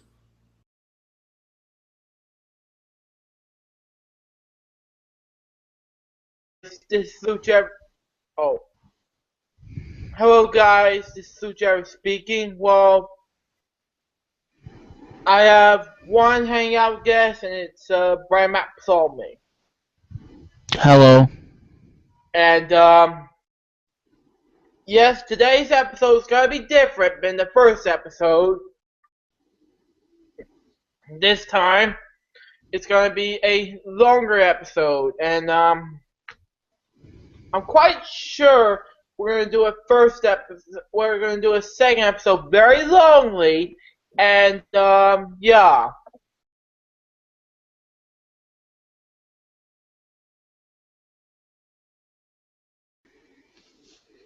Hello, guys. This is Luke Jerry speaking. Today is July 11th, 2014, and this is our 5th episode of Fridays with Luke J 295. And we're gonna have one Google Plus Hangout guest, and it is Brian Psalmy. Hello, everybody. Welcome to the stream. We got some great stuff we're going to talk about today on Fridays with J62895.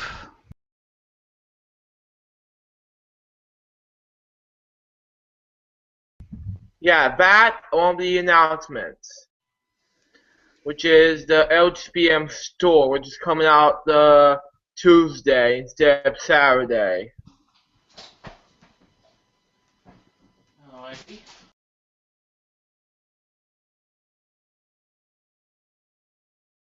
Just to let you know, folks, today's episode is actually called updates about the about the LGPM store grand opening event.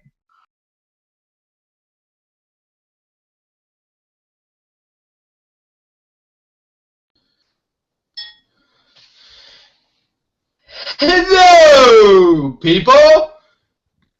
This is Luke Jerry speaking. This is the first time ever I'm having a Mac Mini, and welcome to Fridays with OJ62895. And unfortunately, we don't have Brandon, but we do have one guest with us, and it's Billy. Yes! Hello, guys. This is Luke Jerry speaking. Today is July 11th, 2014, and this is our 5th episode of Fridays with Luke J 62895. And welcome to Fridays with OJ62895.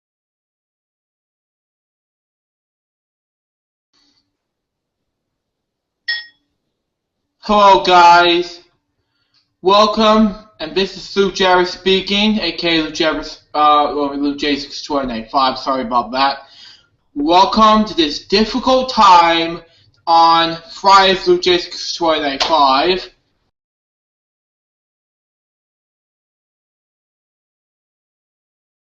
And yes, it is difficult time because we lost somebody, my family member.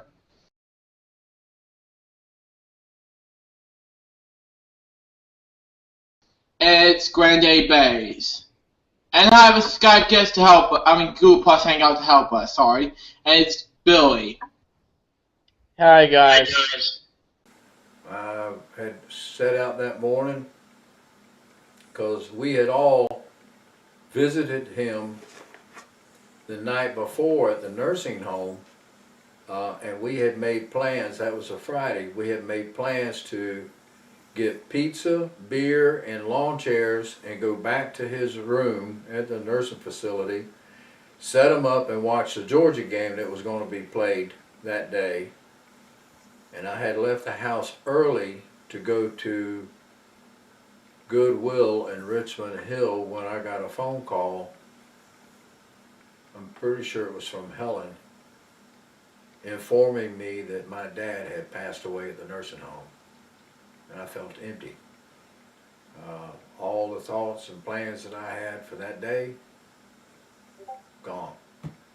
I had no idea what I did for the rest of the day, and just were gone. He was gone.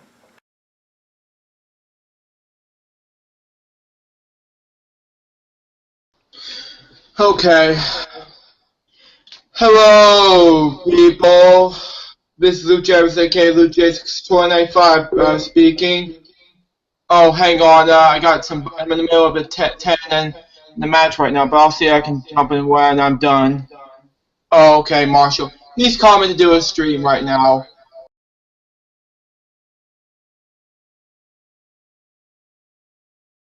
Okay, we'll continue. Right now, welcome to our special tribute video. This is our second tribute video on Friday's Logistics 25.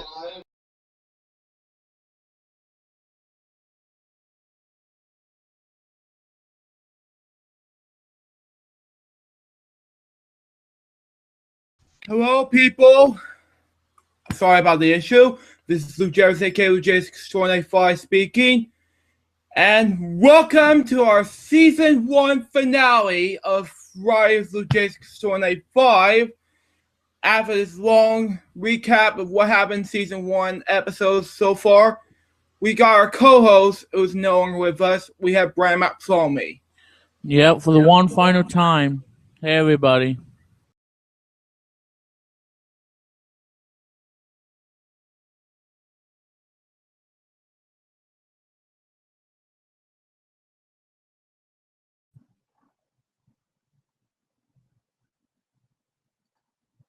Hello, people. This is Jerry aka J625 speaking.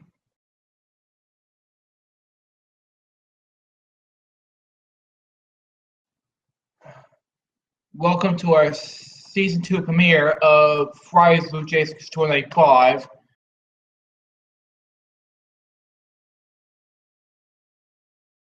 Sorry about that, people. But anyway, I was just trying to say that I was speaking to you from the dorm room, and we have some train news to report. But as far as that goes, well, you know how that goes. And believe me, Marshall, if you're watching this video, my mom will email you about about the schedules you and I have planned for. So yeah.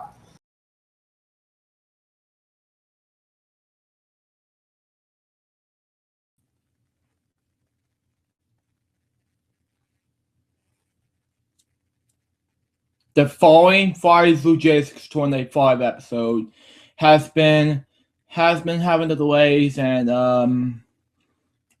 making difficulties, and wanted to weigh on my finished project in the works, and I just finished my 30-minute hour-long project, and thank you for understanding, and I thank you for your patience for not being on the episode that long, but yeah. And anyway, the show must go on.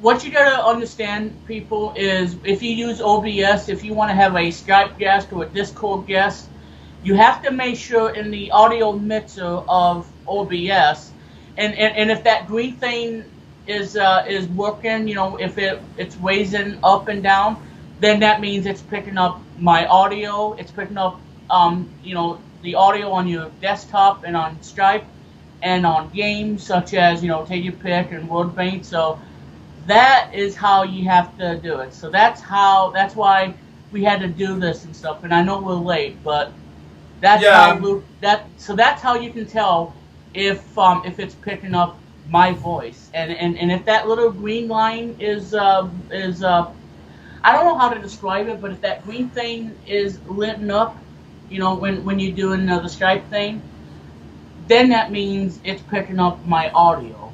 Yeah. So that means picking up your audio from whatever. It can be a game. It can be on the web. It can be anywhere.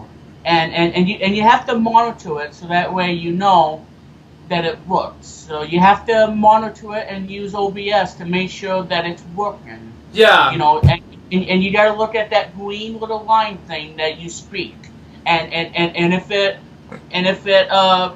goes to the full, then you know that it's working. Yeah, finally. So now we got that working, ladies and gentlemen. So. Yeah.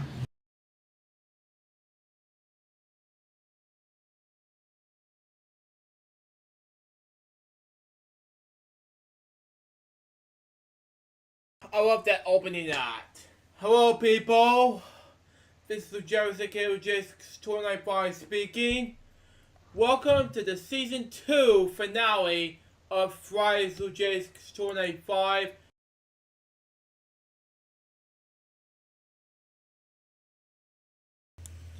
Hello, people. This is Jerry J295 speaking. Welcome to another episode of Fridays with J295, and joining me for this episode is Billy Moody. That's me.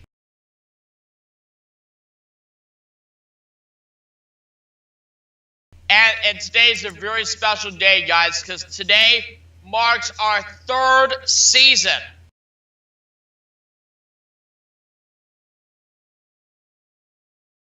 Luke, go ahead.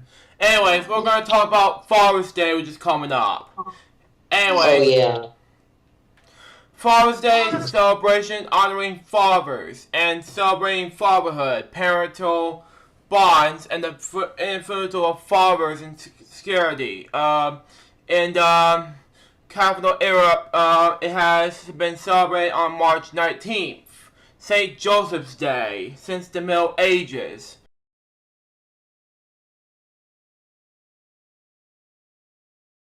Thanks for playing our online game. For even more fun, I hope you'll try out the download version of Trivia Gems. The download version has lots more features, more gameplay choices, championship games, full screen display, exciting options, and free ice cream. Please click the download free trial button and give it a spin. Although I was only kidding about the ice cream. Pat! And here's the joke, too. Fart jokes for... I'll take Pat's fart jokes for 900 points. Dang it.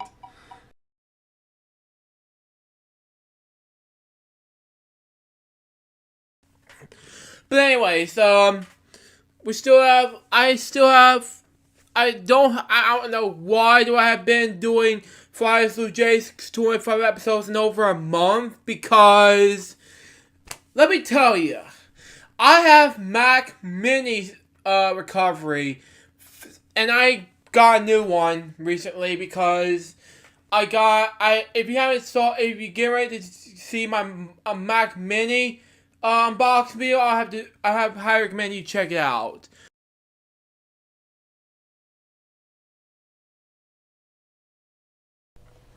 Hello, people. This is Jefferson KWJ's 28.5 speaking. Welcome to the Season 4 premiere of Friday's Blue Jays 28.5.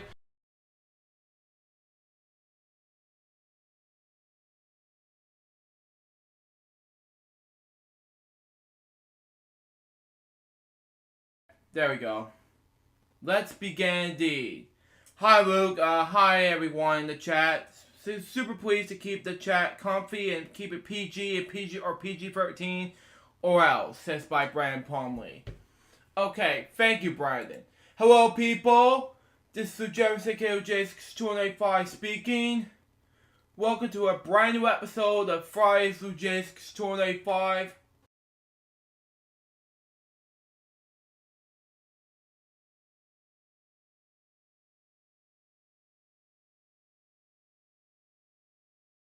Anyway, Simon Sheldon, also known as Simon Barnes, was the British actor best known for playing the Dark Knight in the Incredible Games, and Tinky Winky in the BBC Brit television children's show Teletubbies, replacing the sack, Dipsy was all-time favorite Teletubby all the way. Yeah, I agree, Matt Palmer. I agree. Replacing the stack, Dave Thompson, from 1997 to 2001. Yeah, I agree.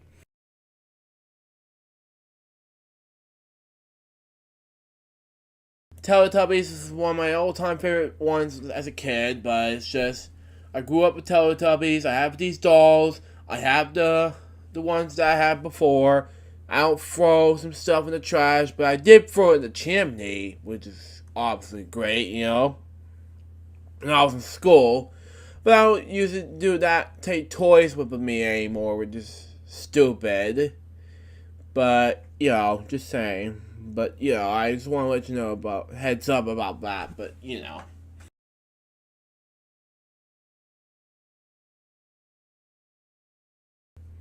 Reruns are of the original 1997 and 2001 series, continue to be shown on regular television channels worldwide.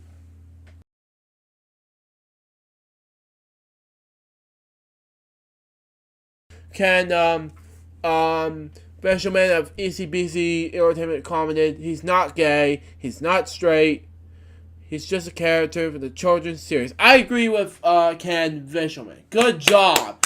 Good job. Thank you. Good job. Anyway.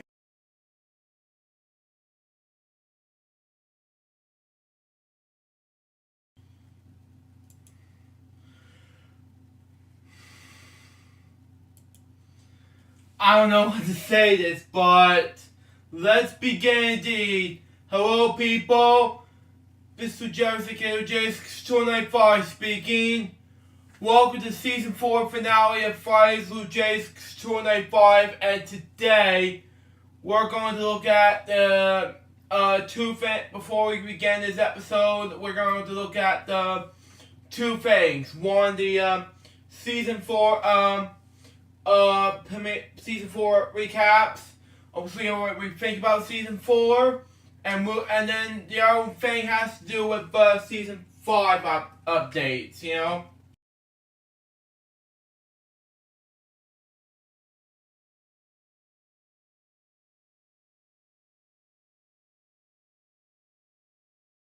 Hello people, this is Jefferson KOJ's 295 speaking. Welcome to oh, hey Matt Palmer, how you doing? Welcome to Season 5 premiere of Friday's Blue Jays 285.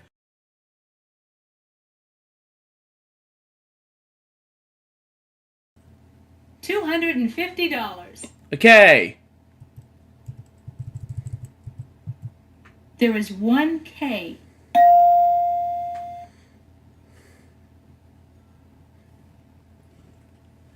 Don't do K, it's J. Oh my god. It's not J!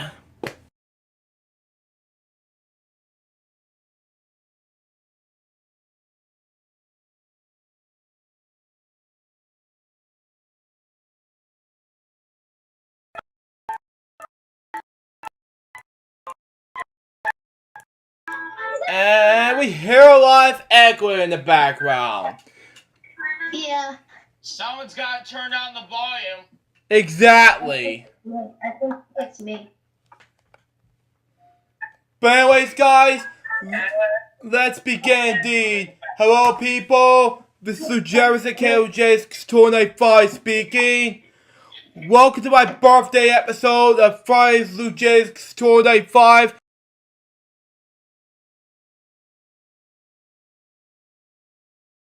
And join me for this episode. It are not only one, not two, but four special guests join me at this time. Billy Moody. What's up? David, who for the first time ever. Hi. And Jack Drew Lucky. Hello. First of our 10 games underway. First of 5 games, actually. Why 5? Because the 10 was a special. Oh yeah, because that was a 24th thing, right? Yeah! Yeah. Wait, Luke. I'm so sorry, but happy belated birthday. Thank you!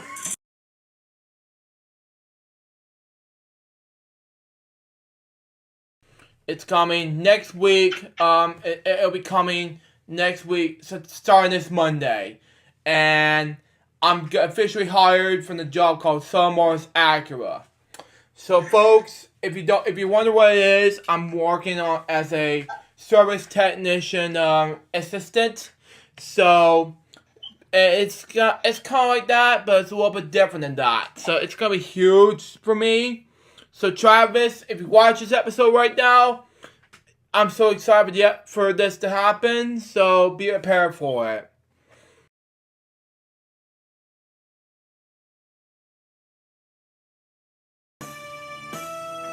Wow, it's another troll? Jesus, they're just trying to have fun. It's our season, but now I want to do this!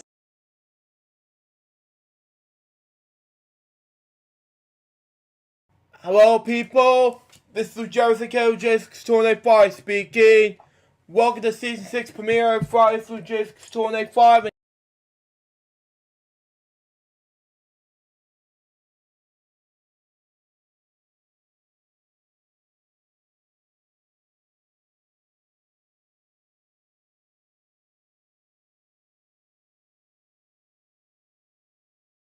Hello, people. Welcome to Friday's Blue Jays 295 episode 269. Join me for this episode's remix problem, ladies and gentlemen. Hello, everyone. How you guys doing on this Friday, the 22nd?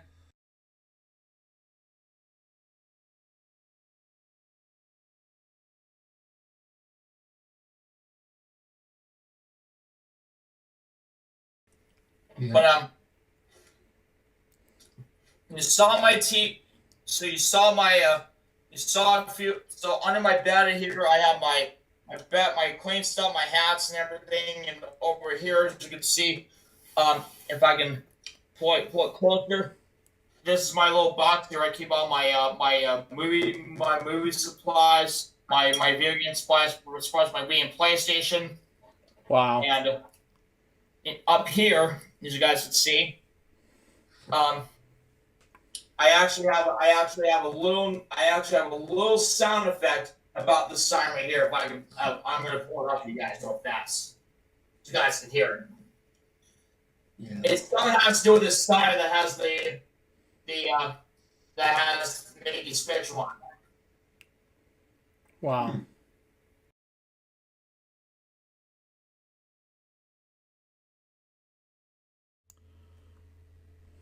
Thank you, Dave 3000, and hello, people. This is Jared speaking. Welcome back to Friday's Blue Jays 295 on YouTube, and this is our 289th episode of the show. And join me for this episode is Billy Moody. Welcome, guys. We're back on all that. Dave Davis, aka Dave 3000. Hi, and what good morning or And also joining us today, we have, for the first time in any of our shows, I believe this is the first time I ever been on the show with him. Ladies and gentlemen, Dante Pittman.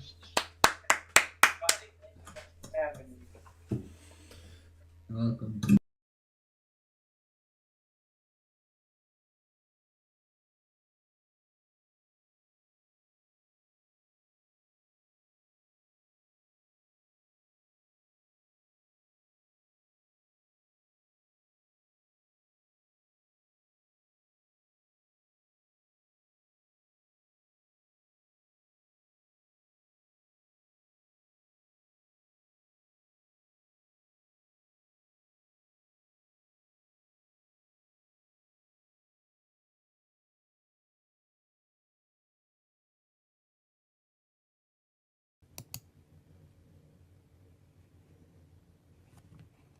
Stand by.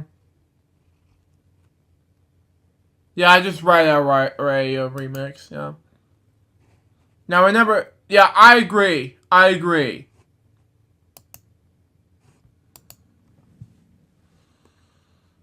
All right.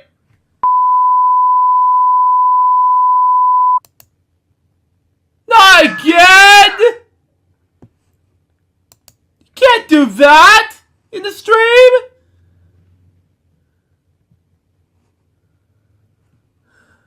Locked.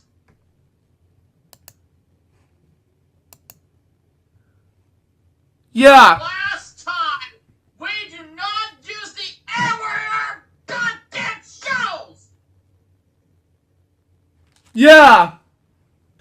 We just got back from other things, and yes, folks, I just fixed the thing, and yes, folks, we just got back, and I just fixed the thing with the memes thing. So, we want to welcome Billy, Remix, Bill, David, and Danny as four of the memes, official Elchman crew, Elchman / crew, to the / MM thing starting today.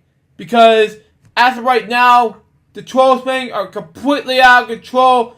This is ridiculous. Amen. Amen. Yeah, because I don't know what to say to you guys, but this trolls thing has got to stop. That's exactly why the YouTube chat has been removed, and it's probably gonna be that way the rest of the season, and all probably the rest of the series.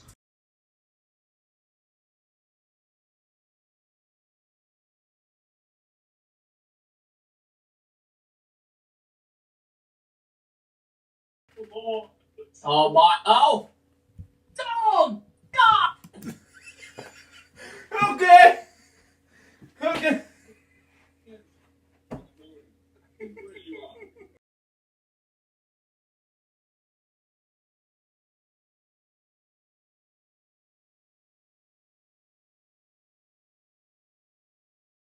And joining me in this episode is my co-host Billy Moon, ladies and gentlemen. Thank you very much, Luke. And yes, it is a very sad day to kick off our 357th episode, guys, because we've been. In case you saw what we did at the top of the program, we a moment of silence was observed to pay tribute to those who were infected by the bombings in the Ukraine. So we totally pay our respect to those who were infected by it, and hopefully whoever who was involved in that bombing, I hope they spend the rest of their days behind those damn bars.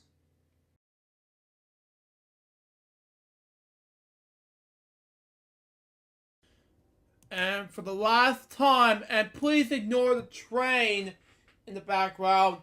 Thank you, DC Comics Man 2004. Hello, people. This is Jerry speaking.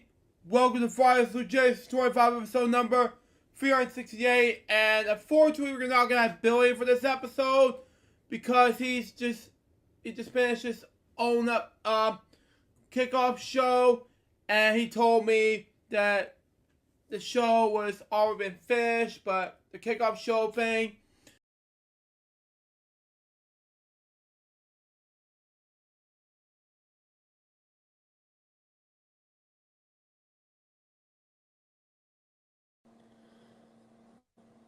Good afternoon, everyone, and welcome to the Friday Solution 6 Story 95 episode 365 kickoff show. And yes, we have not been on the air for the last 2 weeks because we had I've been busy with my schedule. Luke was in Orlando for episode 364, for episode 365, which had to be pushed back to today.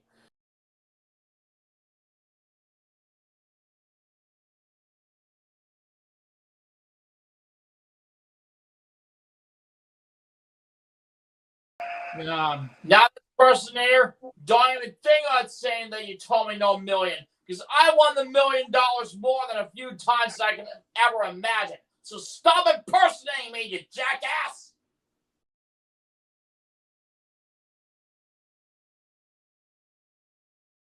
E. 1. Okay. Okay. C. C? Yeah. No.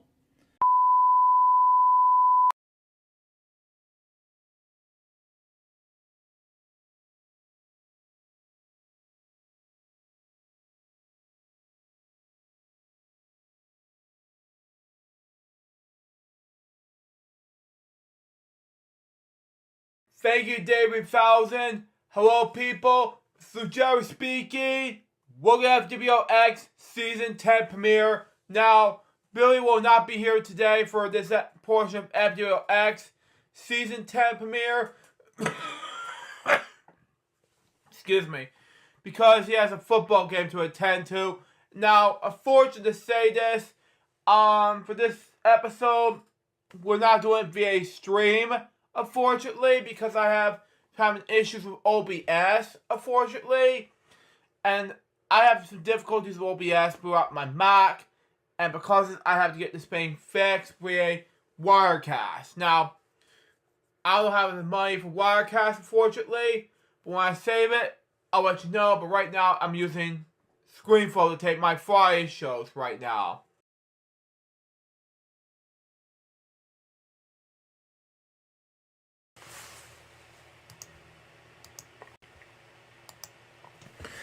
Thank you, David. Oh, I gotta turn this down volume a little bit. Okay, never mind. Okay. Thank you, David Thousand. Let's begin indeed. Hello, people. This is Jerry speaking. Welcome to FwX episode number 407. And I was texting my friend David who's gonna join us for an interview, but during that time frame, he's out of 8 hours ago, but he's gonna come on and say ASAP, but regardless, the show must go on. Anyway.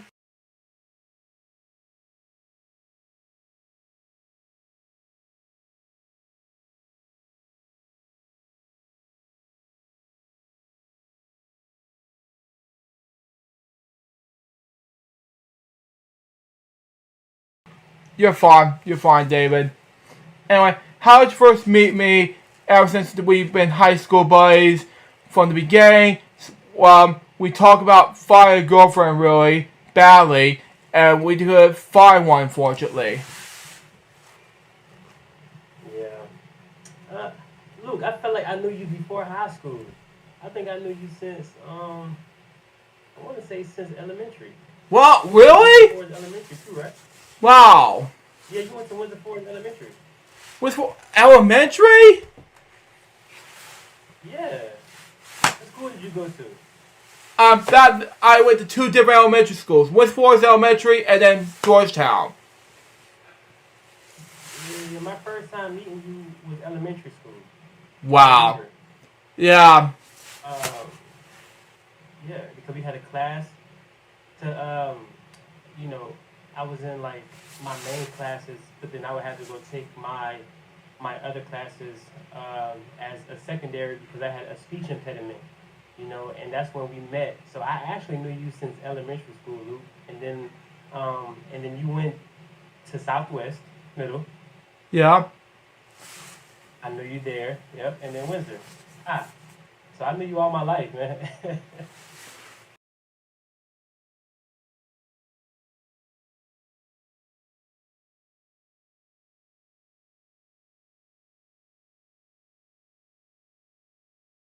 Well, that's not what I wanted on this episode, shooting people, that's not the deal. That's not the deal at all. I know, Bonnie. We feel the same way. I know. I don't think Lupa didn't want that to happen. I mean, what's next? I mean, shaving a bunny's hair or something like that, or shaving somebody. Well, Bonnie, I don't know. And besides, what is with you and bunnies? Well, I don't know. I'm allergic to bunnies. Well, I did not know that. Thanks for telling everybody about your story. Well, yeah, it's true, Matt Plumster. I am allergic to bunny.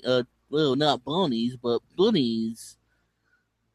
So you're not allergic to yourself, but you're allergic to bunnies. Okay, well, that does not make entire sense. But thank you for that wonderful story. Yeah, you're quite welcome. And it's a fact. Well, I'm sure it is a fact, Bonnie. Well, thank you. It's just don't go sneezing. Don't go sneezing on Luke Jeffers, otherwise you're gonna make him sick. Yeah, I know. Oh, Ain't gonna happen.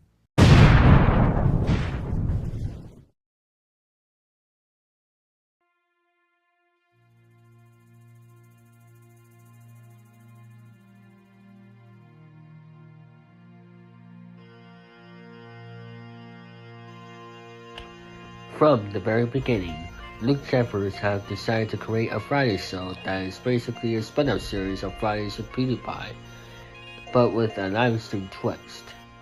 And since then, he focused heavily on tech topics, game segments, throwback segments, and more. However, there are some ups and downs towards this show for the past nearly 10 years now, and then a lot of rafters along the way.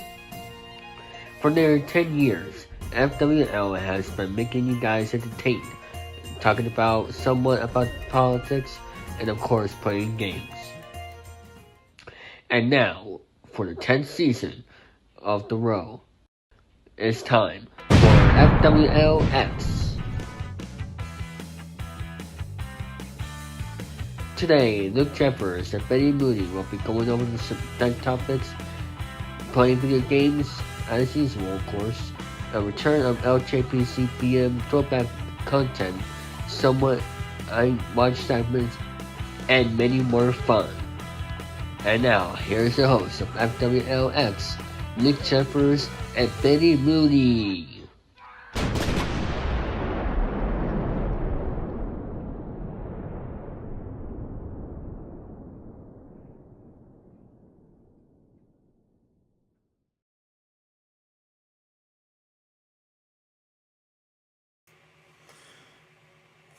Let me just change the name real quick before we actually begin. So I forgot to change the title before we get to the beginning part.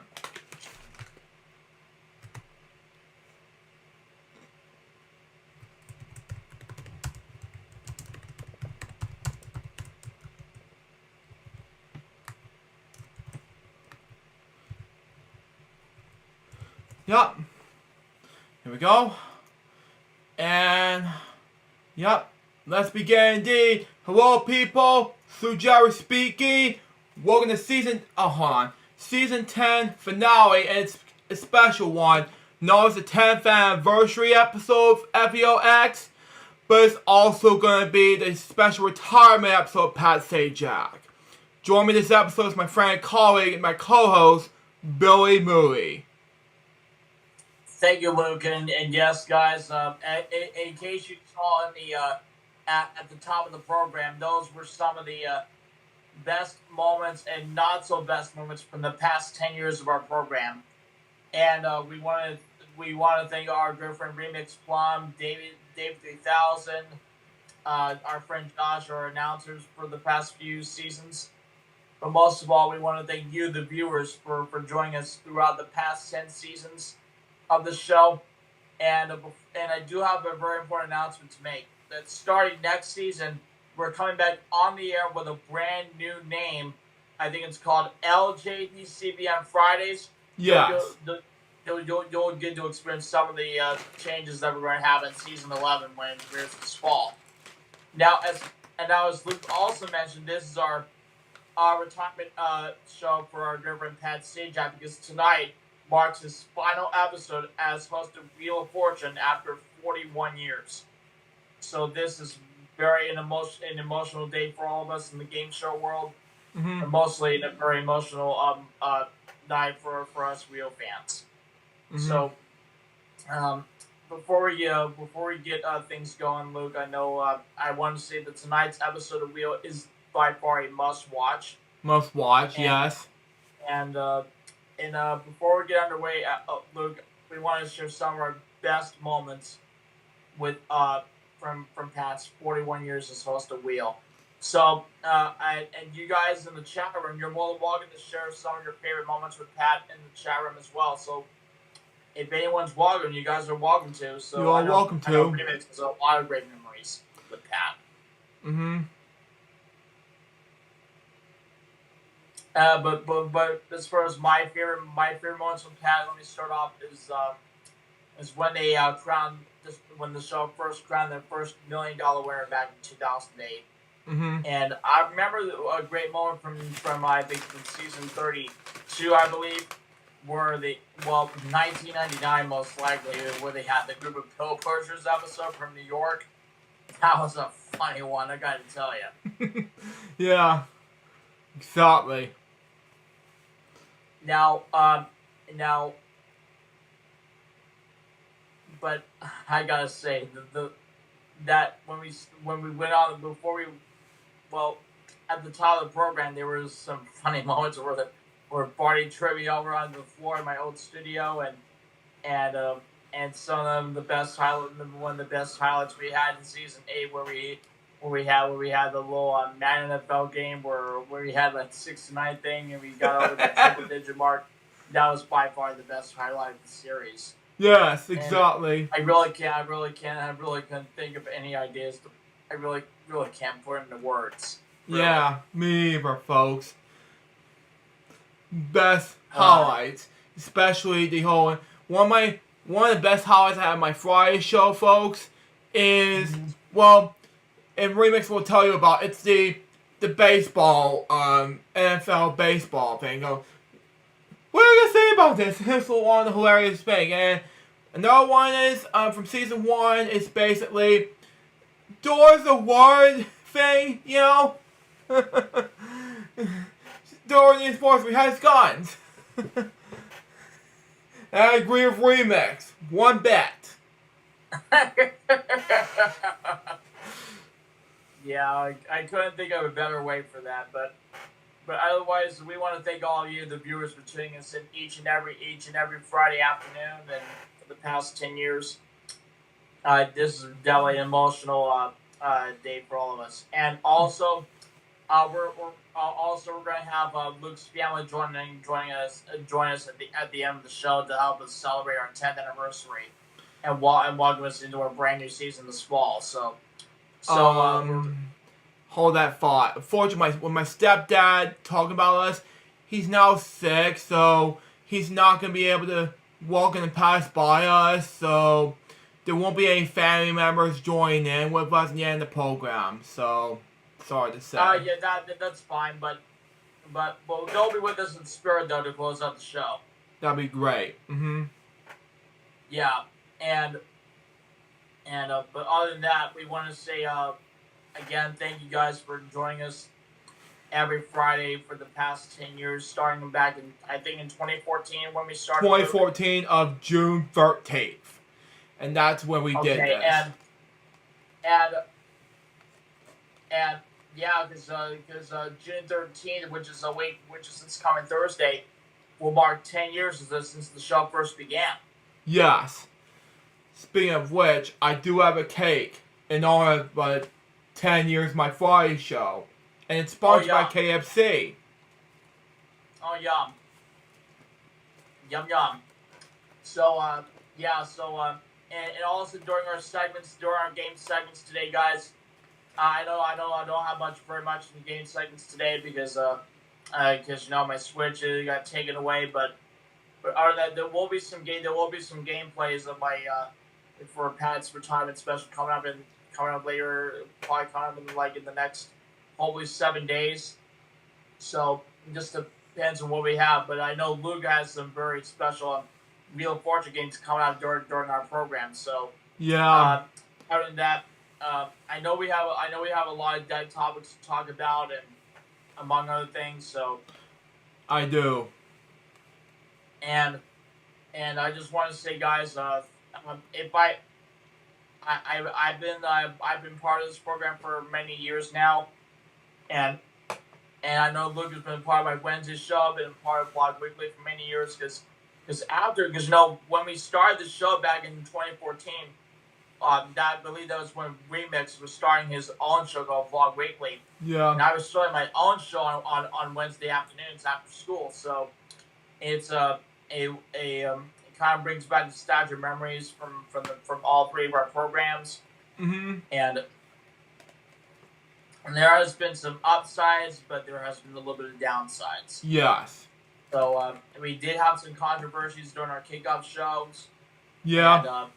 And we had some very funny moments, and yeah.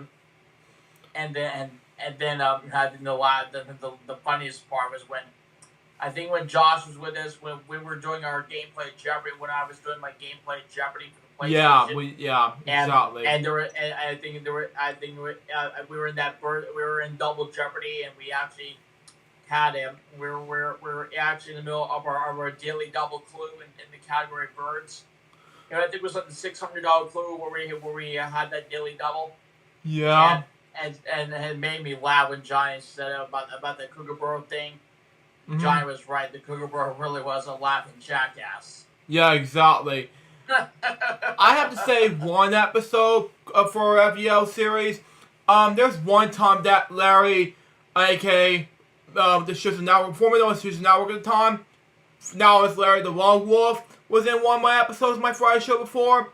He was in one appearance, and he came with the idea of these topics and he came with, I would like to play this 4-2 remix.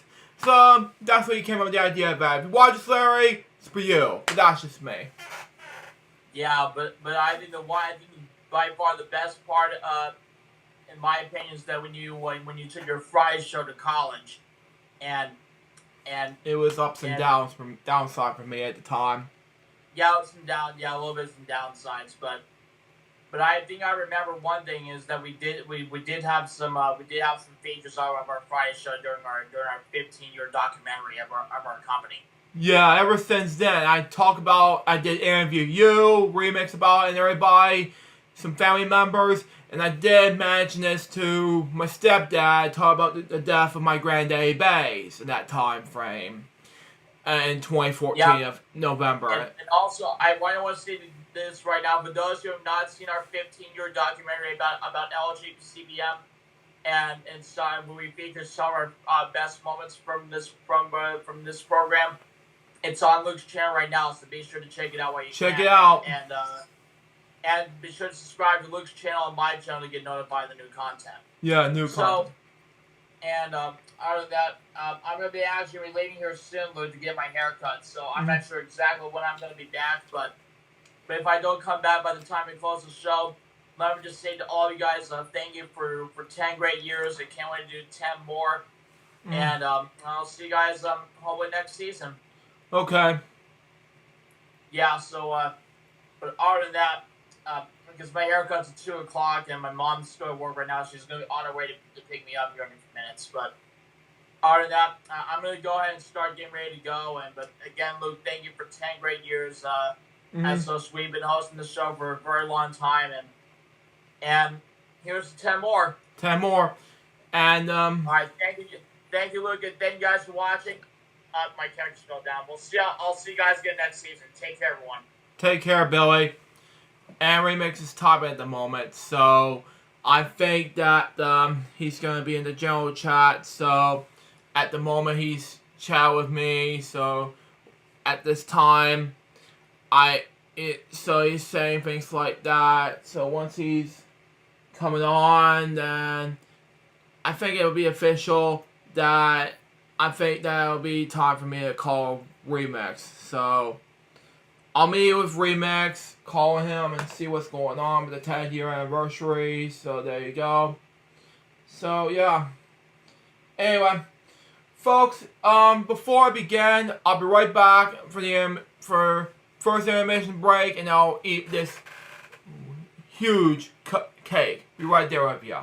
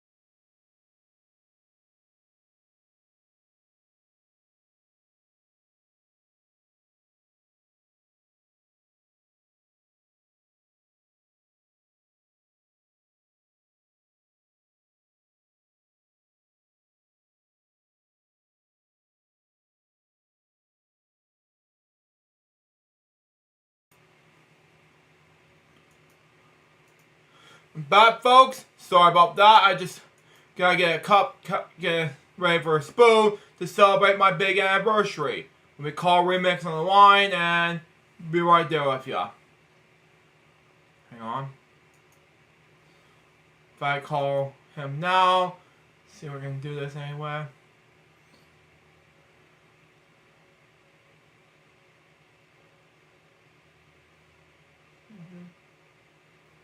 No ice cream, oh well. Wow. See what happens. It's gonna take me a while, folks.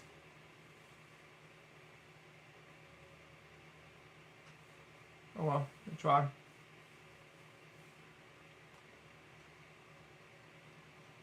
Anyway. Hold on, folks.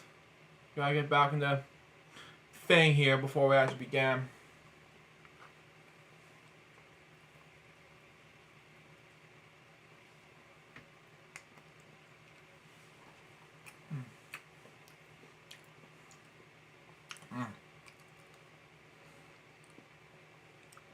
Wow.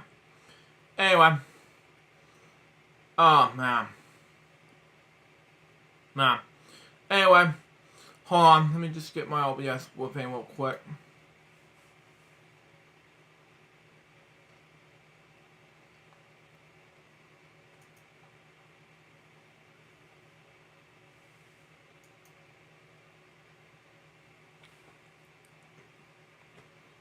And that'll be delicious. So, there you go.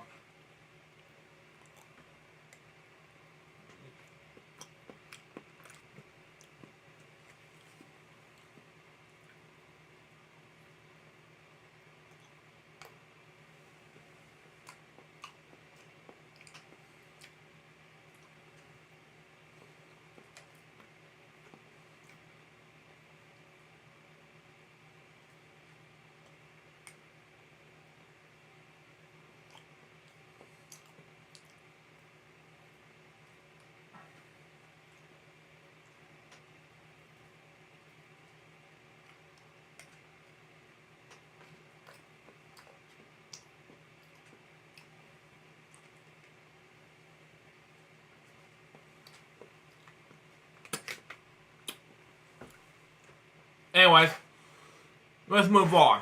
Okay, giving this cake a 10 out of 10 overall. But anyway, anyways, move on to this first step topic I'm gonna read. It's Edward Mann. Born Edward L. Mann. Anyway,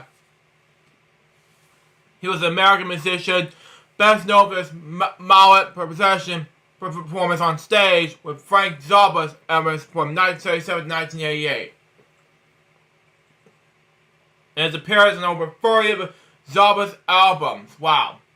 Both with studio recordings and with Zappa's band live. Mann also released a number of CDs and a band leader and composer.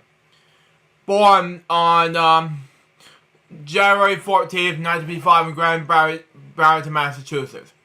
He described himself as a drummer and piano graduate since childhood. He formed a band with Toby Bars, Midnight City Free.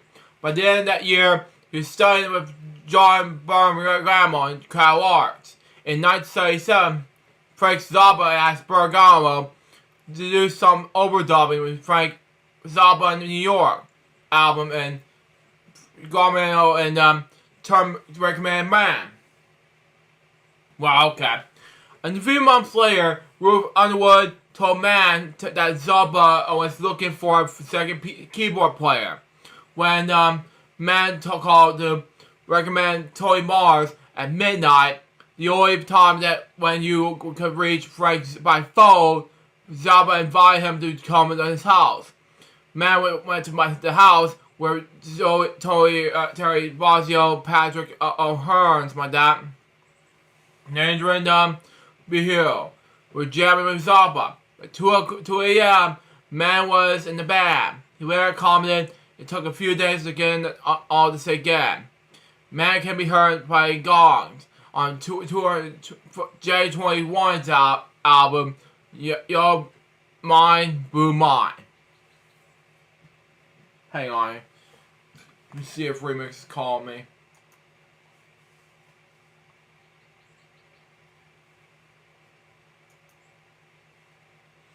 Oh, yeah.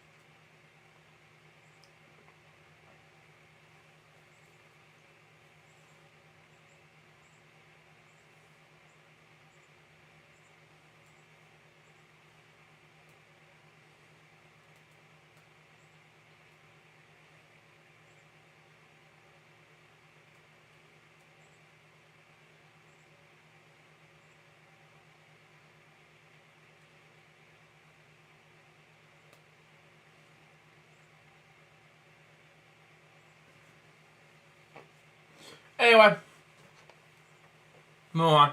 Next,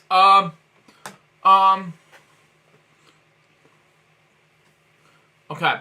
Until May 2014, Mann was a member of the band from Autobia. Can be featured many Zappa Autobies, such as Robert Morris, my dad. Hang on.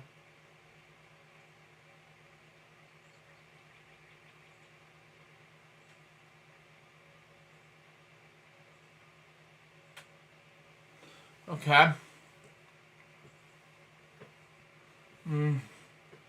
Which is, okay.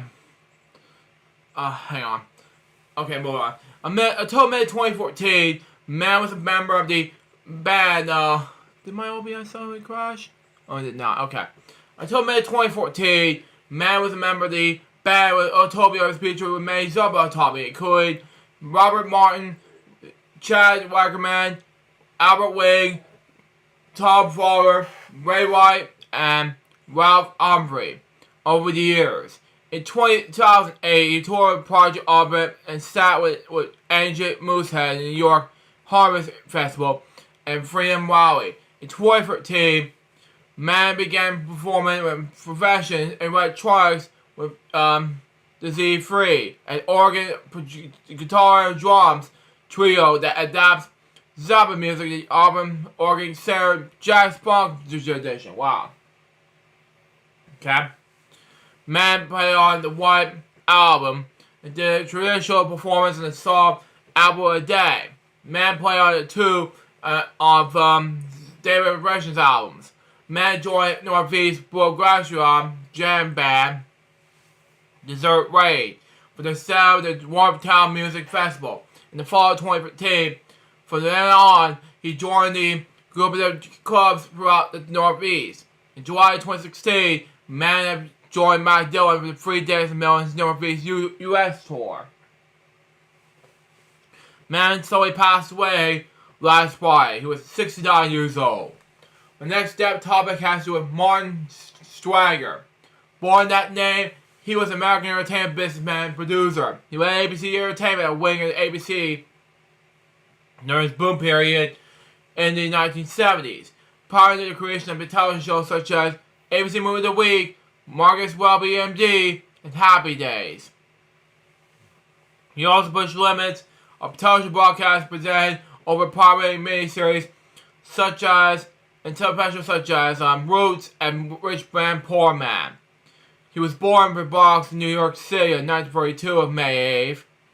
He made his way to films and is executive producer of Robert Altman's 1985 film Nashville, before coming tied in the film production department of New Grades ITC Entertainment, starring with Stanley Duggan's 1978 film Movie. Wow, okay. I don't know if that was a thing. Working with grade Straighters, became the president of Associated Film Distributing, something like that.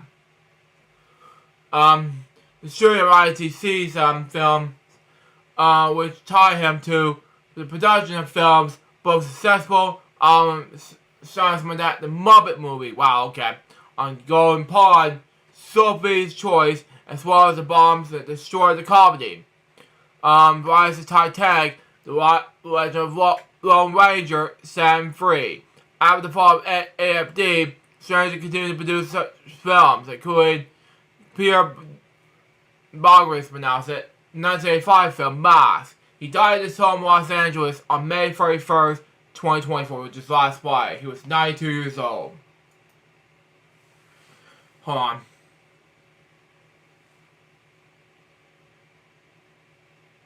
I did not receive a message from Remix. Hang on. Okay. The next step topic has to do with Roman Vorexto. Born that name, he was an American artist, an educator, who created called Jerry, a manager known as Algorithmic Art. Okay? Renaissance developed his own software to generate original art based on informed ideas. He had developed the art in the 1960s. His software controls the drawing arm of the machine known as a paint polish, like that. Was designed primarily for the engineering and artillery drawing.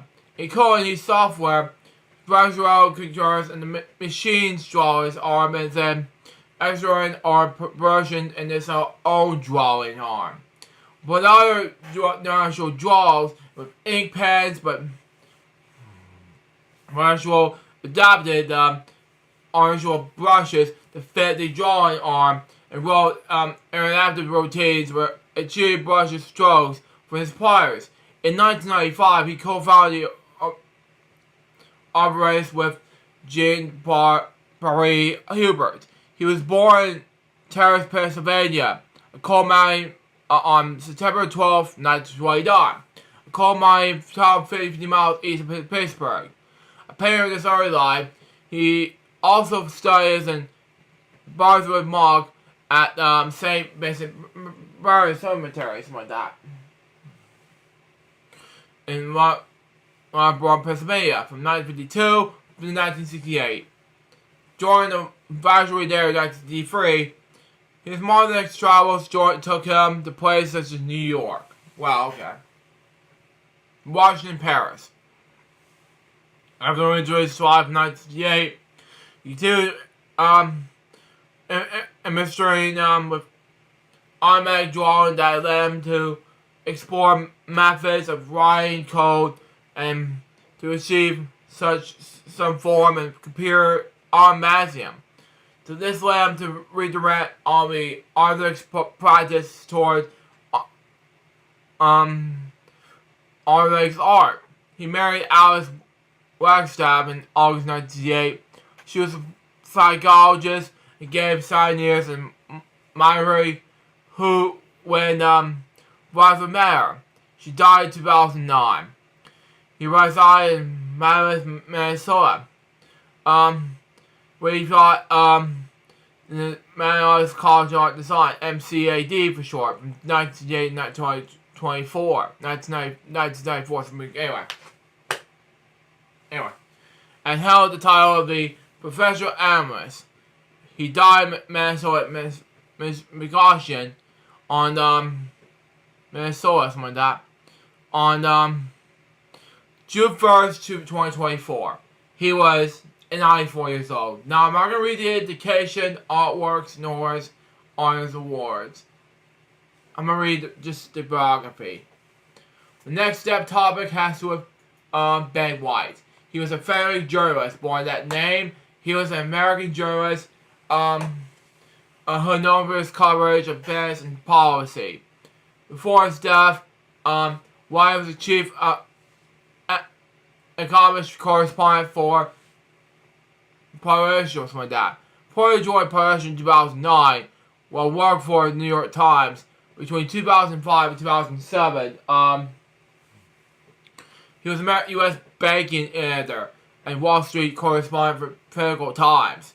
White has previously been Wall Street correspondent for Washington Post, while Politico's Monday column on the interface between public policy and policies, sanitized by that. Business Insider described White's coverage of First Cliff as second to none. In 2009, while working at the New York Times, White shared a Society of Business Editors and Writers, SABEW for short, award for breaking news for coverage of the Federal Reserve in 2007-2008 crisis, like that. Anyway, White was a 1994 graduate of Cary College. He died of a brief illness on June 1st, 2024. My next step topic has to do with Janice Page, born and died of May Trinian. She was best known as American actress and singer, with a career span over nearly 60 years. She was one of the last surviving stars for the golden age of Hollywood. She was born September 16th, 1922, in Tommytown, Washington. Page began singing in a number of local amateur shows at the age of 5. After high school, she moved to Los Angeles, where she became a singer in the Hollywood canteen during World War II, as well as posing in the pin-up model. This led to the country Wonder Brothers. Although she later left the studio to produce live theater work, appearing in a number of Broadway shows. She continued to outreach between film and theater work for much of her career, something like that. Began in the mid-1950s. Let me see if Remix is up there. Let me see. Okay, not there. Never mind. Anyway, hold on. She also made numerous television appearances as well as starring in her own sitcom, It's Always Jan. She was born in Donna Page, May Charles in Terrace, Washington, where eldest child Elsa Nee Simmons and George G. Toledan on September 16, 1922. Following the Georgian, German, English, and Cornish descent. Something like that. Anyway, she had a younger sister named Betty Joy, born June 21st, 1925 in Toronto, Washington.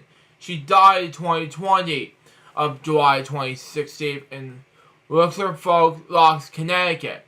Who would normally her married name Bessie Jane Finney. Okay? To make more sense anyway. Page began singing in public at the age of 5. She also, in local opera shows, she moved with her brother and sister to Los Angeles after graduating from high school. She was hired as a singer in the Iowa canteen during World War II, courtesy of MGM. She also helped entertain the troops in February 1994 in Crab Roberts, California. Started with Rhea, along with Ann Ayers. During the war, United States Army Air Forces pilots flying the P61 Black Widow. Close their Black Widow goal. Appreciate she posed a pin-up model dressed in an appropriate costume. Our film roles began with this, okay?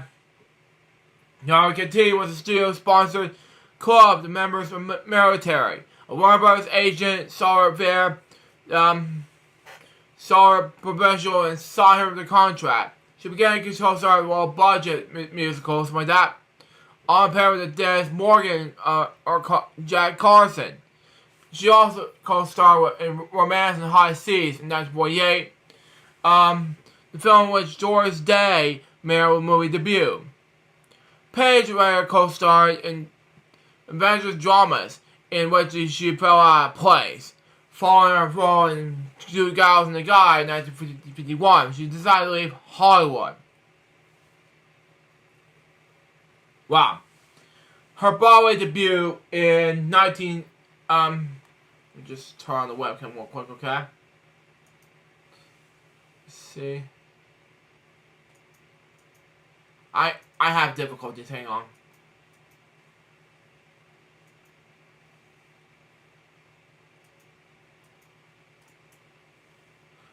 Yeah, I don't know what to do. Maybe it's best not to do that anymore. Anyway, move on. Anyways, Paige appeared at Broadway. She was a huge hit in 1951 comedy mystery play, Rambling in the BBC. She also toured successfully the combat singer. In April 1947, she was crowned Miss Downside. That's my dad. And presented at the groundbreaking ceremony in the McDonald Dam. That's my dad. Anyway.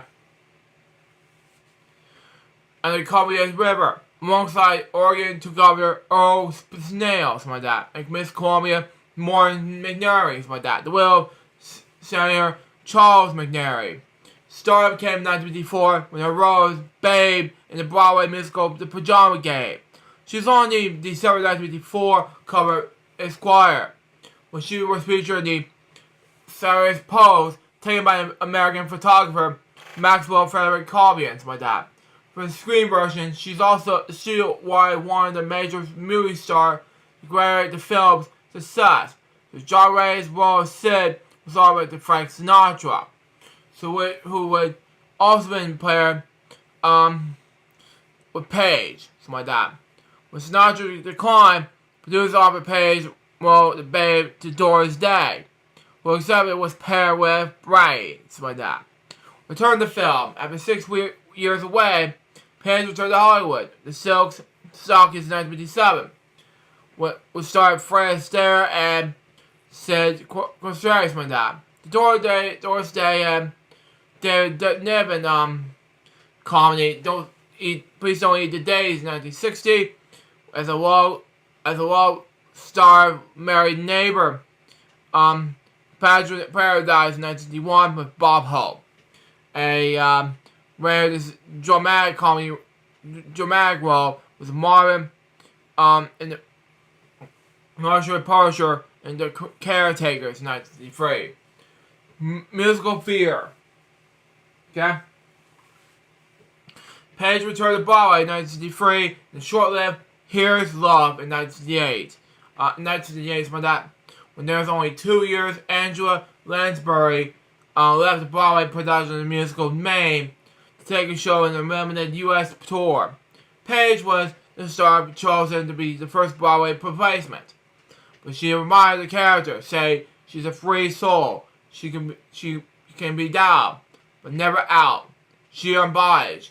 She says she would fake the kind of marvelous honesty, which is the only way to say anything. Paige appeared in touring productions of musicals such as A Get You God, Applause, Sweet Charity, Ballroom, Got to Be a Musical Bible, and Guys and Dolls. Something like that. In 1984, she was back on Broadway with Kevin McCarthy, something like that. Non-musical play, Home Alone Together, something like that. Tryout tour gave Paige her first experience in the Eastern summer stock circuit, something like that. What she said, audience laughing so hard you can had to wait. And she enjoyed the role so much. She played in again in 1988 in the Coconut Grove Playhouse. And this time with Robert Reed. Television hosts and Bros. Okay? The 1958-1956 television season, Paige started her own sitcom, It's Always Jan, as Jan Stewart, the widow mother.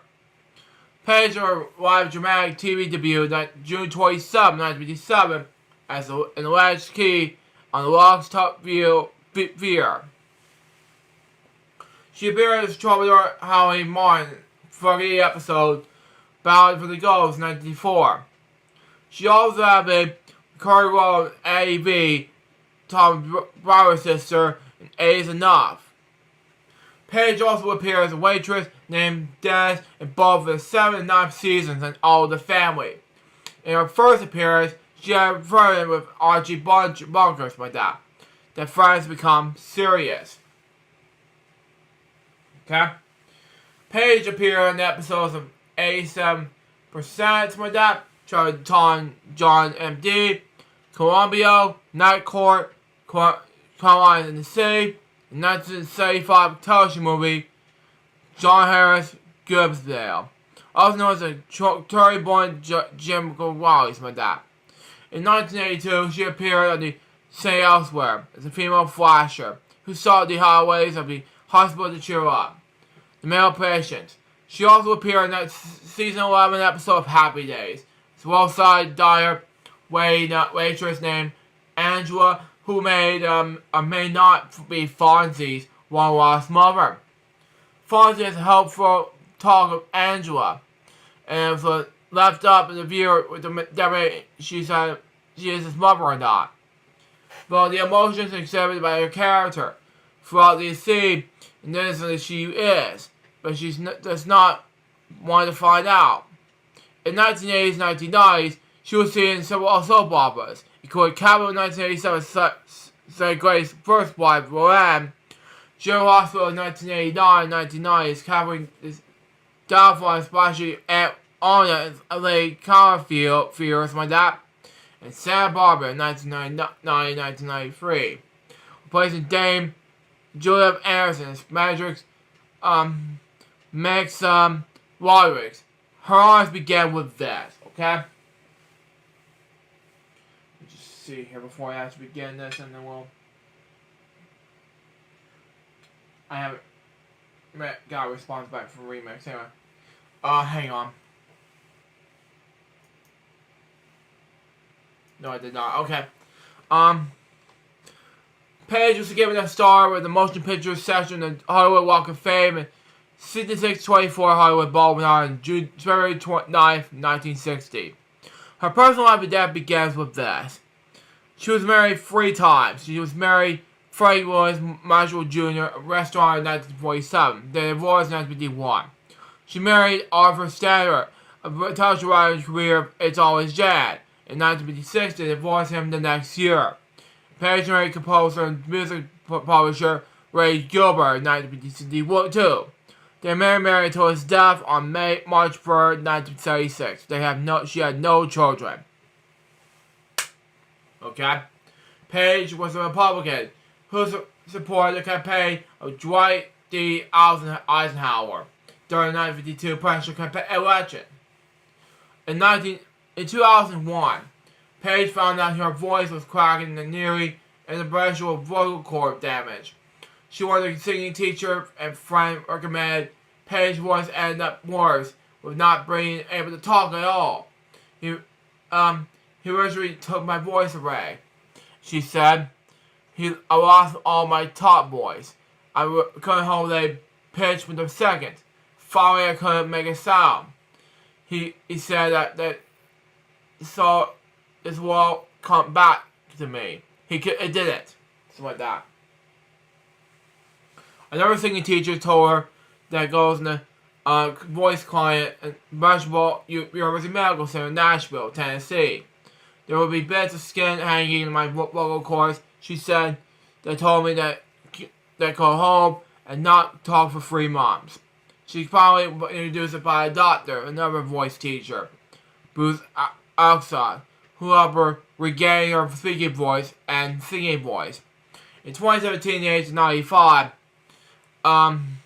Page was a guest column in the Hollywood Report, where she stated that Alfred Bloomingdale was attempted to rape her when she was 22 years old. Wow, it was scary.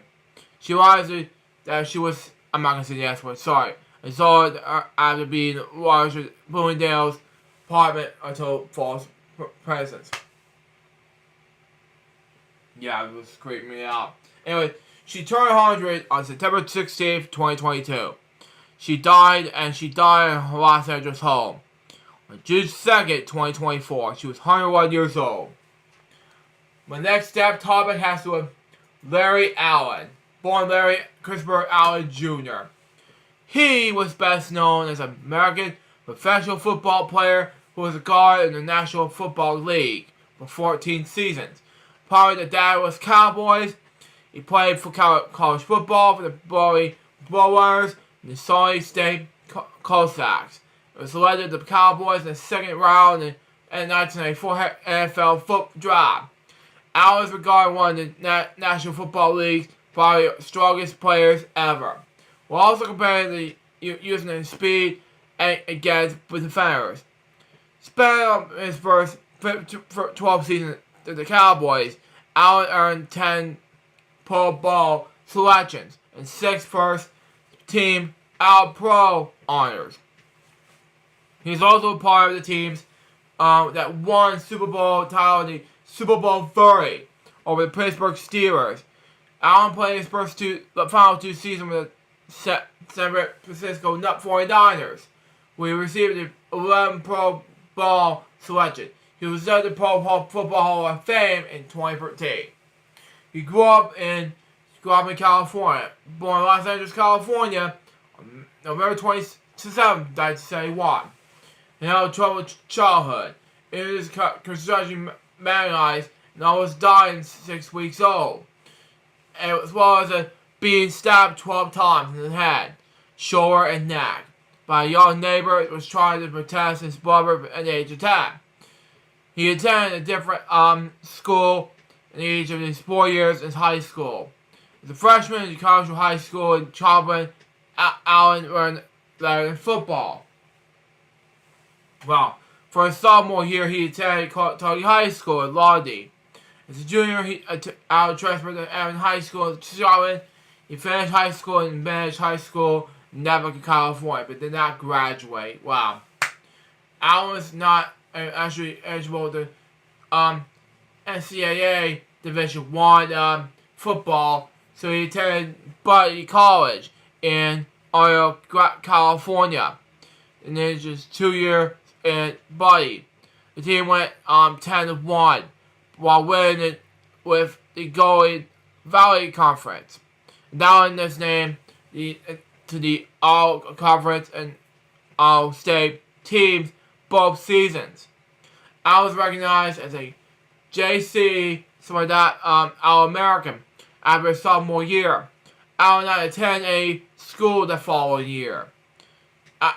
After a year away from school, he rose to Summer University, a Division II school north of San Francisco, in 2 years with the Cossacks.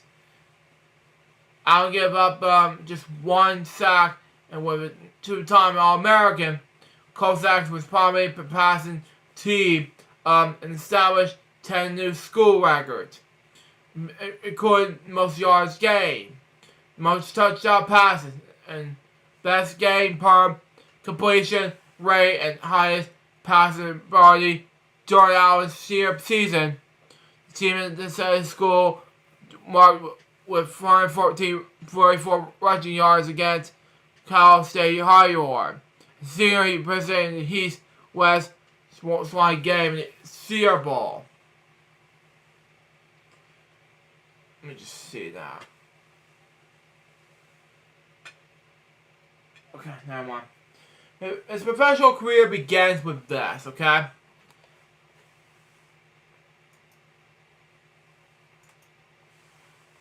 Okay. Move on. 1994, NFL draft. Allen shot dropped in the 1994 NFL draft because of his small school background and the cuff injury. Allen's attempt offensive lineman selected in the draft and the first player ever chosen in Oklahoma State. He was selected in the second round, 46 overall, which is marked the highest offensive lineman selected by the Cowboys since Alfred Richards 1981. Wow, okay. Dallas Cowboys 1990s until 2010. 2000. Anyway. In 1994 anyway. Allen's started 10 regular season games retained between guard and tackle. During the season, he tied Berwin Wallace in 1975 and Kevin Gall in 1987, okay? The most starts in the offensive line, the rookie in the club, history at the time. Fossil Adams broke the record in 1998. Allen helped Dallas establish its then the team record by allowing just 20 sacks, totaling to 93 yards. Fields in the NFL. While earning all rookie honors like that. Anyway, moving on.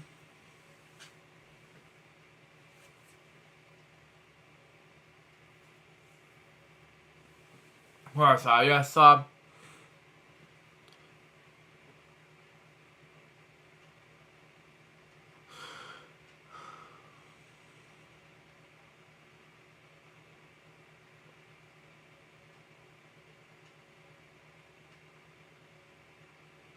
okay, move on.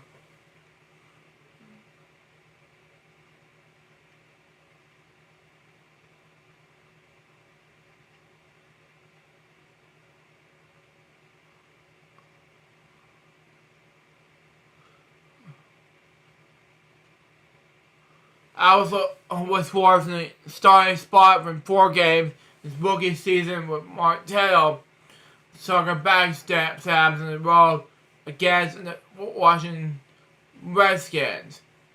He received a game ball for helping keep this Redskins second with the game. He scored his first NFL start at left tackle, something like that, replacing the injured title against the Arizona Chargers, like that. Okay, I misspoke the words. Alright, anyway. You know what? Move on. In 1994, Allen started 10 regular season games retained between guitar and tackle. During the season, he tied Bird Laws in 1975 and Kevin Gall in 1987. The most started the defensive line of the Royal Club history at the time. Excuse me. Fossil Adams broke the record in 1998. Allen helped Dallas establish a team record by allowing just 20 sacks totaling 93 yards, fewer than NFL, while earning all rookie honors like that. Okay, that's what I meant. Anyway, Allen was forced in the starting spots just four games, and just into the rookie season with Mark Thomas like that, suffering back in spams on the road against the Washington Redskins. He received the game ball for helping keep the Redskins second for the game. Okay, he recorded his first NFL start at left tackle, replacing the injured toe against the Arizona Cardinals. They might mark the first time in this rookie offense lineman started at Dallas since November 21st, 1981, the same day Freddie Mercury passed away. But anyway,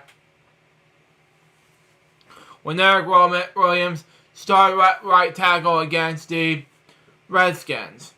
Okay? Al returned the backup role for the next 2 weeks.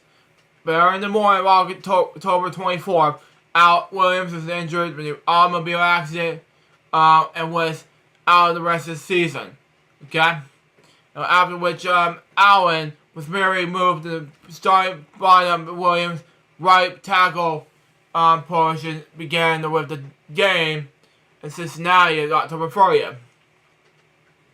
Received the game ball along with Tommy, helping him hold New Orleans Saints without a sack on Monday night and then New Orleans on December 19th. In that Monday night contest, for 325-pound, Allen, anyway.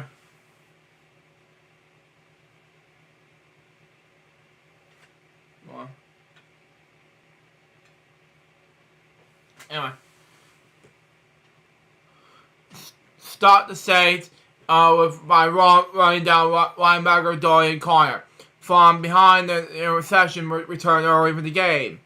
Now it was began with the standing start of the moment of the interception. The game's announcers Al Michaels, Frank Guilford from that, and Dan Johnson from that. I pronounced his last. It starts with the D. Sorry. Talk more about Allen's amazing features than the annual interception. So like that. In the first playoffs, Allen received the game ball against the Green Bay Packers, like that, on January 8th, like that. The Dallas offense record of 450 total yards, and Troy Aikman completed 23 to 30 passes and 337 yards. Allen spread his breath ankle during the game, but he returned to play. In the NFC Championship game in San Francisco, he struggled playing for 3 quarters on his injured ankle before leaving the game. Wow. In 1995, Allen just averaged just 1 year experience of starting guard, earned his first of 7 compression trips to the Pro Bowl. He was one of the club record for 4,000 finished lineman named the Pro Bowl, with Ray Donaldson, Nate Newton, and Mark Toyle being the others. Something like that. They finished 5th place in the league. Something like that. Anyway.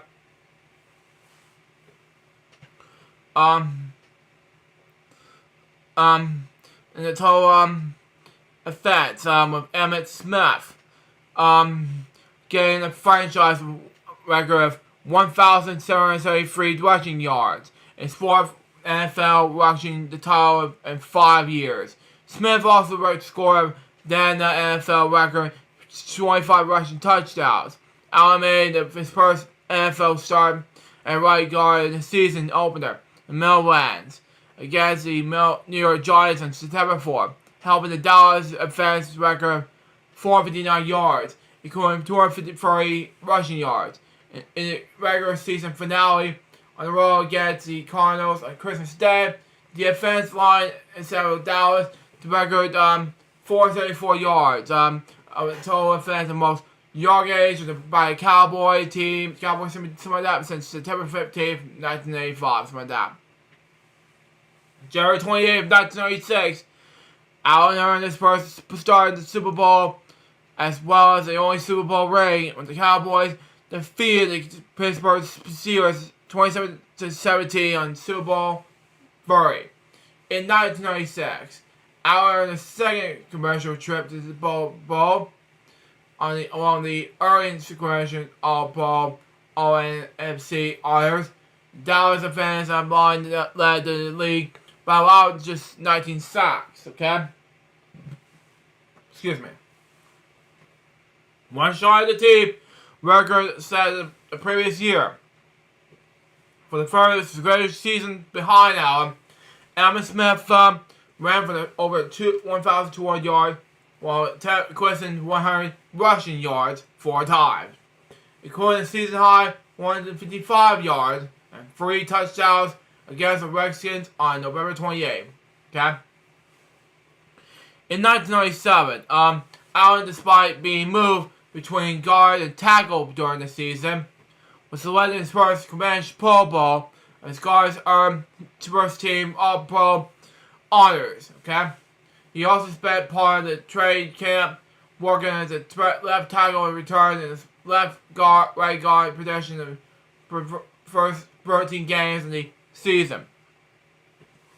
Allen started his first season as right guard in Pittsburgh and helped Dallas gain 380 total yards. He scored 295 passing yards, while not allowing a sack. He led the September 15th win over the Pittsburgh Eagles. Anyways, after suffering a strained left hamstring, in the second quarter that did not return. Allen returned the starting lineup for the bye week against the Chicago Bears on September 28th of that year. But he was forced to leave the second quarter with a 7-minute strafe of his left leg, tobogganing fatally. He was back in the starting lineup the following week in the Giants, where he was forced to move to left tackle after the loss of the title during the game in Washington on October 13th. Allen remained the left tackle in the third down passing situations against the Eagles and Redskins on October 26th and November 16th.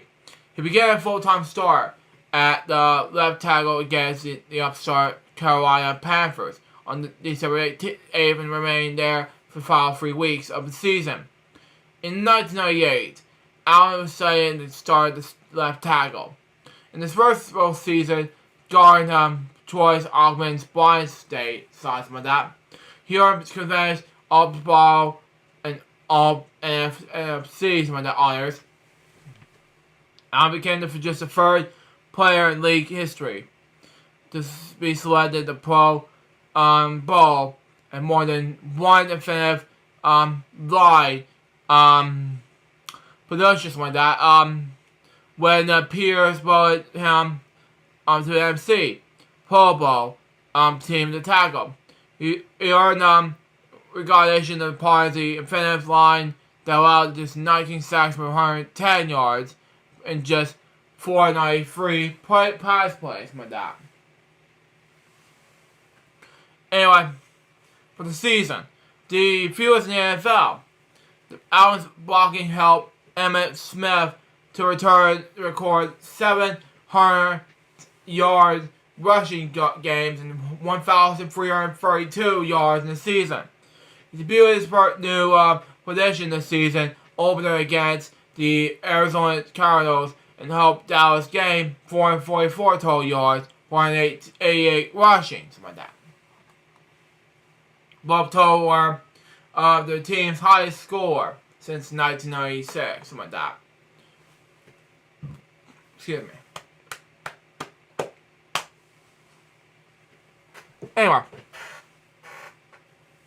he helped lead the way as two Washington running backs topped the 100-yard mark for the first time in franchise history of Washington October 4th of 98. Anyway, but Smith finished with the 120 yards and the one touchdown with Chris Warren. Recorded 104 yards and 2 touchdowns. In November 1998, he faced 4 of the NFC's top defense ends: Hugh Douglas, Chad Baskus, like that, Simon Rice, and John Reynolds, like that. Allen's no sex allowed streak started at Pennsylvania on November 2nd, like that, when he limited Douglas to one tackle with no sacks. The following week against the Giants in Bristol, his blocking helped Emmitt Smith rushing the 163 yards on 29 carries, like that. A 5.6 average. The Dallas defense allowed no sacks. The Giants defense in the NFL in sacks in 1998. In Arizona, Allen limited Rice to one tackle that was part of the defense line that allowed no sacks to Carol's defense as well. He led the way to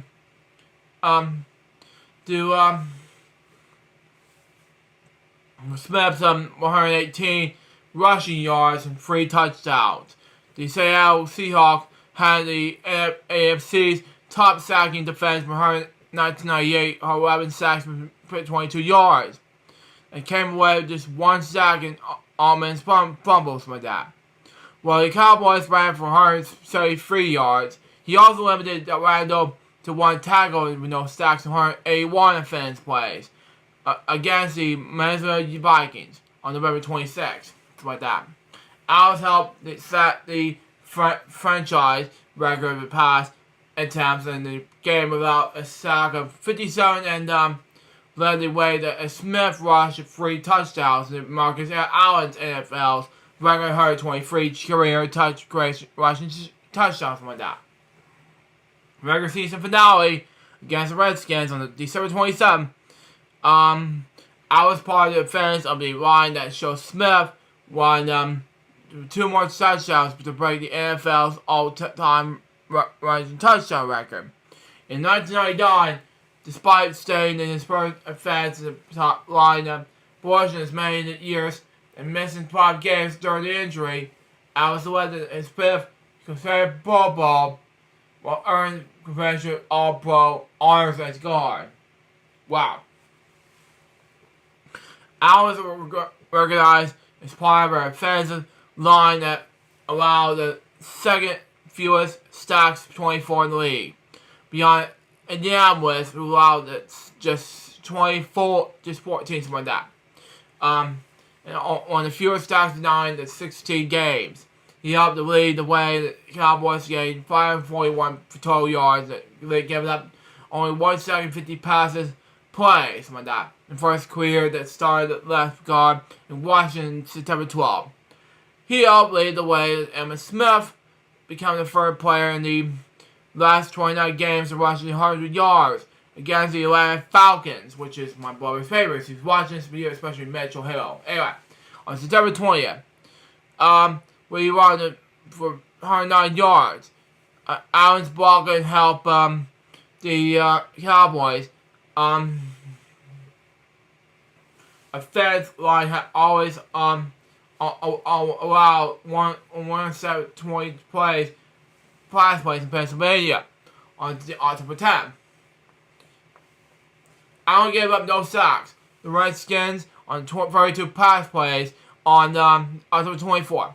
Sparking helped Smith to rush 140 yards and 2 touchdowns. The first half of the Dallas defense record 205 rushing yards in Minnesota November 8th.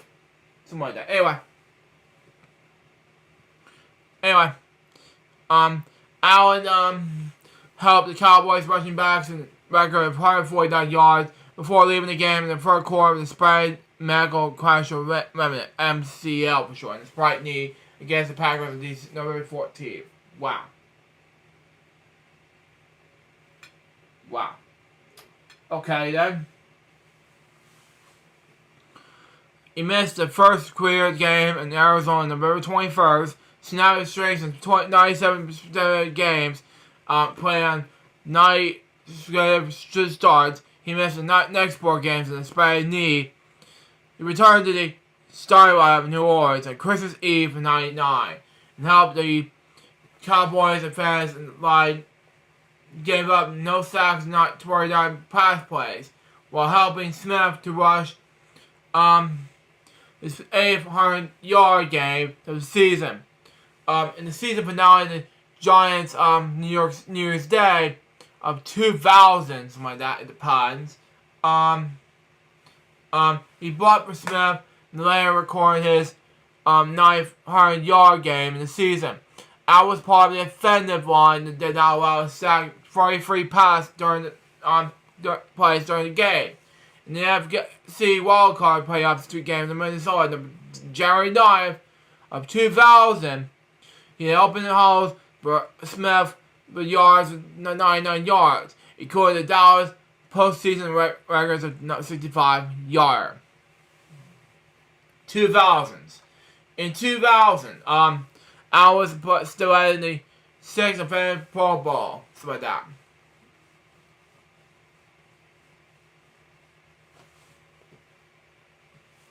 Anyway.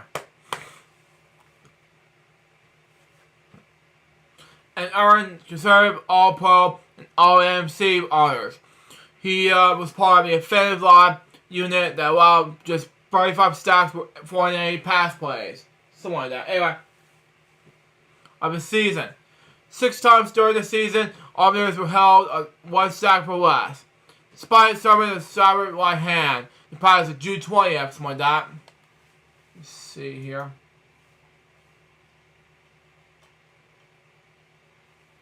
Anyway, move on. Despite suffering a pressure by hand in practice June 20th of 2000, Al returned to play at the head of the preseason and started the 16th game, 60 games from that.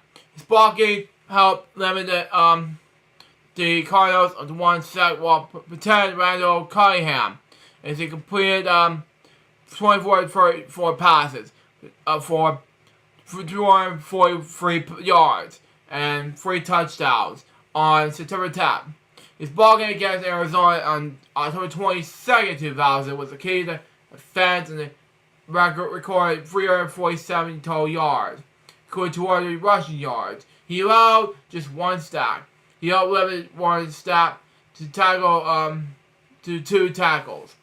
The game in Tampa Bay, California, something like that. Anyway, on December 3rd, when the entire Tampa Bay started defense line was limited to 6 tackles, something like that. Anyway, he's also part of the defense line to help Smith rush at 450 yards, and a touchdown against the Redskins in the NFL Sports Rank defense on December 10th.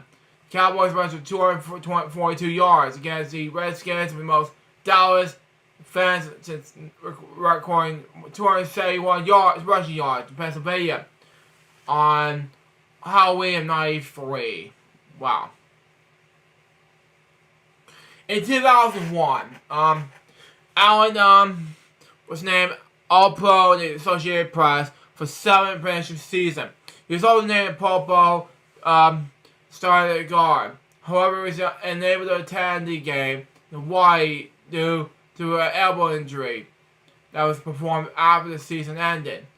To market his 7th attended Pro season selection, something like that. Anyway, I believe played a key role in Dallas, 3rd ranked in the league in rushing on 436.5 yards per game. Wow, okay. The season rushing yard total of 2,184 yards was the 2nd best total, something like that. By a Cowboys team in the last 20 years. 1995 was 2,201. He outlimited the All-Pro DT stat with 1 tackle and no sacks in the season opener against the Buccaneers. And helping the Cowboys offense rushing 99 yards and 23 carries, a 4.3 average. He led the way for Emmitt Smith to his first 1-yard rushing game of the season. 107 yards and offensive 211 total rushing yards in the Cowboys Monday night win over the Redskins on October 15th. He played a part in helping Troy Hambrick gain 127 rushing yards, as well as Michael Wally gained 85 in rock. The Cowboys gained 207 rushing yards, 6.3 average. At Atlanta on November 11th, he played with McKee at Dallas 20-14, win over the Redskins on December 2nd. As the Cowboys recorded their 3rd 200-plus yard rushing game of the season, as the teams rushed the ball 44 times for 215 yards, a 4.9 average, according to 202 yards by Smith. It was believed that 2002 was the first time the NFL franchise has 5 African-American stars in the front defensive line.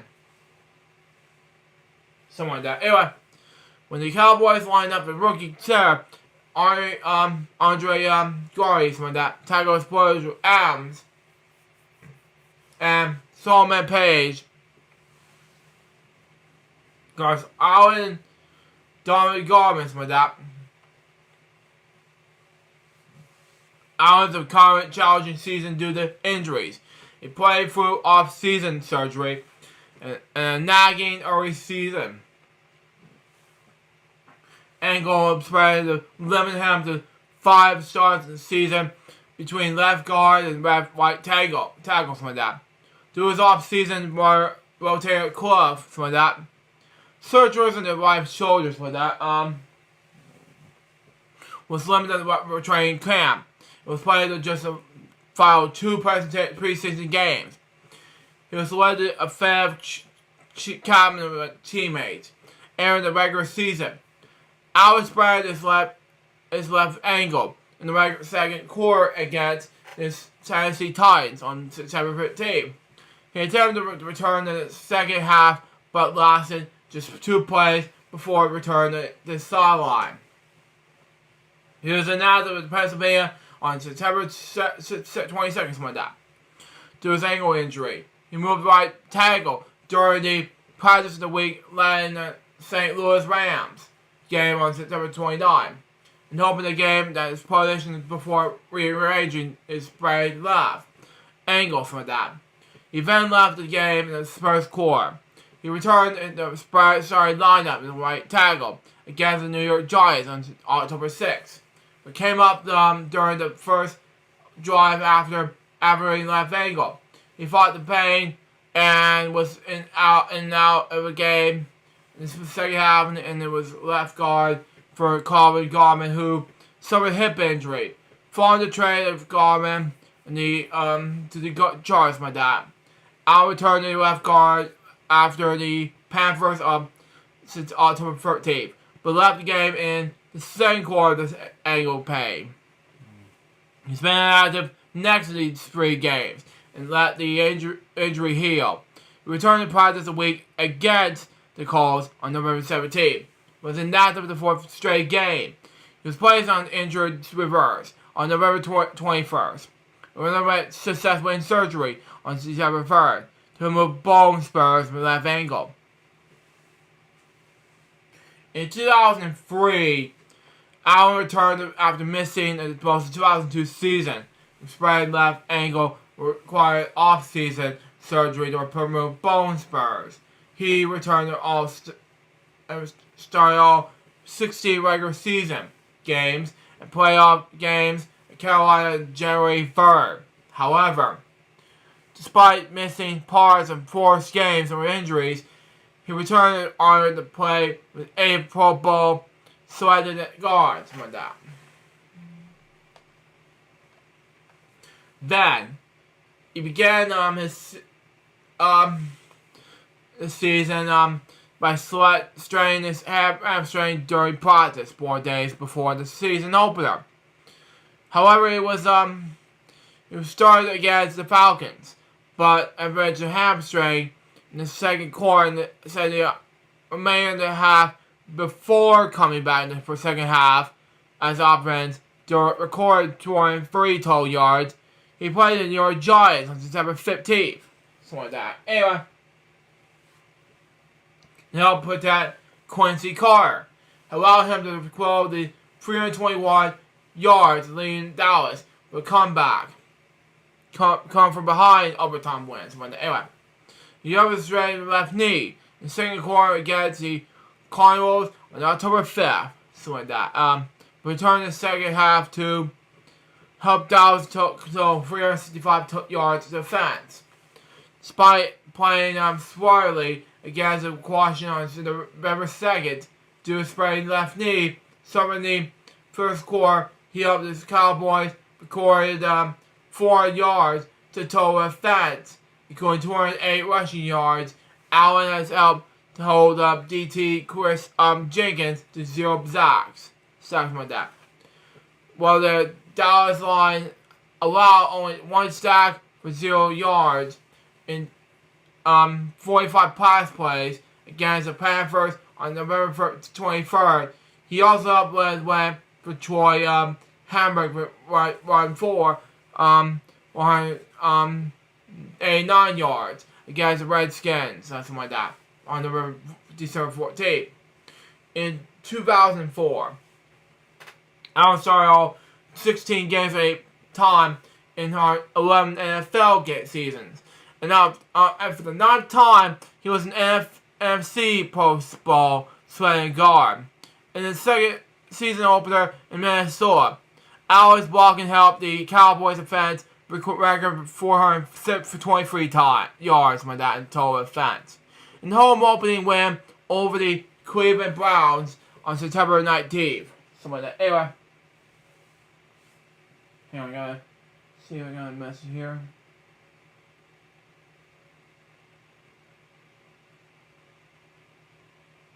No, they're not. Okay. That's fine.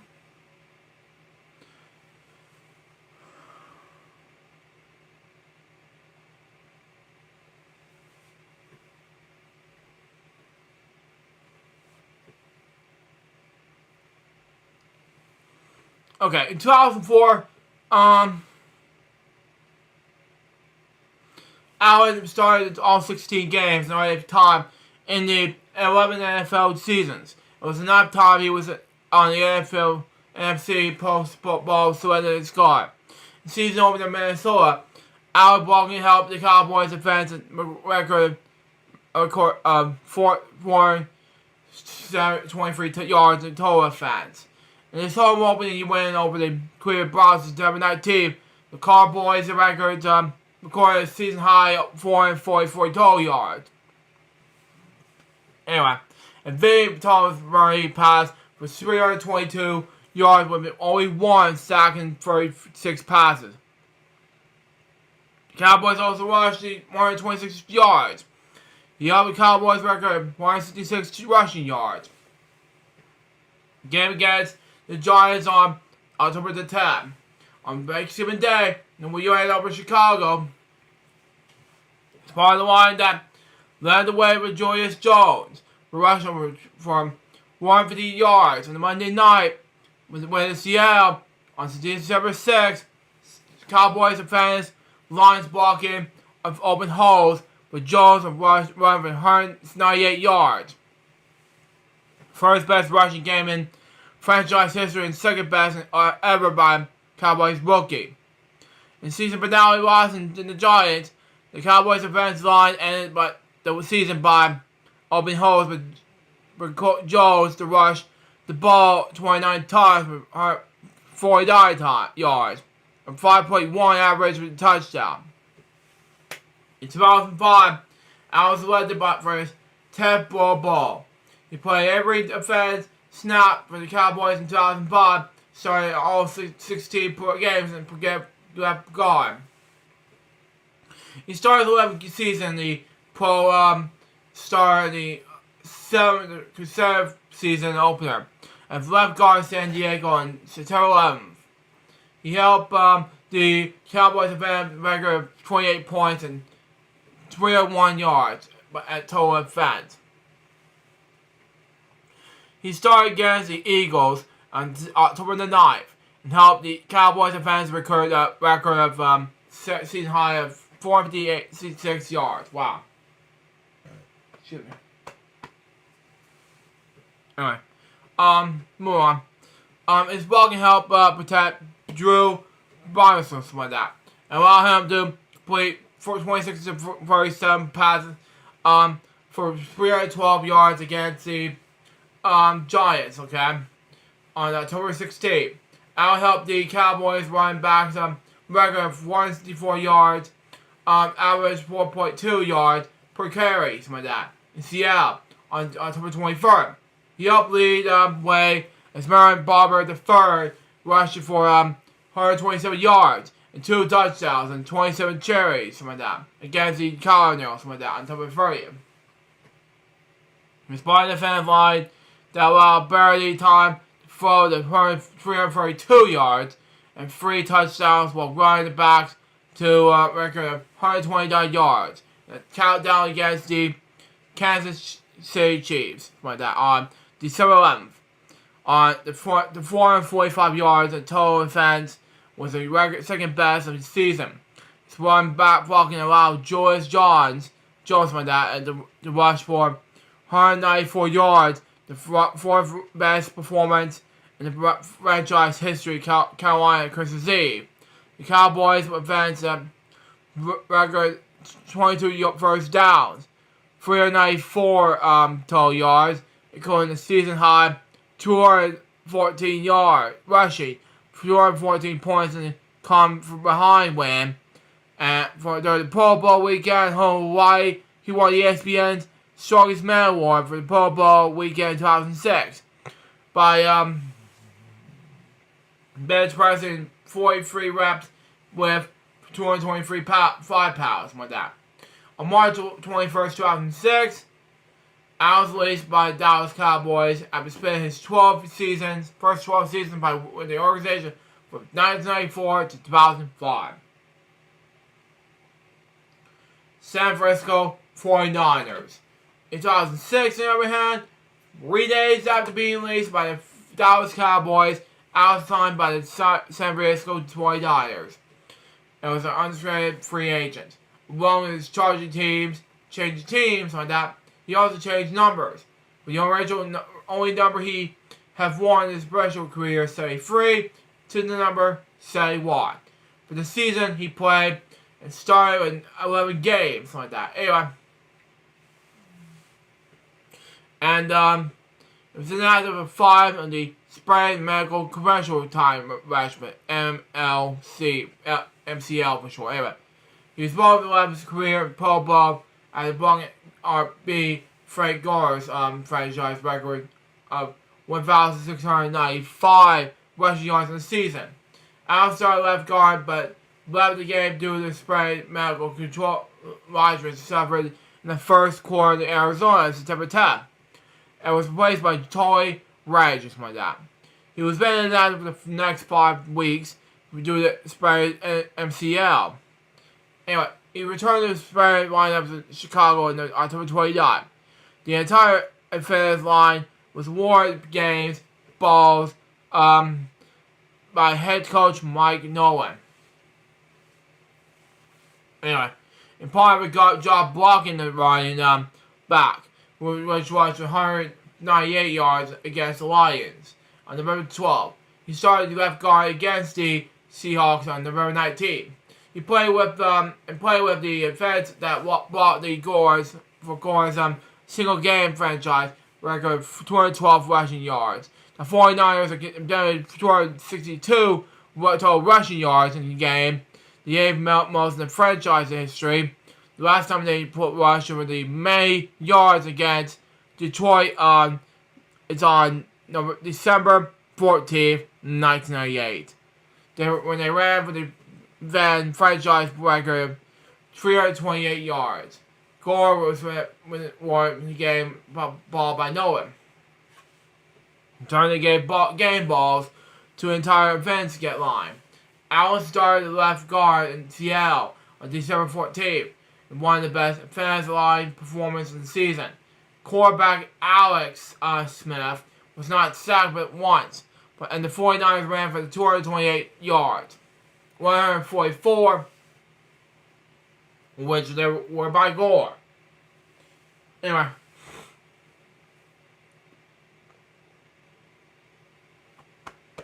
Move on.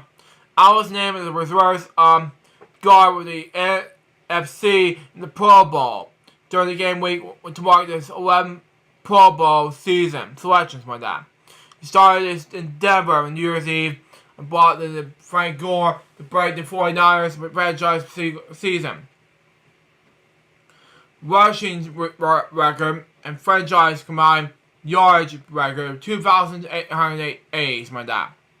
During the Pro Bowl weekend, he successfully defeated his ESPN Strongest Man Award title in the 2007 Pro Bowl. In 2007, Allen started all the 16 games in the left guard. He also was the average out in the Pro Bowl. Then his retirement. On August 29, 2009, Dallas Cowboys signed that Allen one-day contract that he would retire as a Cowboy. The following day, the Cowboys placed him at the retired list. Then his career summary.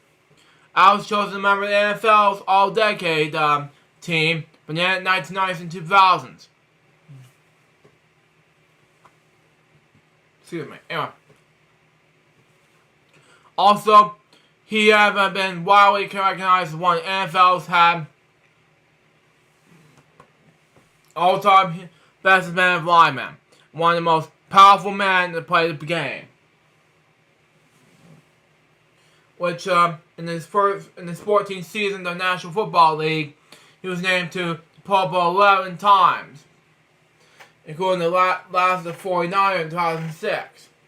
He also named All-Pro 7 times, 6 times in his guard, 1995, 1997, 1999 to 2001, and one in the tackle in 1998. And with his Pro Bowl selected in the tackle in 1998, he's just become just the third player in the league history to select the Pro Bowl and more than one offense line possession during his career, joined Bruce Matthews, the Houston Olympics Tennessee Titans, guard Sarah, and Chris Hilton, and the Atlanta Falcons and another called Minnesota Vikings guard tackle. And he played all but one position on defense line, and this is 11 seasons in this Dallas, okay? Moving between right tackle 1994, right guard 95-97, left tackle 97-98, right guard 99-2003. During the halftime show, the Cowboys-Seahawks game, November 6, 2011, Allen, Drew Pearson, and Charles Haley were done in the Dallas Cowboys Ring of Honor. On February 2nd, 2013, Allen was voted in the Pro Football Hall of Fame. Cowboys owner Jerry Jones was represented at Dutton ceremony. Personal life. He was residing at Danville, California after his retirement. His son Larry Allen III played guard at Harvard Crimson football team. He was later signed to the Dallas Cowboys in 2019 as an undrafted player. His nephew is Charles Allen, a professional basketball player in the NBA G League. Allen died on last Monday while on vacation with his family in Mexico. He was 52 years old. The cause of death is currently undetermined. My next topic has with William Russell. Born at William Russell Enosh, better known as the English actor, that name. Anyway, he was best known for that following: an English actor who performed as both Russell Enosh and William Russell. His career spans stretching by more 7 decades, and his first achieved promise in the title role television series The Adventures Sir Lazarus, 1956 until 1957. In 1963, he was a original lead on cast BBC One's Doctor Who, playing the role of school teacher Ian Chesterton, the show's first episode until 1965. While his first film roles were in parts in The Man Who Never Was, 1956, The Great Escape, 1963, and Superman, 1978. On television, he appeared in Ted Sullivan in Coronation Street, 1992. His later years, he continued associated with Doctor Who and returned to Ian for the 2022 cameo in The Power of the Doctor. 57 years. Wow. Okay. As the character left. After the character left. Who won him the Guinness World Record for the longest gap between television appearances. He was born William Russell Enosh on November 19th, 1924. In Solomon, Cali Durham. To Eva Karshman Nee Pyle. And Alfred James Enosh, my dad. He was educated at Wallace Hopkins Grammar School at Oxford University. He became interested in acting in an early age. He was involved in organizing entertainment during his national service in the Royal Air Force, and then, after university, he went to the Repertory Theatre. In 1953, Russell was cast in Doctor Who, a science teacher in Cherson, the Doctor's first male champion, my dad.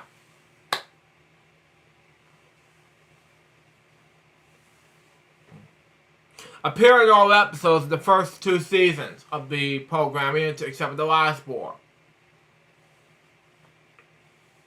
Wow. Russell was one of the first 4, the 4 original cast members of Doctor Who, starting opposite William Hartnell as the first Doctor, Carly Jacqueline Hill as Barbara White, and Carly Ann Ford as Susan Foreman, Larry Marion O'Brien as Vicky. In their first involvement with the series took form in the pilot episode, not transferred until 1991, which later was shot and broadcast in the first episode on our free trial. The program is a reverse serial from that. He eventually departed alongside Hill and the president planned the edition. The final episode of The Chase.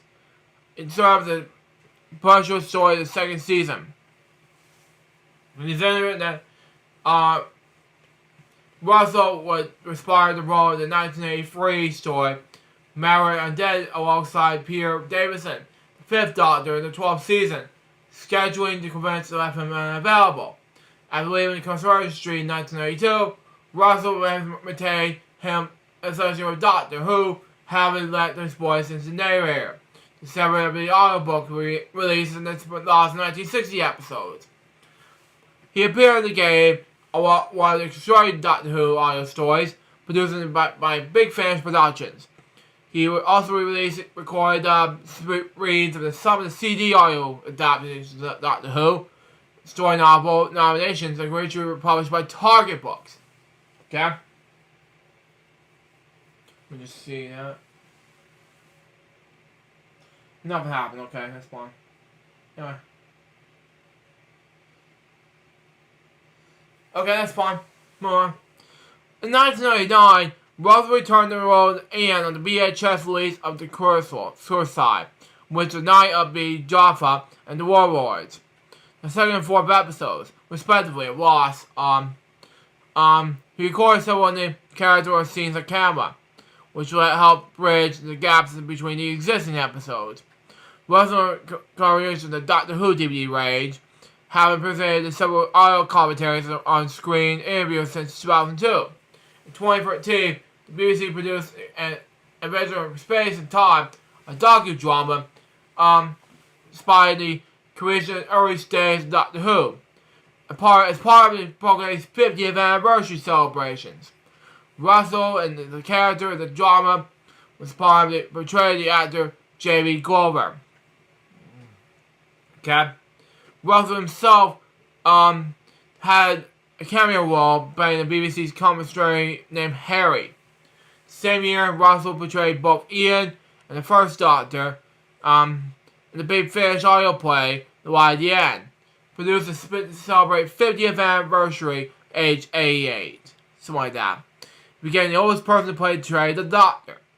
And record he held until March 2023, when Tom Baker portrayed the 4th Doctor in the Big Finish audio series, The 4th Doctor Adventures, at age 89, which Russell made a cameo appearance as Ian in the 2022 special, The Power of the Doctor. With this final role, he won a Guinness World Records for the longest gap between television appearances. Personal life and death. In 1953, Russell married Bonna Garres. They had 3 children, Robert, Raja, and Vanessa, and later divorced. In 1984, he married his second wife, Initial Margaret Lewis, a Brazilian doctor. Their son, Alfred, was born in 1988.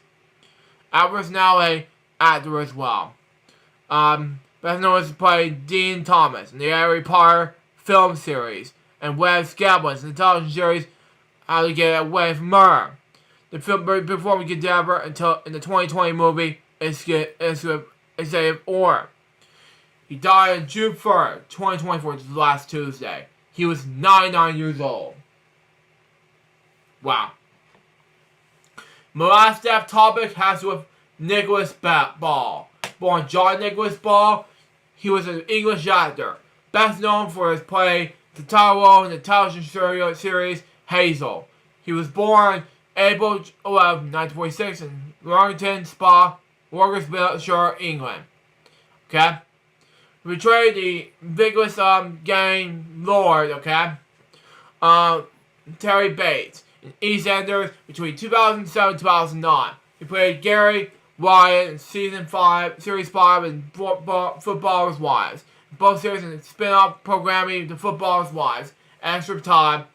The voice of Nicholas Ball can be heard on as well as various audiobooks offered via the internet. And he has narrated books such authors as Christopher Higgins and James Maybrick. In 2019, he appeared as an Albert Premier Ian, playing his part as Mary Harry's manager. He was married to actress and psychologist Pamela Simpson from 1978 until she left him for the comedian Billy Connolly. He died yesterday. He was 78 years old. Now, from the moment of with regards to these 8 death topics right now.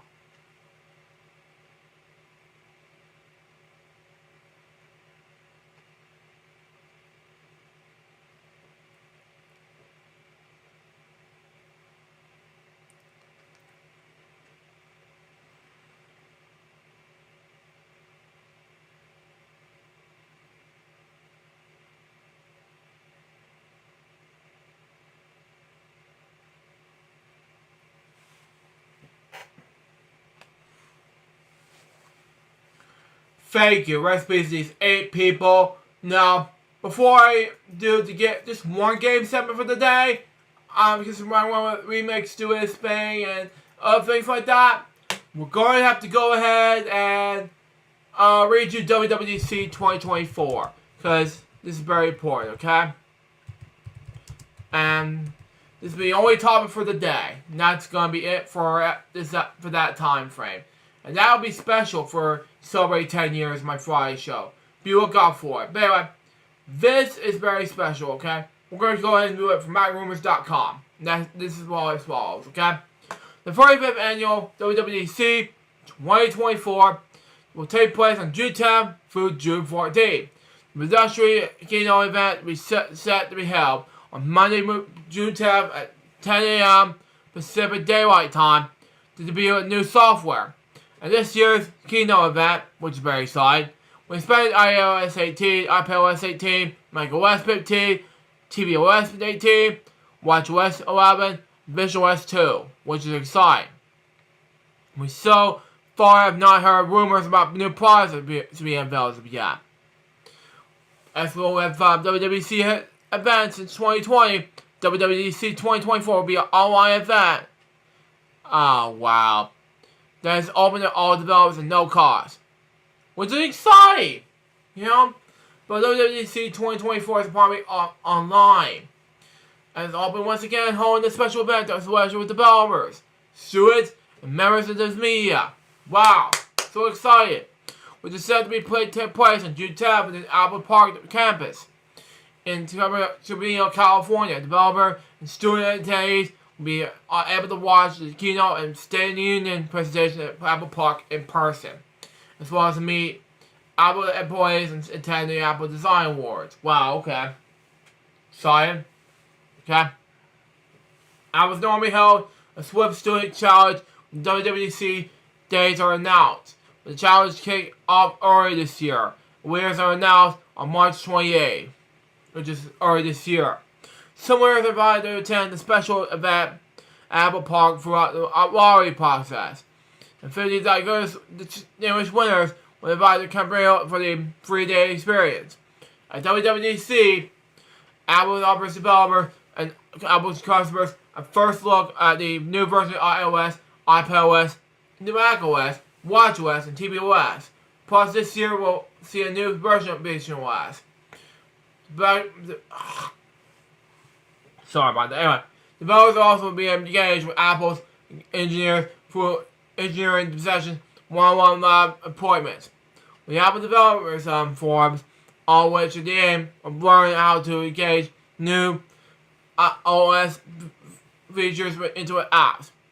Apple's also streamed the WWDC keynote on Apple.com. Okay? Hold on, let me just scroll down. Okay? The Apple Developer app, the Apple Developer website, the Apple TV, and YouTube. Okay? But the developer sessions throughout the week will be sharing the Apple Developer app first time and on YouTube. Okay? WWDC is about software announcements. iOS 18, iPadOS 18. Apple wanted to catch up with some competitors when it comes to AI. And Bloomberg's Mark Gurman said that iOS 18 would eventually be groundbreaking. Software update with magical new features and designs. Probably focus on AI. Wow. So exciting. AI is embedded to incorporate it across the operating system. Here are some ways Apple is rumored to be using it. Photo retouching, such as removal of unwanted objects. Voice demo transmissions, suggested replies to emails and messages. Auto-generated custom emojis based on the content of user messages. Smart recap on missed notifications and messages.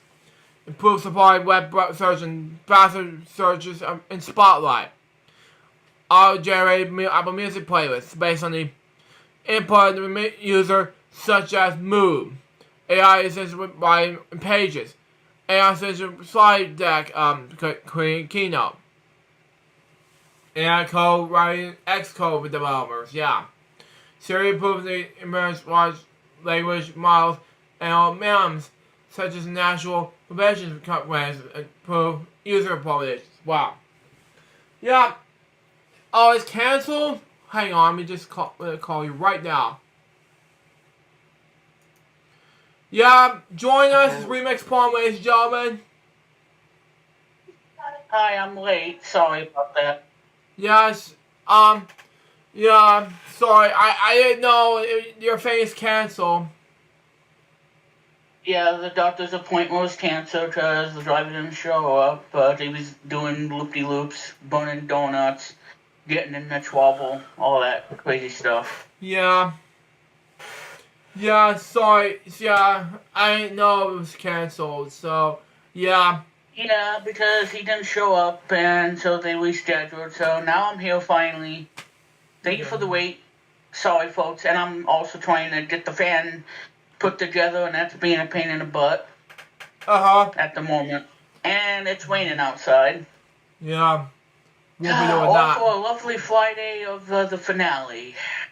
Yeah, which is a 10th season episode finale. It's also 10th anniversary season. And I just want to say, too, for the record, I want to thank Billy for everything he's done and whatnot, you know, providing the memories of the show, like he just mentioned, you know, and, of course, the Barney tripping him over to the RBI baseball video game. That was a treasured moment in the show's history. Yeah. So... But yeah, lots of love, and it was awesome and everything. It was. And like I said, if you enjoyed this show, the FwL, soon to be under a new name, you might want to. Well, I'm going to promote it. My podcast show, Code Pizza, coming your way very soon, along with another brand new show that's going to be awesome as well. It's a parody shopping, if you will. Mm-hmm. So, there you go on that. Anyways. Go ahead, Luke. Anyway, that's what I'm trying to say, because you're in time for that WWDC talk we're going to talk about, because I already did the dev topic since you've been gone. Oh, yeah. On 8 dev topics, you know? Wow. Holy Toledo. Anyway. And, I did eat the cake, sponsored by KFC, you know? Yeah. And you know what KFC stands for as a blooper joke? Kentucky Fried Coconuts. What? Get it? Yeah, Kentucky Fried Coconuts. I was like, are you kidding me? Anyway, move on.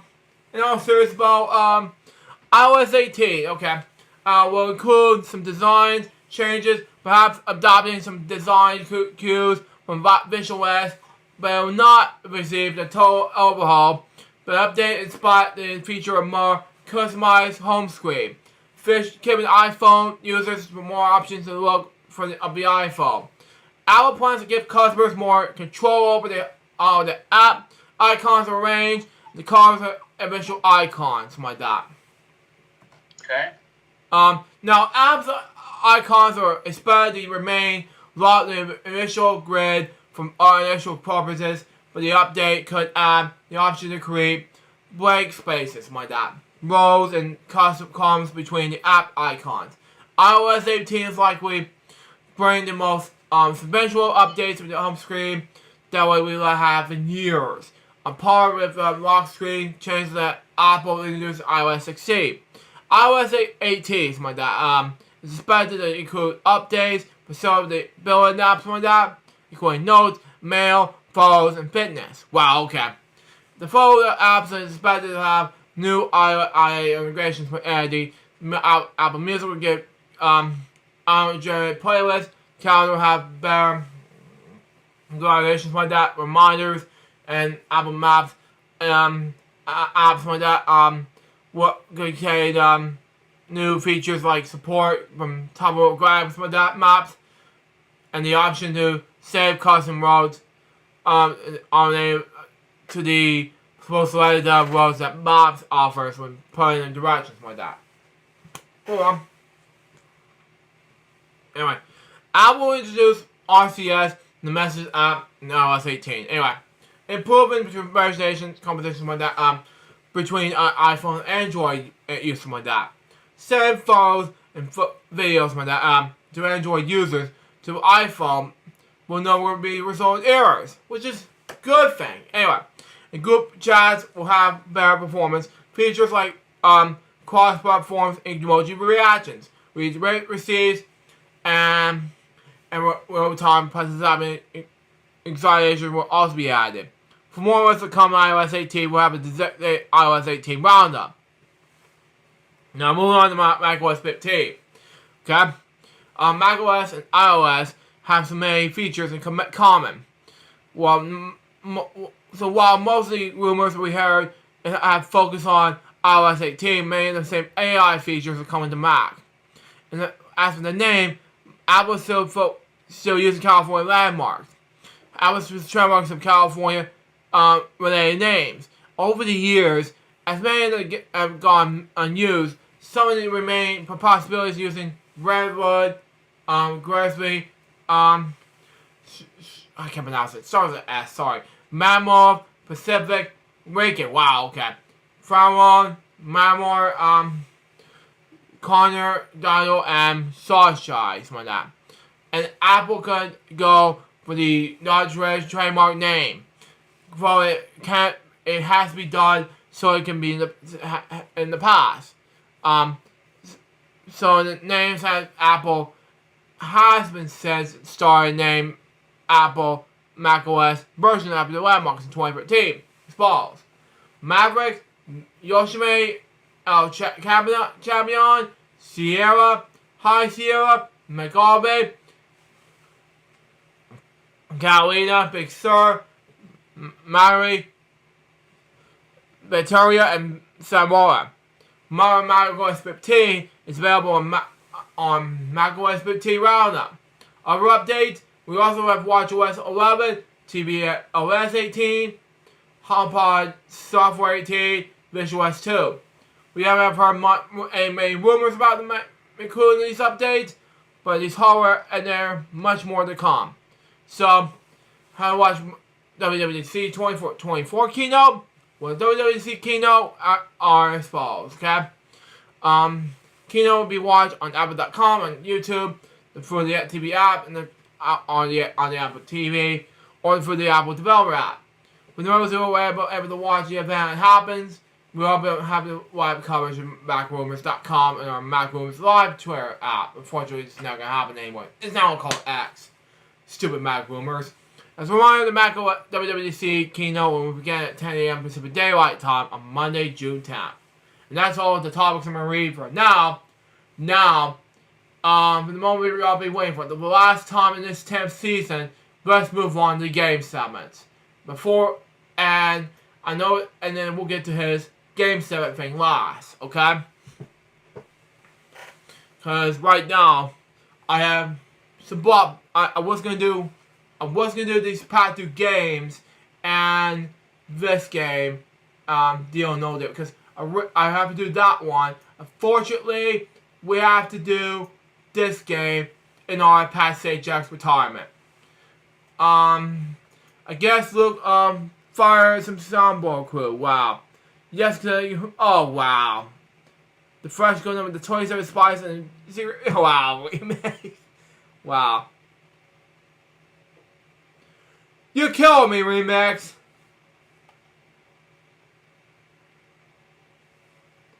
No, I ain't something fired the sound crew. No. No. Hang on. Did I tell him a little bit?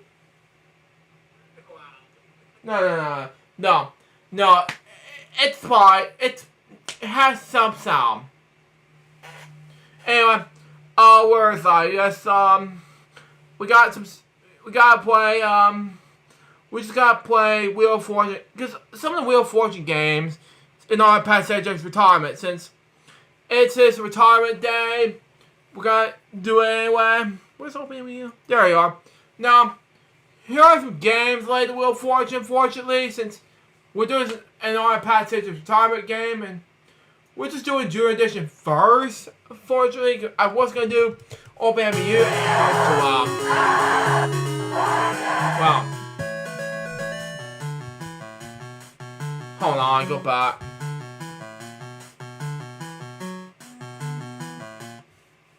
I was going to do World of Watch the game segments, but that's not going to happen this week, but that's just me. But anyway, I'll have to do something else. I was going to do Sega CD and Starry Van White, but nah. That's wait till another time, but you know, that's just me.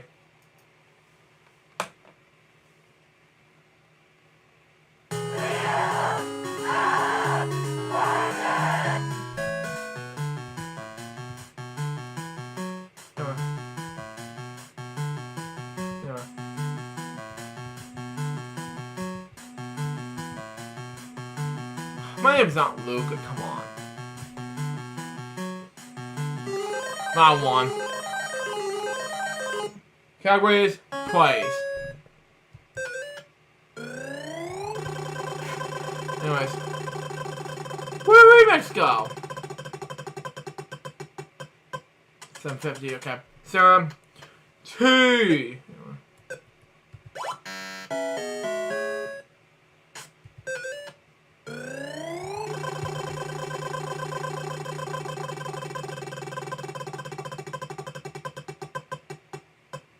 $250. So 1S.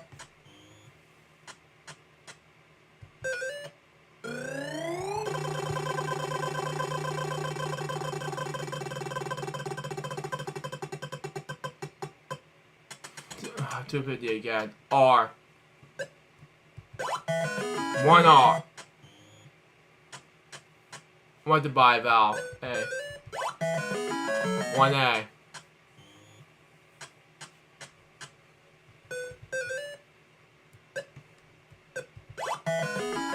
One I.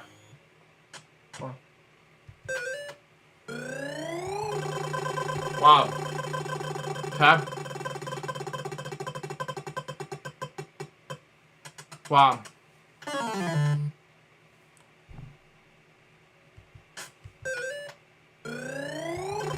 Monkey Island. Okay. 800. C. Let's see.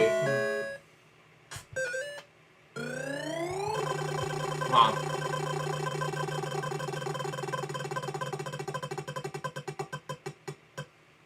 Wow.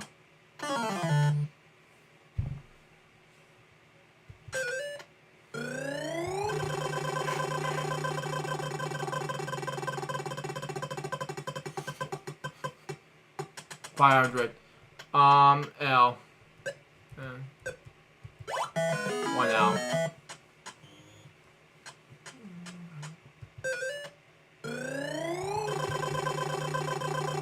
Wow. 400. And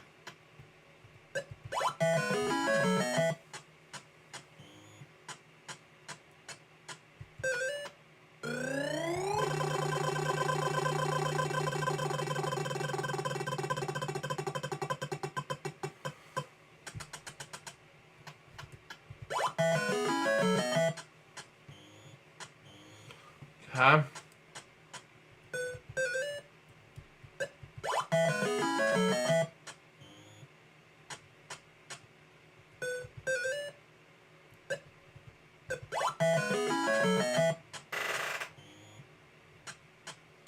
Notices now.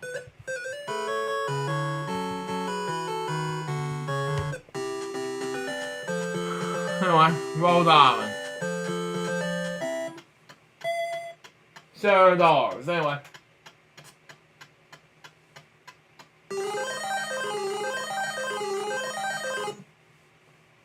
Thing is a category, anyway.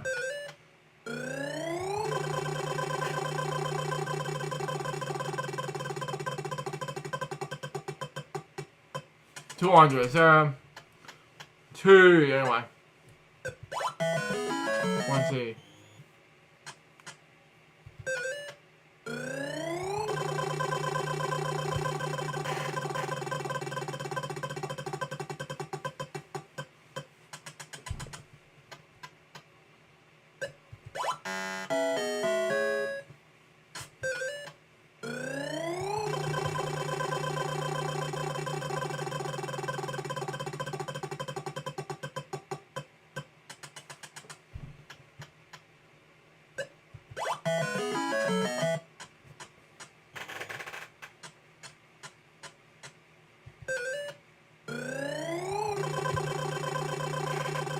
Wow.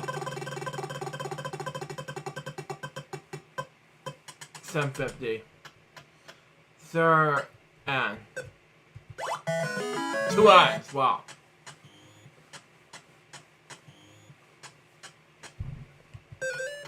I would need to mean to spin. There one.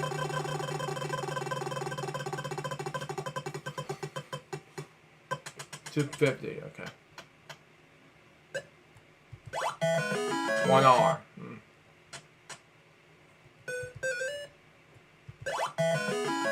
3 E's. Wow.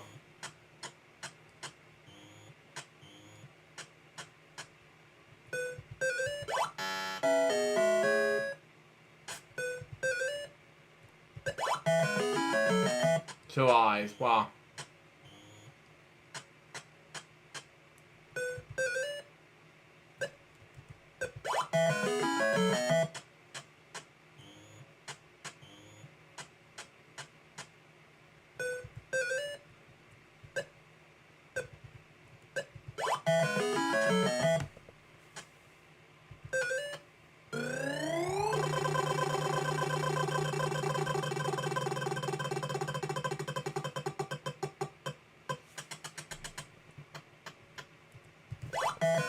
One D. Wow.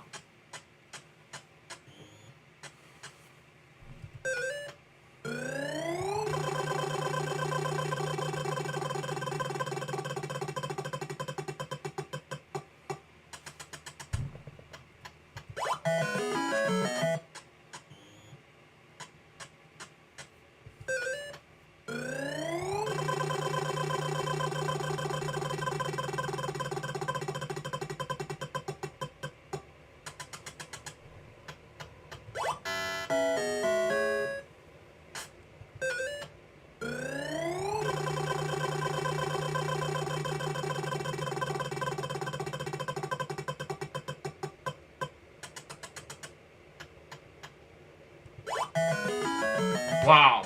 3 S's. Wow. Where's Saul?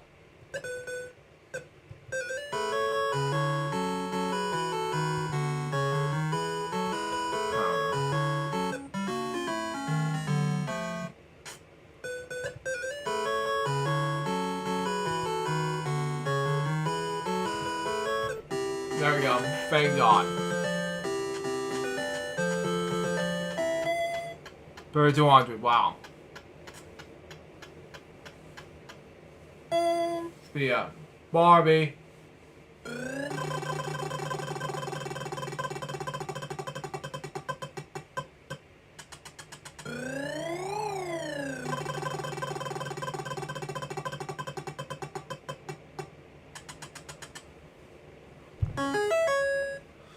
Persons of category 2. Sorry, I'm being quiet for some reason. Ass.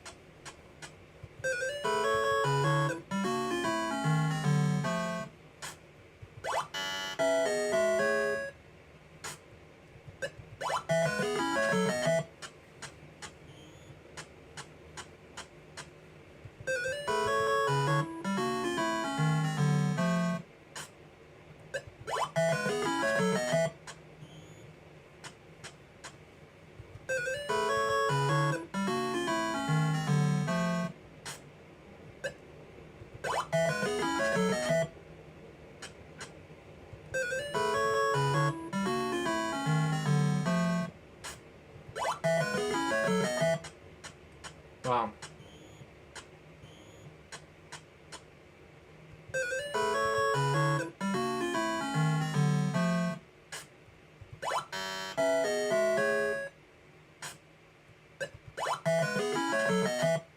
Wow.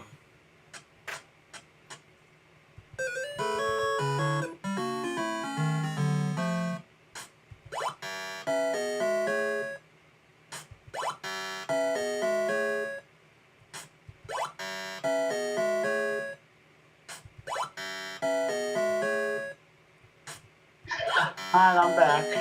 You're back, okay. Yeah, it's just been a frenzy. It's lots of frenzy going on. Wow. So what's happening? Playing Wheel of Fortune on the NES right now. Yeah, because I do have a game I want to do for the finale. Wow. And I think you're gonna love it. Wow. Okay. So we'll do that at the end since there's not gonna be no Wheel of Fortune game.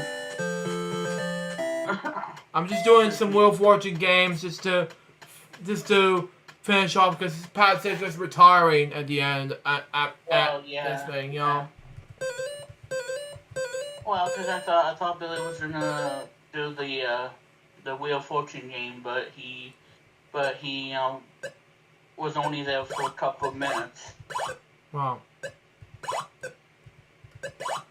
Well, I mean. Wow. Yeah. Well, now I don't have to go to the doctor's appointment. Now I'm sitting here like I'm a I don't know, some sort of a tut tomb or something. I don't know. I don't know what they call it.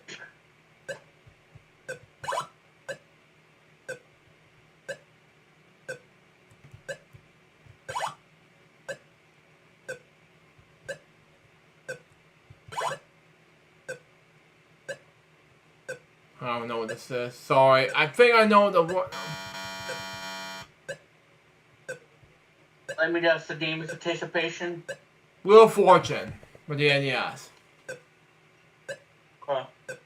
I don't know the first word. You all I know is tennis tournament. That was Probably Abracadabra. I don't know. Wilmington tennis tournament. Okay, whatever. I don't know, just being funny. Wow. Just wow remix. Next one is the Pat Sages retirement event because I did this my the separate one. If you go check it out on my main channel, go check it out. We did a free one video special event earlier today, but that's just me. But anyway, we're gonna have to do one of those games. And that is, of course, the Junior Edition for the NES.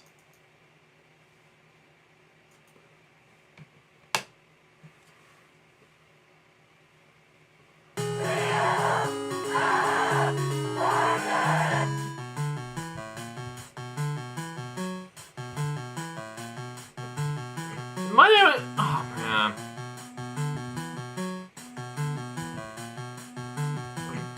LTKE, seriously? Come on. What is up with you, anyway?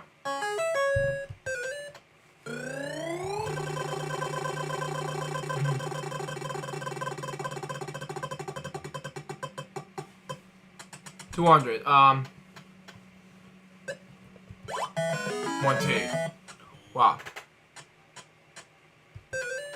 And I am watching the stream. Yeah. Hopefully with no feedback. Hoping no feedback at all. I gotta 1,000. charge Wow. my controller. No R. Wow.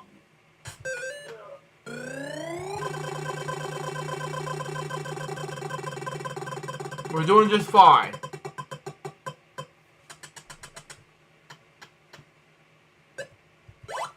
No S.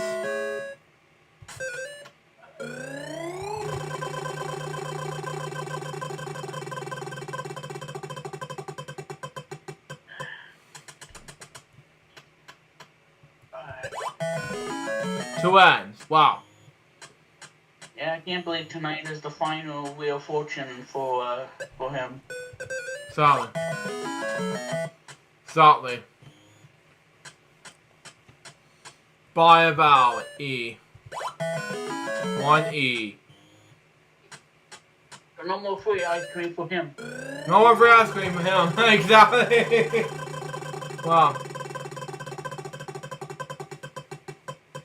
If you Wow. want one, you have to go buy one. Wow.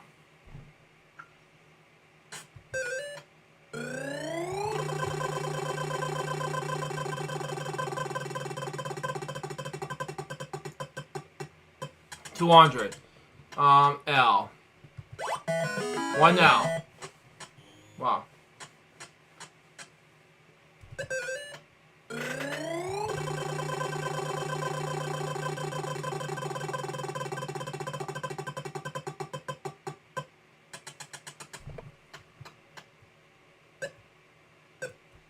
I don't know. C. I don't think you'll like it. No C. May some.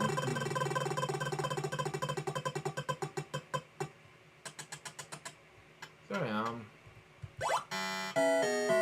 don't know. What's up with you, game?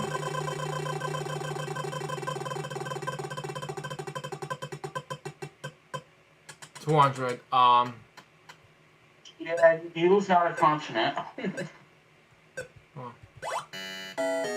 Wow. You've not caused it. Wow. I'd like to buy a vowel, J. Wow. Wow. D. The last word is table. Oh! Oh! Thank you!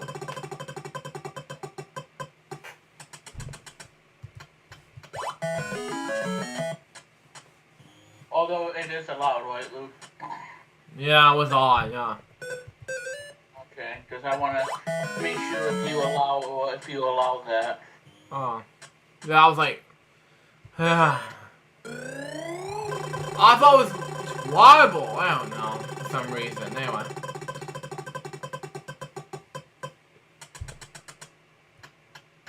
It's probably not ding dong table. That'd be silly. It's not ding dong, man. It's not. I put a Y, it's no Y. And it's not King Kong either. It's not teeny tiny, but anyway. Yeah, King Kong. The ape. There's... Oh, I know what it is. And I know what it is too as well. Solve. I mixed it up wrong. Here's an I. Come on. Silly. Ah! I screwed that up again.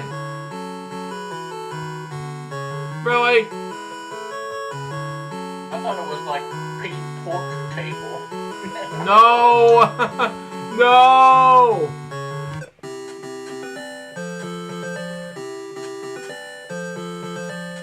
Or pink pork table. Pink pork table? No!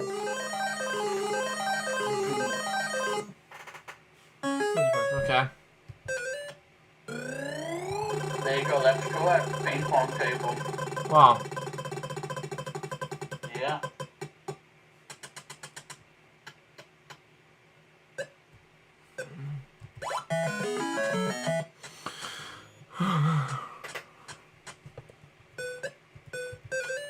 I almost said by vowel, but I couldn't do it. Not tic-tac, go.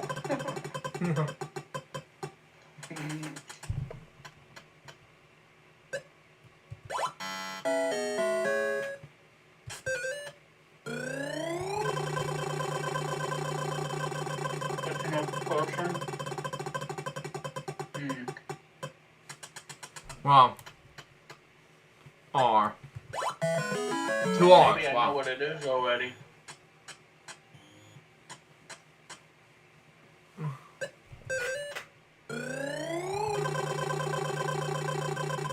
Wow. And if it is what I'm thinking, I might give you a hint. I know what it is to do. S. Two S's, wow. Okay, never mind. I thought it was Christopher Robin, but it's not. It's not. No. There are two A's, wow. It's not Christopher Robin. Well, hey, I was close.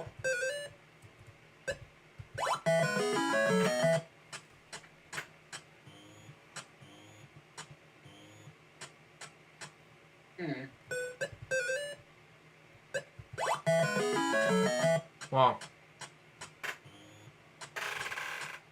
I know what this is! Let's spend one more time. Now solve. I don't want to be dominant in that. There might be B's up there.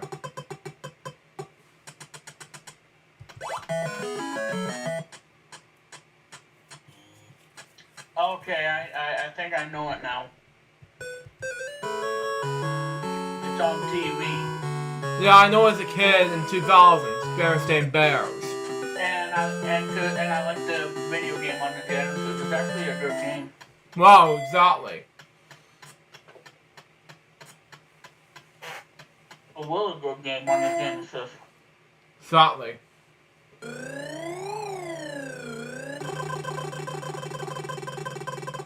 Because I actually beaten the game.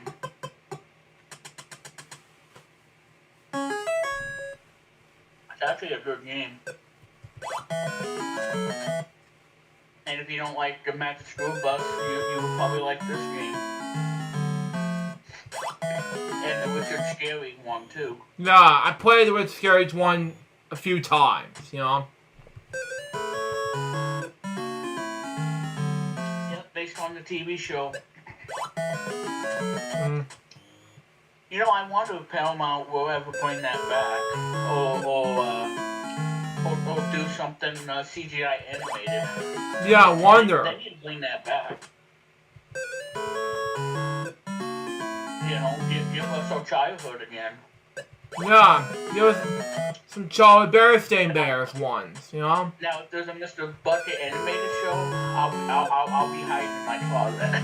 I wonder if they, well, at the time, yes, they have Beavis and Butthead video game at the time. You know that, Luke? Yeah, I know that. If there was a Mr. Bucket animated series, I'd probably go hide in that closet. Yeah, exactly.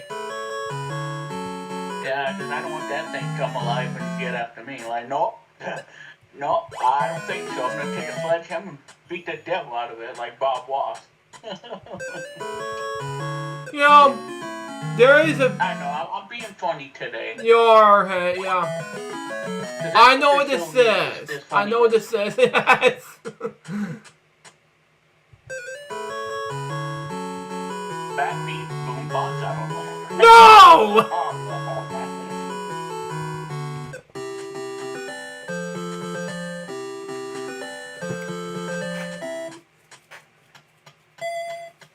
But no. Okay, yeah, I know it too.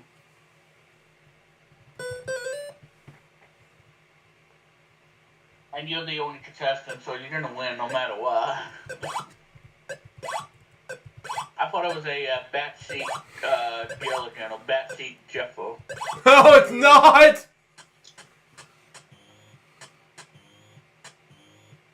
Or backseat Pepper. I have no idea. This is the first back something. Yeah, that's a toughie.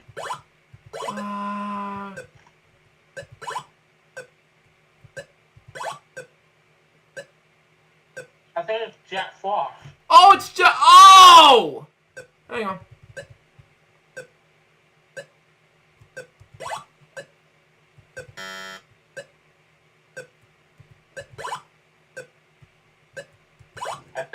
I think it's Jack Frost.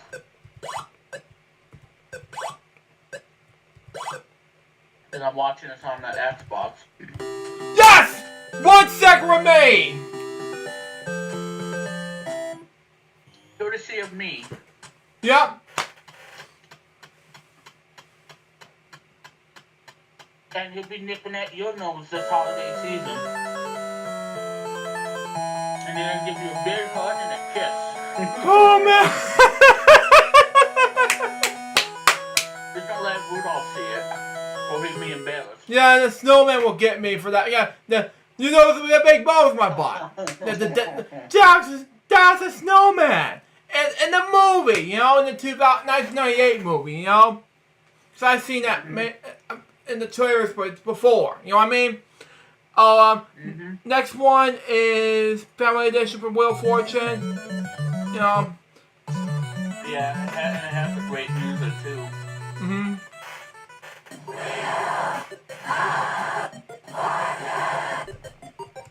Yeah, composed by one of my favorite composers who did Donkey Kong. Exactly. And I can't believe this one is the 30th anniversary of one of my all-time favorite Game Boy games ever made. Yeah. We'll look into that a little bit. It is one of the greatest games I've ever played. It's a masterpiece. Which is... And if somebody says this game sucks, well, guess what? I'm not your friend. You're not your friend. No. And I don't even want to talk to you. And nobody want to talk to my friend.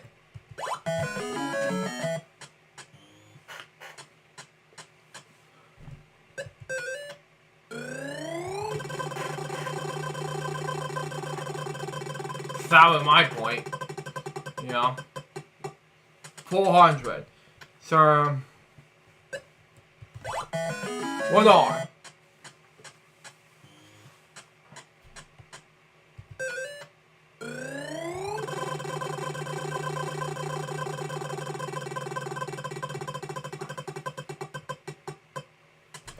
$2.50. Like to buy vowel J. No.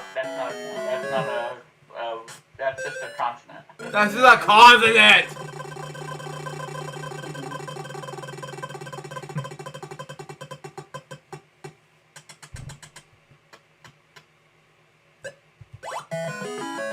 Three S's. Wow.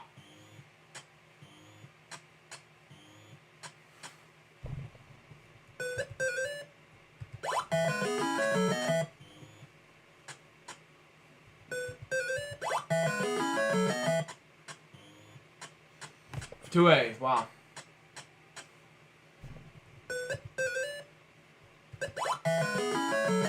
Two I's. Wow.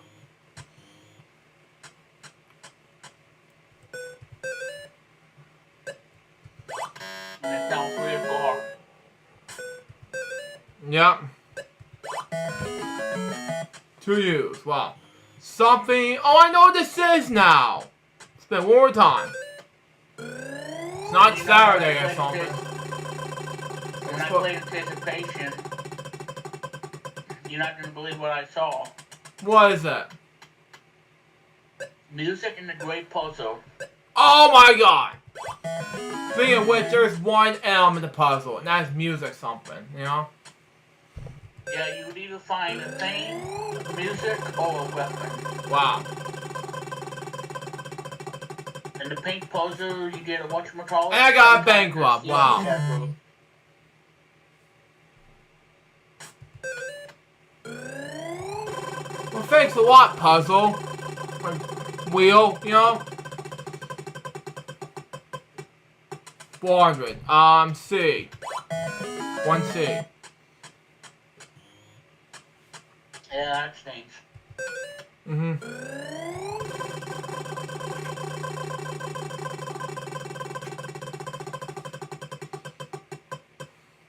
Another 400. F. 1F. I don't know. I'll pick L. And I'll maybe solve because I don't know what the first one is.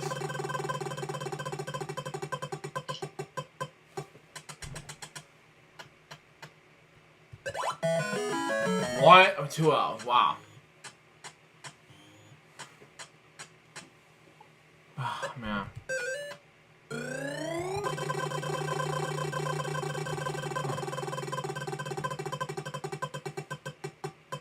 $800. Wow.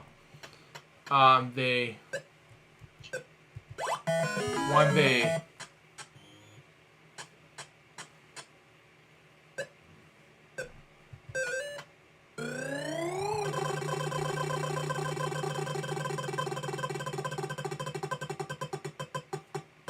$200.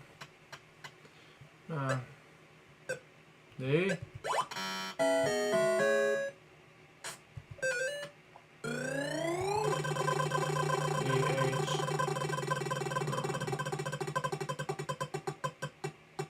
$400. H. This one I don't know.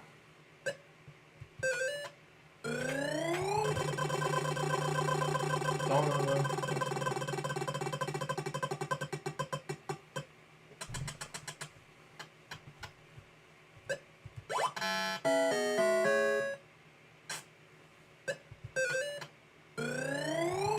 I don't know.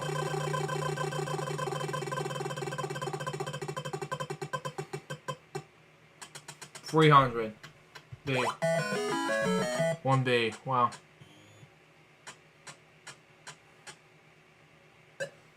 Mouse saw.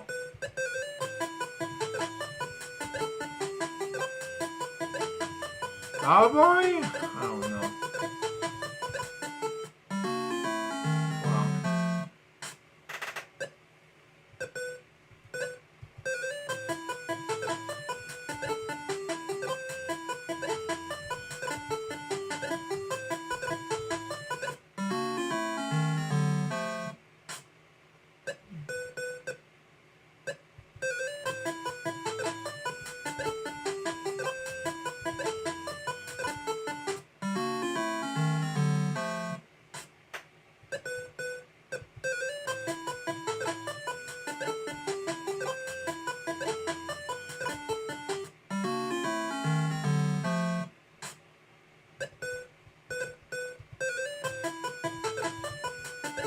Wow.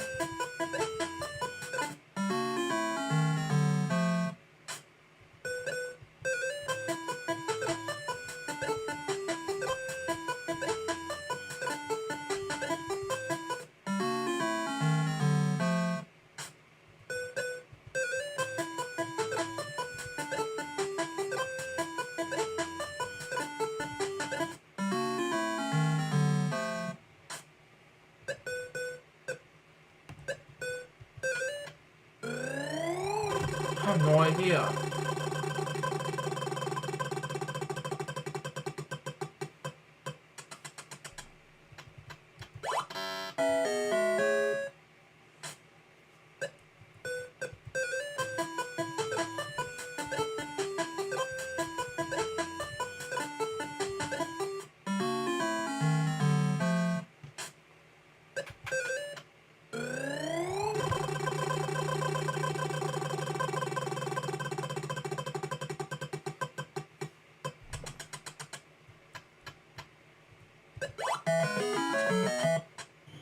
Oh, it's Salzburg. Wow.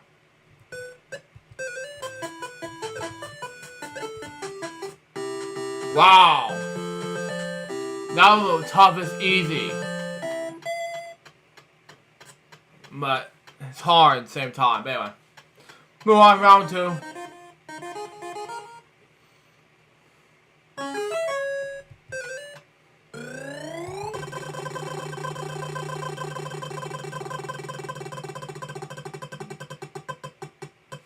Four, 0. Let's see. 1, 2.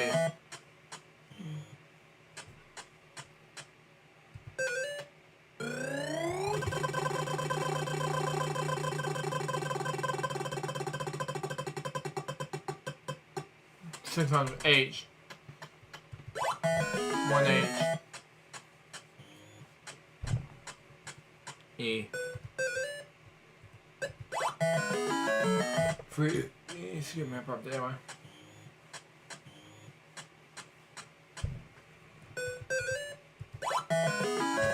One A.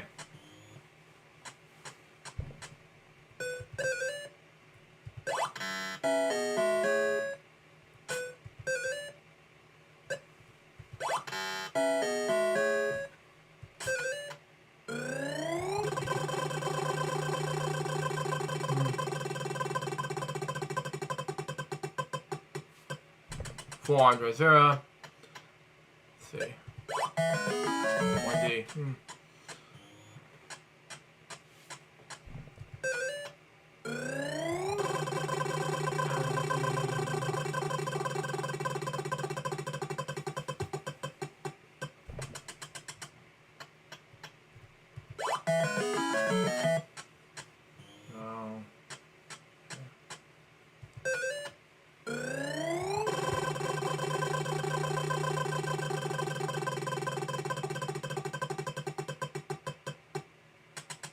Wow.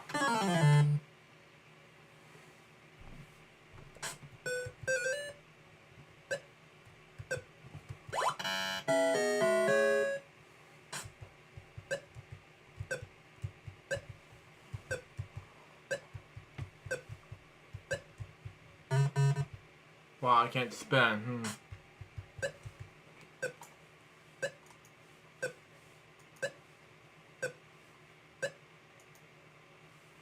Okay, round 2 has some difficulties on my end. Well, I guess we'll have to. And it's just portions that have difficulties, and fortunately after so many attempts not let me spin the wheel, I have some difficulties trying to not let me spin the wheel. I try anyway. It affects a lot, keyboard. Anyway, before we go, I'm gonna let Remix try to play his game. Alright, well, I will get to that and whatnot, so I think she wants me to shut off the AC. Okay. Alright, stand by for the game. Okay.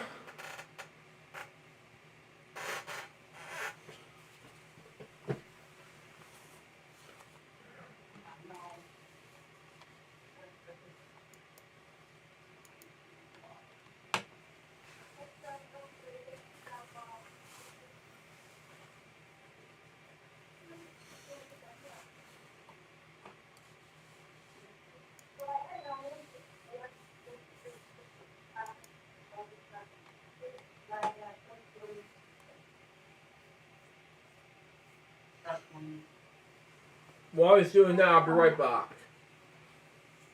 Just gotta get my Pringles real quick. While he's And I am back. Okay.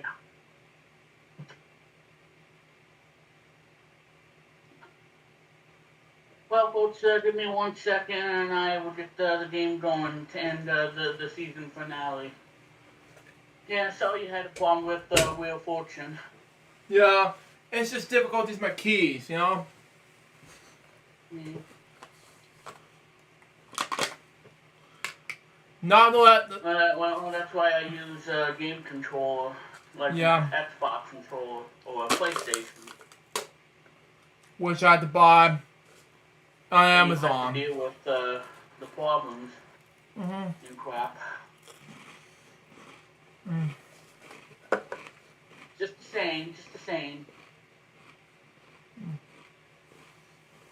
Alright.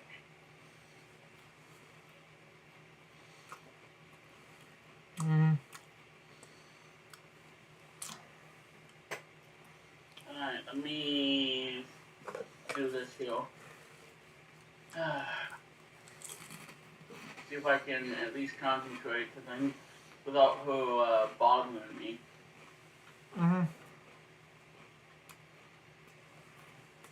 Wait, let's get this show on the load.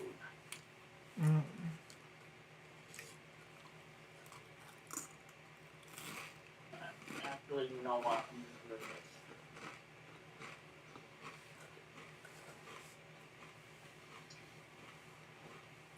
Alright, so bear with me, folks, as I get this downloaded on the thingamajig. And we will begin to end the season 10 finale. And I gotta tell you, 10 wonderful seasons of the show. Again, from season 1, to the successor and whatnot, and, me doing Vlog Weekly and everything, definitely meant a lot. It's gonna take forever. But, yeah, I mean, you don't want to be too emotional. Don't want to do that. Now I'm having a problem, yeah. See, folks, things do happen, and, they go wrong. Then the next thing you know, I tell you. Alright.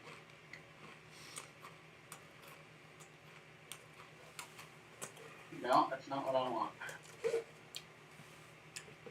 Oh boy, I tell you, today's been a topsy-turvy for me.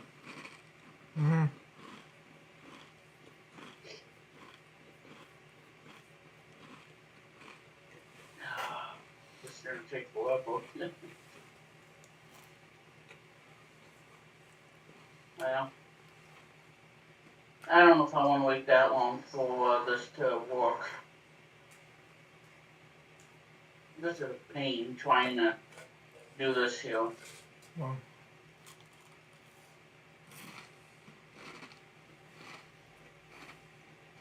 I'm gonna do this just for the game. Because I'm not gonna have time to. My God, are you kidding me? Website.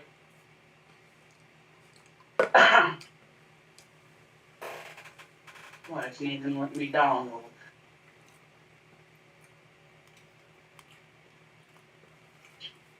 Alright, well, sorry if I'm pausing, everybody. I'm trying to get this darn thing to download.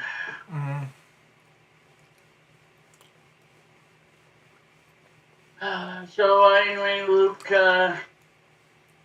while I'm finding a game, did you watch anything on streaming services? Which ones you're talking about? Well, like Disney Plus, Paramount. No, I have not in the past week. Well, It was last week because I was been 2 weeks because I've been busy trying to do projects with the audience, Well, yeah, being busy, yeah.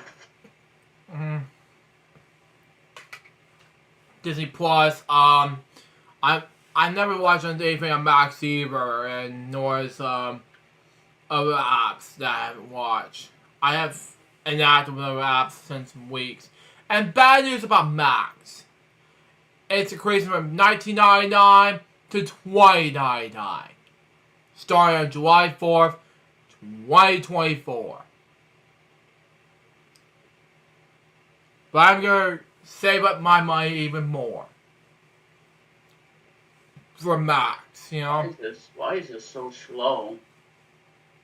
What's going on? No, I'm trying to copy to my PC and it's being so slow. Damn. Well, cause I'm using my productivity PC. Mm-hmm. And it's supposed to work better than that. Mm-hmm. Where the heck is that game? Mm-hmm.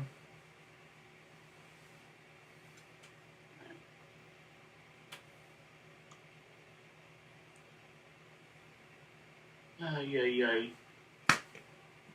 Mm-hmm. You kidding me? Wow. Just wow. Oh my god. Boy, I wasn't ready for this, folks. I am so sorry. I don't want to try to drag this too much, but I'm just having a bit of a problem here. Mm. I'm doing it as fast as I can. Like, hurry, ding, anything. But well. Good try. I know, just like in Bobble Bobble on NES, if you take too long, that white fish show up and make it mad, and you're gonna regret it too. And I love that game to death, by the way. Exactly. You know. Oh, where the heck is Alright, thank you. Thank God. Alright.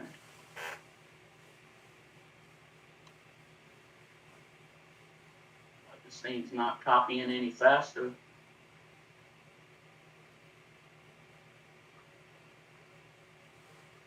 Well, this is a problem because this is not working. Wow. It's just not behaving the way I want it. But anyway, so while this is doing, hopefully, yeah, so Cold Pizza, my podcast show, will be coming your way. We're going to have some great discussions and everything in the world of video games and pop culture. So if you enjoy that, then Cold Pizza is going to be the one for you. Yes. Because we do have something in mind with Luke and myself for the conversation of certain topics that's only going to be in the show. Yeah. I want to drop my Pepsi. I almost did. You almost did? That would have been a disaster. That was a disaster? Mm-hmm. More like donut disaster. But I digress. Okay, there we go. Now it's working. Thank God. Mm-hmm. Alright, thank the Lord. Alright. As I always said during my past season of my Friday show sometimes. I know. Now I gotta plug in my DualSense, because the DualSense has a microphone built in. And, it sounds really good. Wow. If I need this too much, my thing ain't gonna work. It ain't gonna work, no. Yeah, my productivity PC that I'm gonna be using later. Mm-hmm. Okay. And hang on, Lou, we're gonna do a switcheroo. Switcheroo, okay. Okay. Now can you hear me, Lou? I can hear you spot remix. Okay. Get my headset. Okay.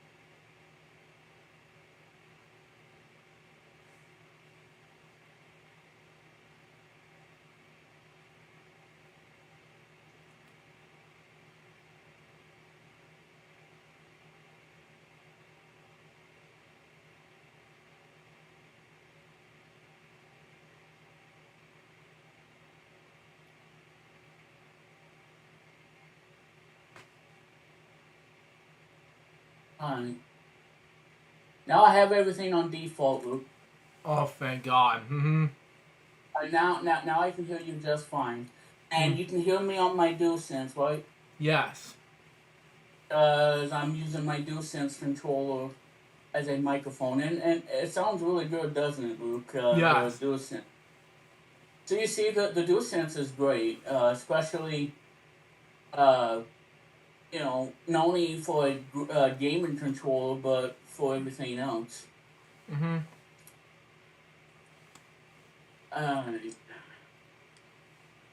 Mm-hmm. Mm-hmm. To make more sense anyway. We do this here, and we will finally get started. And if you want to skip past to where I'm trying to set it up, well, then you can... Fast forward.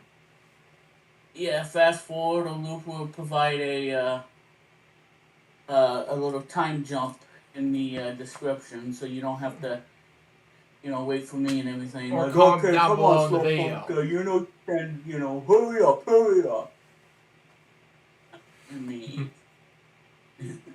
I know, that was fun. It was funny, yeah. Like, come on, Slowpoke.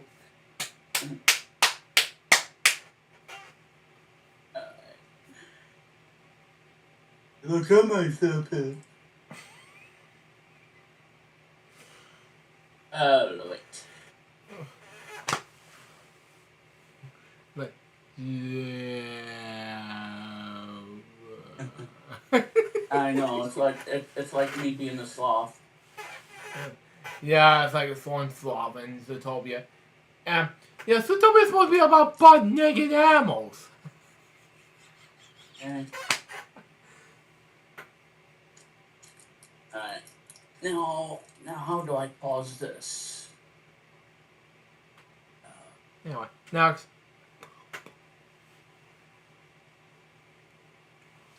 Yeah, I'm just trying to find a letter here that I can pause this.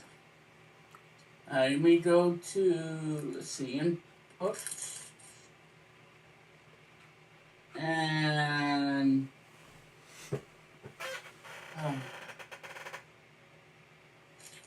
Alright, let me set up the buttons.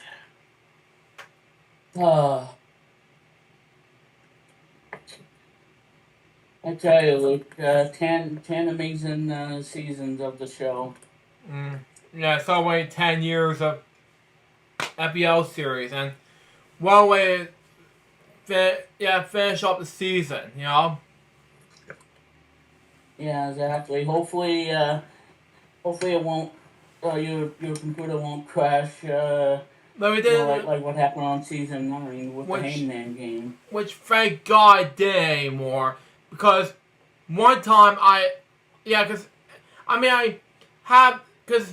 long story short, it was free. It was one of those SSD drives that I had to unplug because of difficulties. And then that's why I had to unplug all of the SSD drives out of one, instead of all of it, it's just 3 SSD drives at a time. That's why I had to put it on hold and put as a Bluetooth mouse at the time, then my keyboard, then my my webcam, my Shure microphone, everything. That's why I use those in order to make those projects work, you know? To make sense in any way. Okay, I'm gonna change that to the letter P. And yeah, okay, well, I guess not. Guess we're not going to P. Oh my God. Alright, well, anyway, ladies and gentlemen, if you guys ready, let's play this game. Yeah, let's play it. Hope it'll work. I hope it's... Well, it should work. Go on a high note. That, like season 9 finale. Alright, so are you ready for this? Ray. Alright. In 3, 2, 1. Wow! This is the game we're playing for the season 10 finale. Base Wars, okay. Yeah. We This is talked an about awesome this game. during 2011's video I talked to you about before. So, can everybody see the game? Yeah, we see the game, yeah. Alright.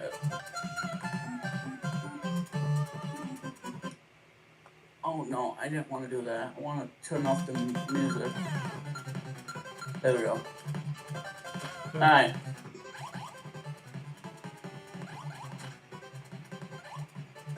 No, not Minnesota. New York, no. California, no. Houston, no. Alright, well, we're gonna do Boston. This is for you, David, St. Dennis. Wow, if you watch this, David, it's for you. The one that announces my Friday show. Alright, now I gotta find it again. Oh my god, I don't want to be a man. God dang it. Wow. Alright, let's play. Let's play. Alright, you ready? Let's begin. Let's begin. And I'm sorry if the video is, you know, kind of not working. But I hope you guys can see it now. You can see it, the spawn. Hey, strike. Alright. Oh, looks like, oh, out. Wow. Hey, 2 outs. Safe. Wow. I already said that, game. I already said that. Just do your job. Do your job, exactly. Okay, let's, oh, okay, it's out. 3 outs, so Boston has no points. Wow. No ones, unfortunately. No ones. I know Billy's gonna be like, it's ones, not points. Okay, Billy, okay. I don't know much about baseball, but I will say that, you know, I try. You try. Right. As you as a Texan, anyway. Try.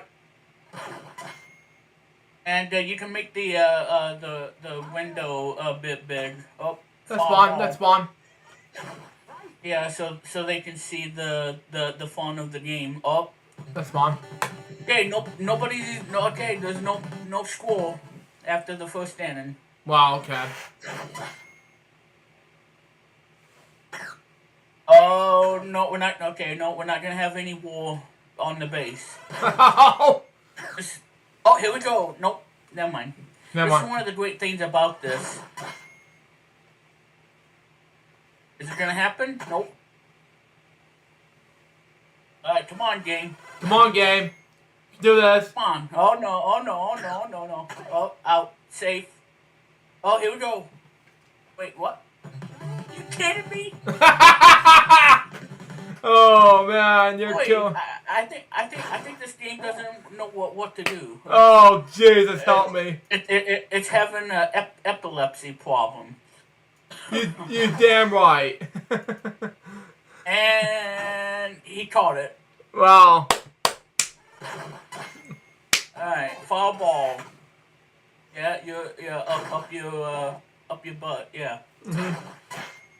And oh man, 3 outs. 3 outs.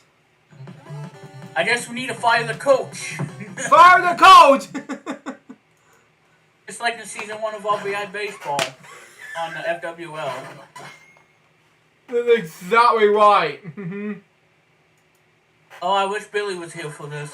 I wish Billy was here for it. Oh, here we go. We got a battle. Wow. Easy on the stomach there, pal. Easy.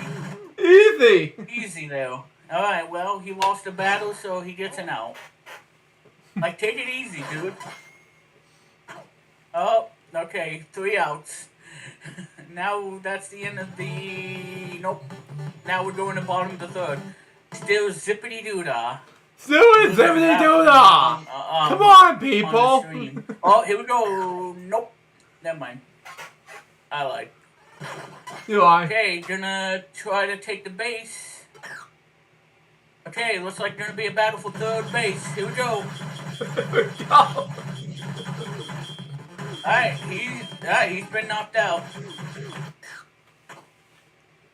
and he won the battle.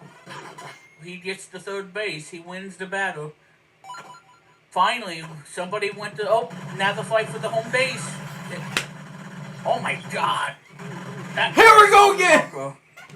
What a slobber knocker. And he gets the point. He wins the battle and he gets the point. Oh, he gets the one, actually. Again, the one, not the point. He gets the point. Well, for the battle. Yeah. Alright, 2 outs. Boy, boy, Luke, just that guy just stabbed him like.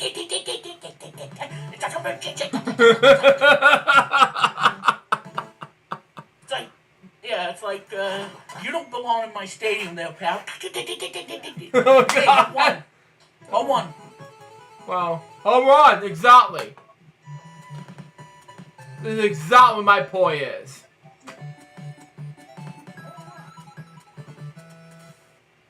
Alright, that's a home run for Boston. All ball. Oh, no, wait, no, out. Never mind. Out, never mind. Mm-hmm. Out. Oh, battle for second base. And he is not going to get it, I'm afraid. No, Oh, well, we he's out. tried. He lost the battle. Yep, the blue one lost the battle. If the red one wins, then he gets an out. If the blue one wins, then he gets the base. Yeah. That's why they call it base rules. Despite what This is why happens it's next, really- it's just too much. This is why I like this game by Konami. It's really cool. Exactly. It's unlike any baseball game you've ever played. Mm-hmm. Oh, okay, so that's 3 outs. So the score is 2-1 with Wow. Texas in the lead in the bottom of the 4th, and he has 500 hit points. Fire point. Yeah, foul ball, and it's a home run. Wow. Just wow. So Texas got a home run. Sorry, David. Sorry, David's David. like- we try David's anyway. like, yay. David's like, yay. Home run. Hey, run. Yay. Ooh, foul ball. Ooh. I wonder if Barney's gonna be there. Oh, David, Oh he's my not. God, Barney. Yeah, he's I from think- Texas at I time. think they banned him. I think Banned they banned him from this stadium. Oh, Nice try there, jeez. David. Alright, Well, yeah, now we get into the 5th. yeah. I know that was funny. Okay, out. Wow, And it's Boston's turn. wow. Oh, 2 outs. One more, and it's and we go to Texas. We go to Texas. No, Texas. 3 in a row. We're in a row, Out. folks. Alright. Bottom of the 5th. Nope. Out. Nope, out, I guess. Looks like there's gonna be a battle for the first base. Nope. Nope. Guess we tried. And this was a surprise game. Oh my God, 2 outs. Oh my Ouch. God.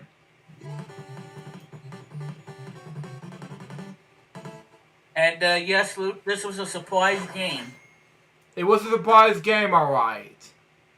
So what do you think of the surprise game? It was surprising, shocking, humor, everything else, you know? And this is the way we're gonna end season 10 with a bang. Exactly. Exactly.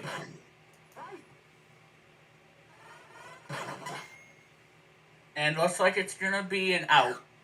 Wow. Yep, out. Just wow. I thought he was doing the moonwalk dance. You ain't no Michael Jackson. Get out of here. Get out of here! Oh, looks like a battle for the first base. Man, Holmes is just getting humiliated by Smith. Well, he wins the duel, so he gets to stay in the first base. It's like, I'm out of ideas. Bottom of the 6th. Oh, it looks like a battle. Nope. Nope. Okay. Oh, well, we tried. Yeah, you can stop doing that now. We're not gonna do this back and forth, though, game. Yeah, okay. A home run for Texas. Wow. That's gonna get them a huge scoring advantage. That's a triple, baby. That's a triple, alright. Yeah, which is now 7-1 Texas, and it's out of bounds. Exactly. And an out. Right? Oh. Oh my God.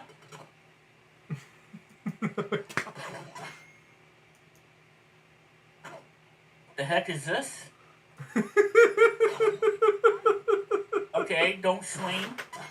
Don't swing your arms like Mario from side to side. Oh, looks like a battle for second base. Oh my God. Who's gonna win? Who's gonna win? Oh, that got knocked out. I think we lost the base. Yep, he's lost out. The base. We lost the base. We lost the base. Okay, 7th inning, 7-1 is the score. 7-1. I'm sorry, David. We're kicking your butt right now. Oh, man. Okay, enough of the ball. If you want to play ball, play with Mr. Bucket. Wow. Just wow. Or Cool Cat. Or Cool Cat. Mr. Bucket would be the swinger. Exactly my point. Good. Anyway. Well, like I said, Bonnie's banned, so he's not allowed. Oh, looks like an out. Yep. Yeah. Alright, well, sorry, Boston. We try anyway, Boston. 7-1 is still the score. Bottom of the 7th. Looks like there's going to be a battle. Nope. No. Strike. Alright. And no. Wait, what was that? Alright. You're all fired.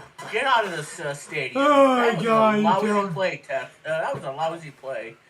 And an out. Are you kidding me, game? You're all fired. Go home. You're killing me. You're killing me. Go home.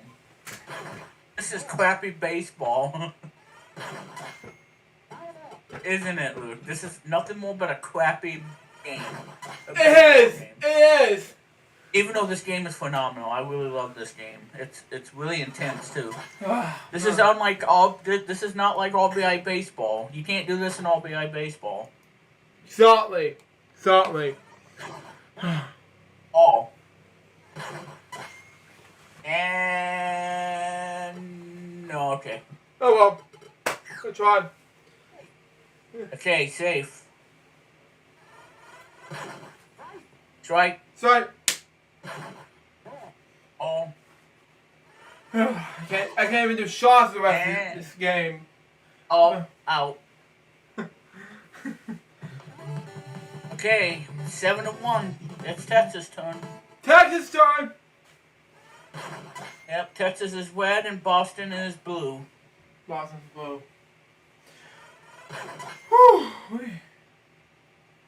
So if home run for the Texas. Wow.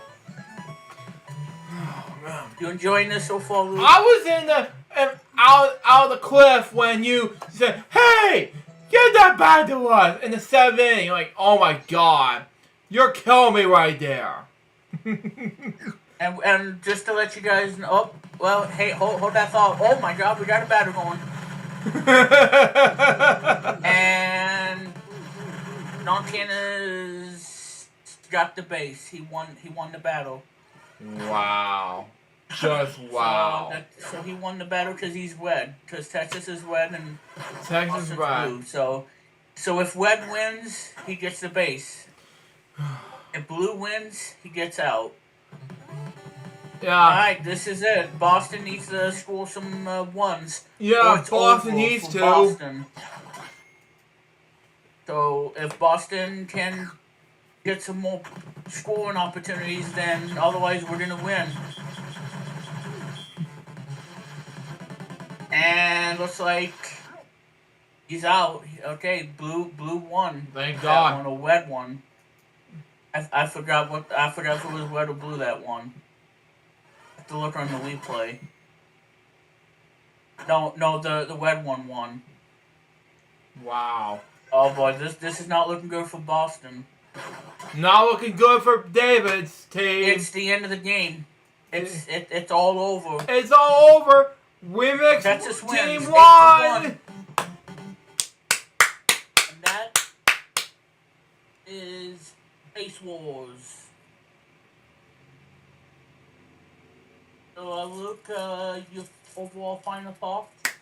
Overall final thoughts, well, it was hilarious with your humor, everything. You know, it kind of makes sense because I have so much humor from you, like, say, just like what you did in our RBI baseball. Yeah. And that was a cool little effect you did, yeah. I was doing the same effect like you did back in RBI baseball. I was in my knees trying to do this in the 7th inning. No joke. It was hilarious. Oh, no. But, well, I don't know if this is going to top RBI baseball, but hey, I mean, that was a great way to end the season and FwL name, too. It makes sense. So you want to make something? I hope this was worth it. It was worth it. It worth it. You know? Yeah, I hope it was worth it because as this was a game that I wanted to do here to end the finale, just like in season 1. You know, having RBI baseball, which is one of the greatest moments ever. I think this one's gonna come close, if not, you know, put it over the top. You know, makes sense. So, with that in mind, Elgin Fly is coming season 11, so be look out for it. And one more thing before we wrap up season 10 of FwL X, I'll have some bigger, I have one more thing to tell you all. I have an update video regarding my main channel and other things in a separate video. Be look out for it, but I do have one last thing, okay? It has to be my trip to Arlington, Virginia and Washington, D.C., okay? It's a sequel in the works, coming your way on September 2024. Be look out for it. It's going to come out in the taping wise. Not sure when exactly, but I'm hoping to get this released in the fall 2024. But I do have some air grades of this to happen. But I do have a release date for Elgin Friday Season 11. And that is November 1st, 2024. Be look out for it. It's the day after Halloween.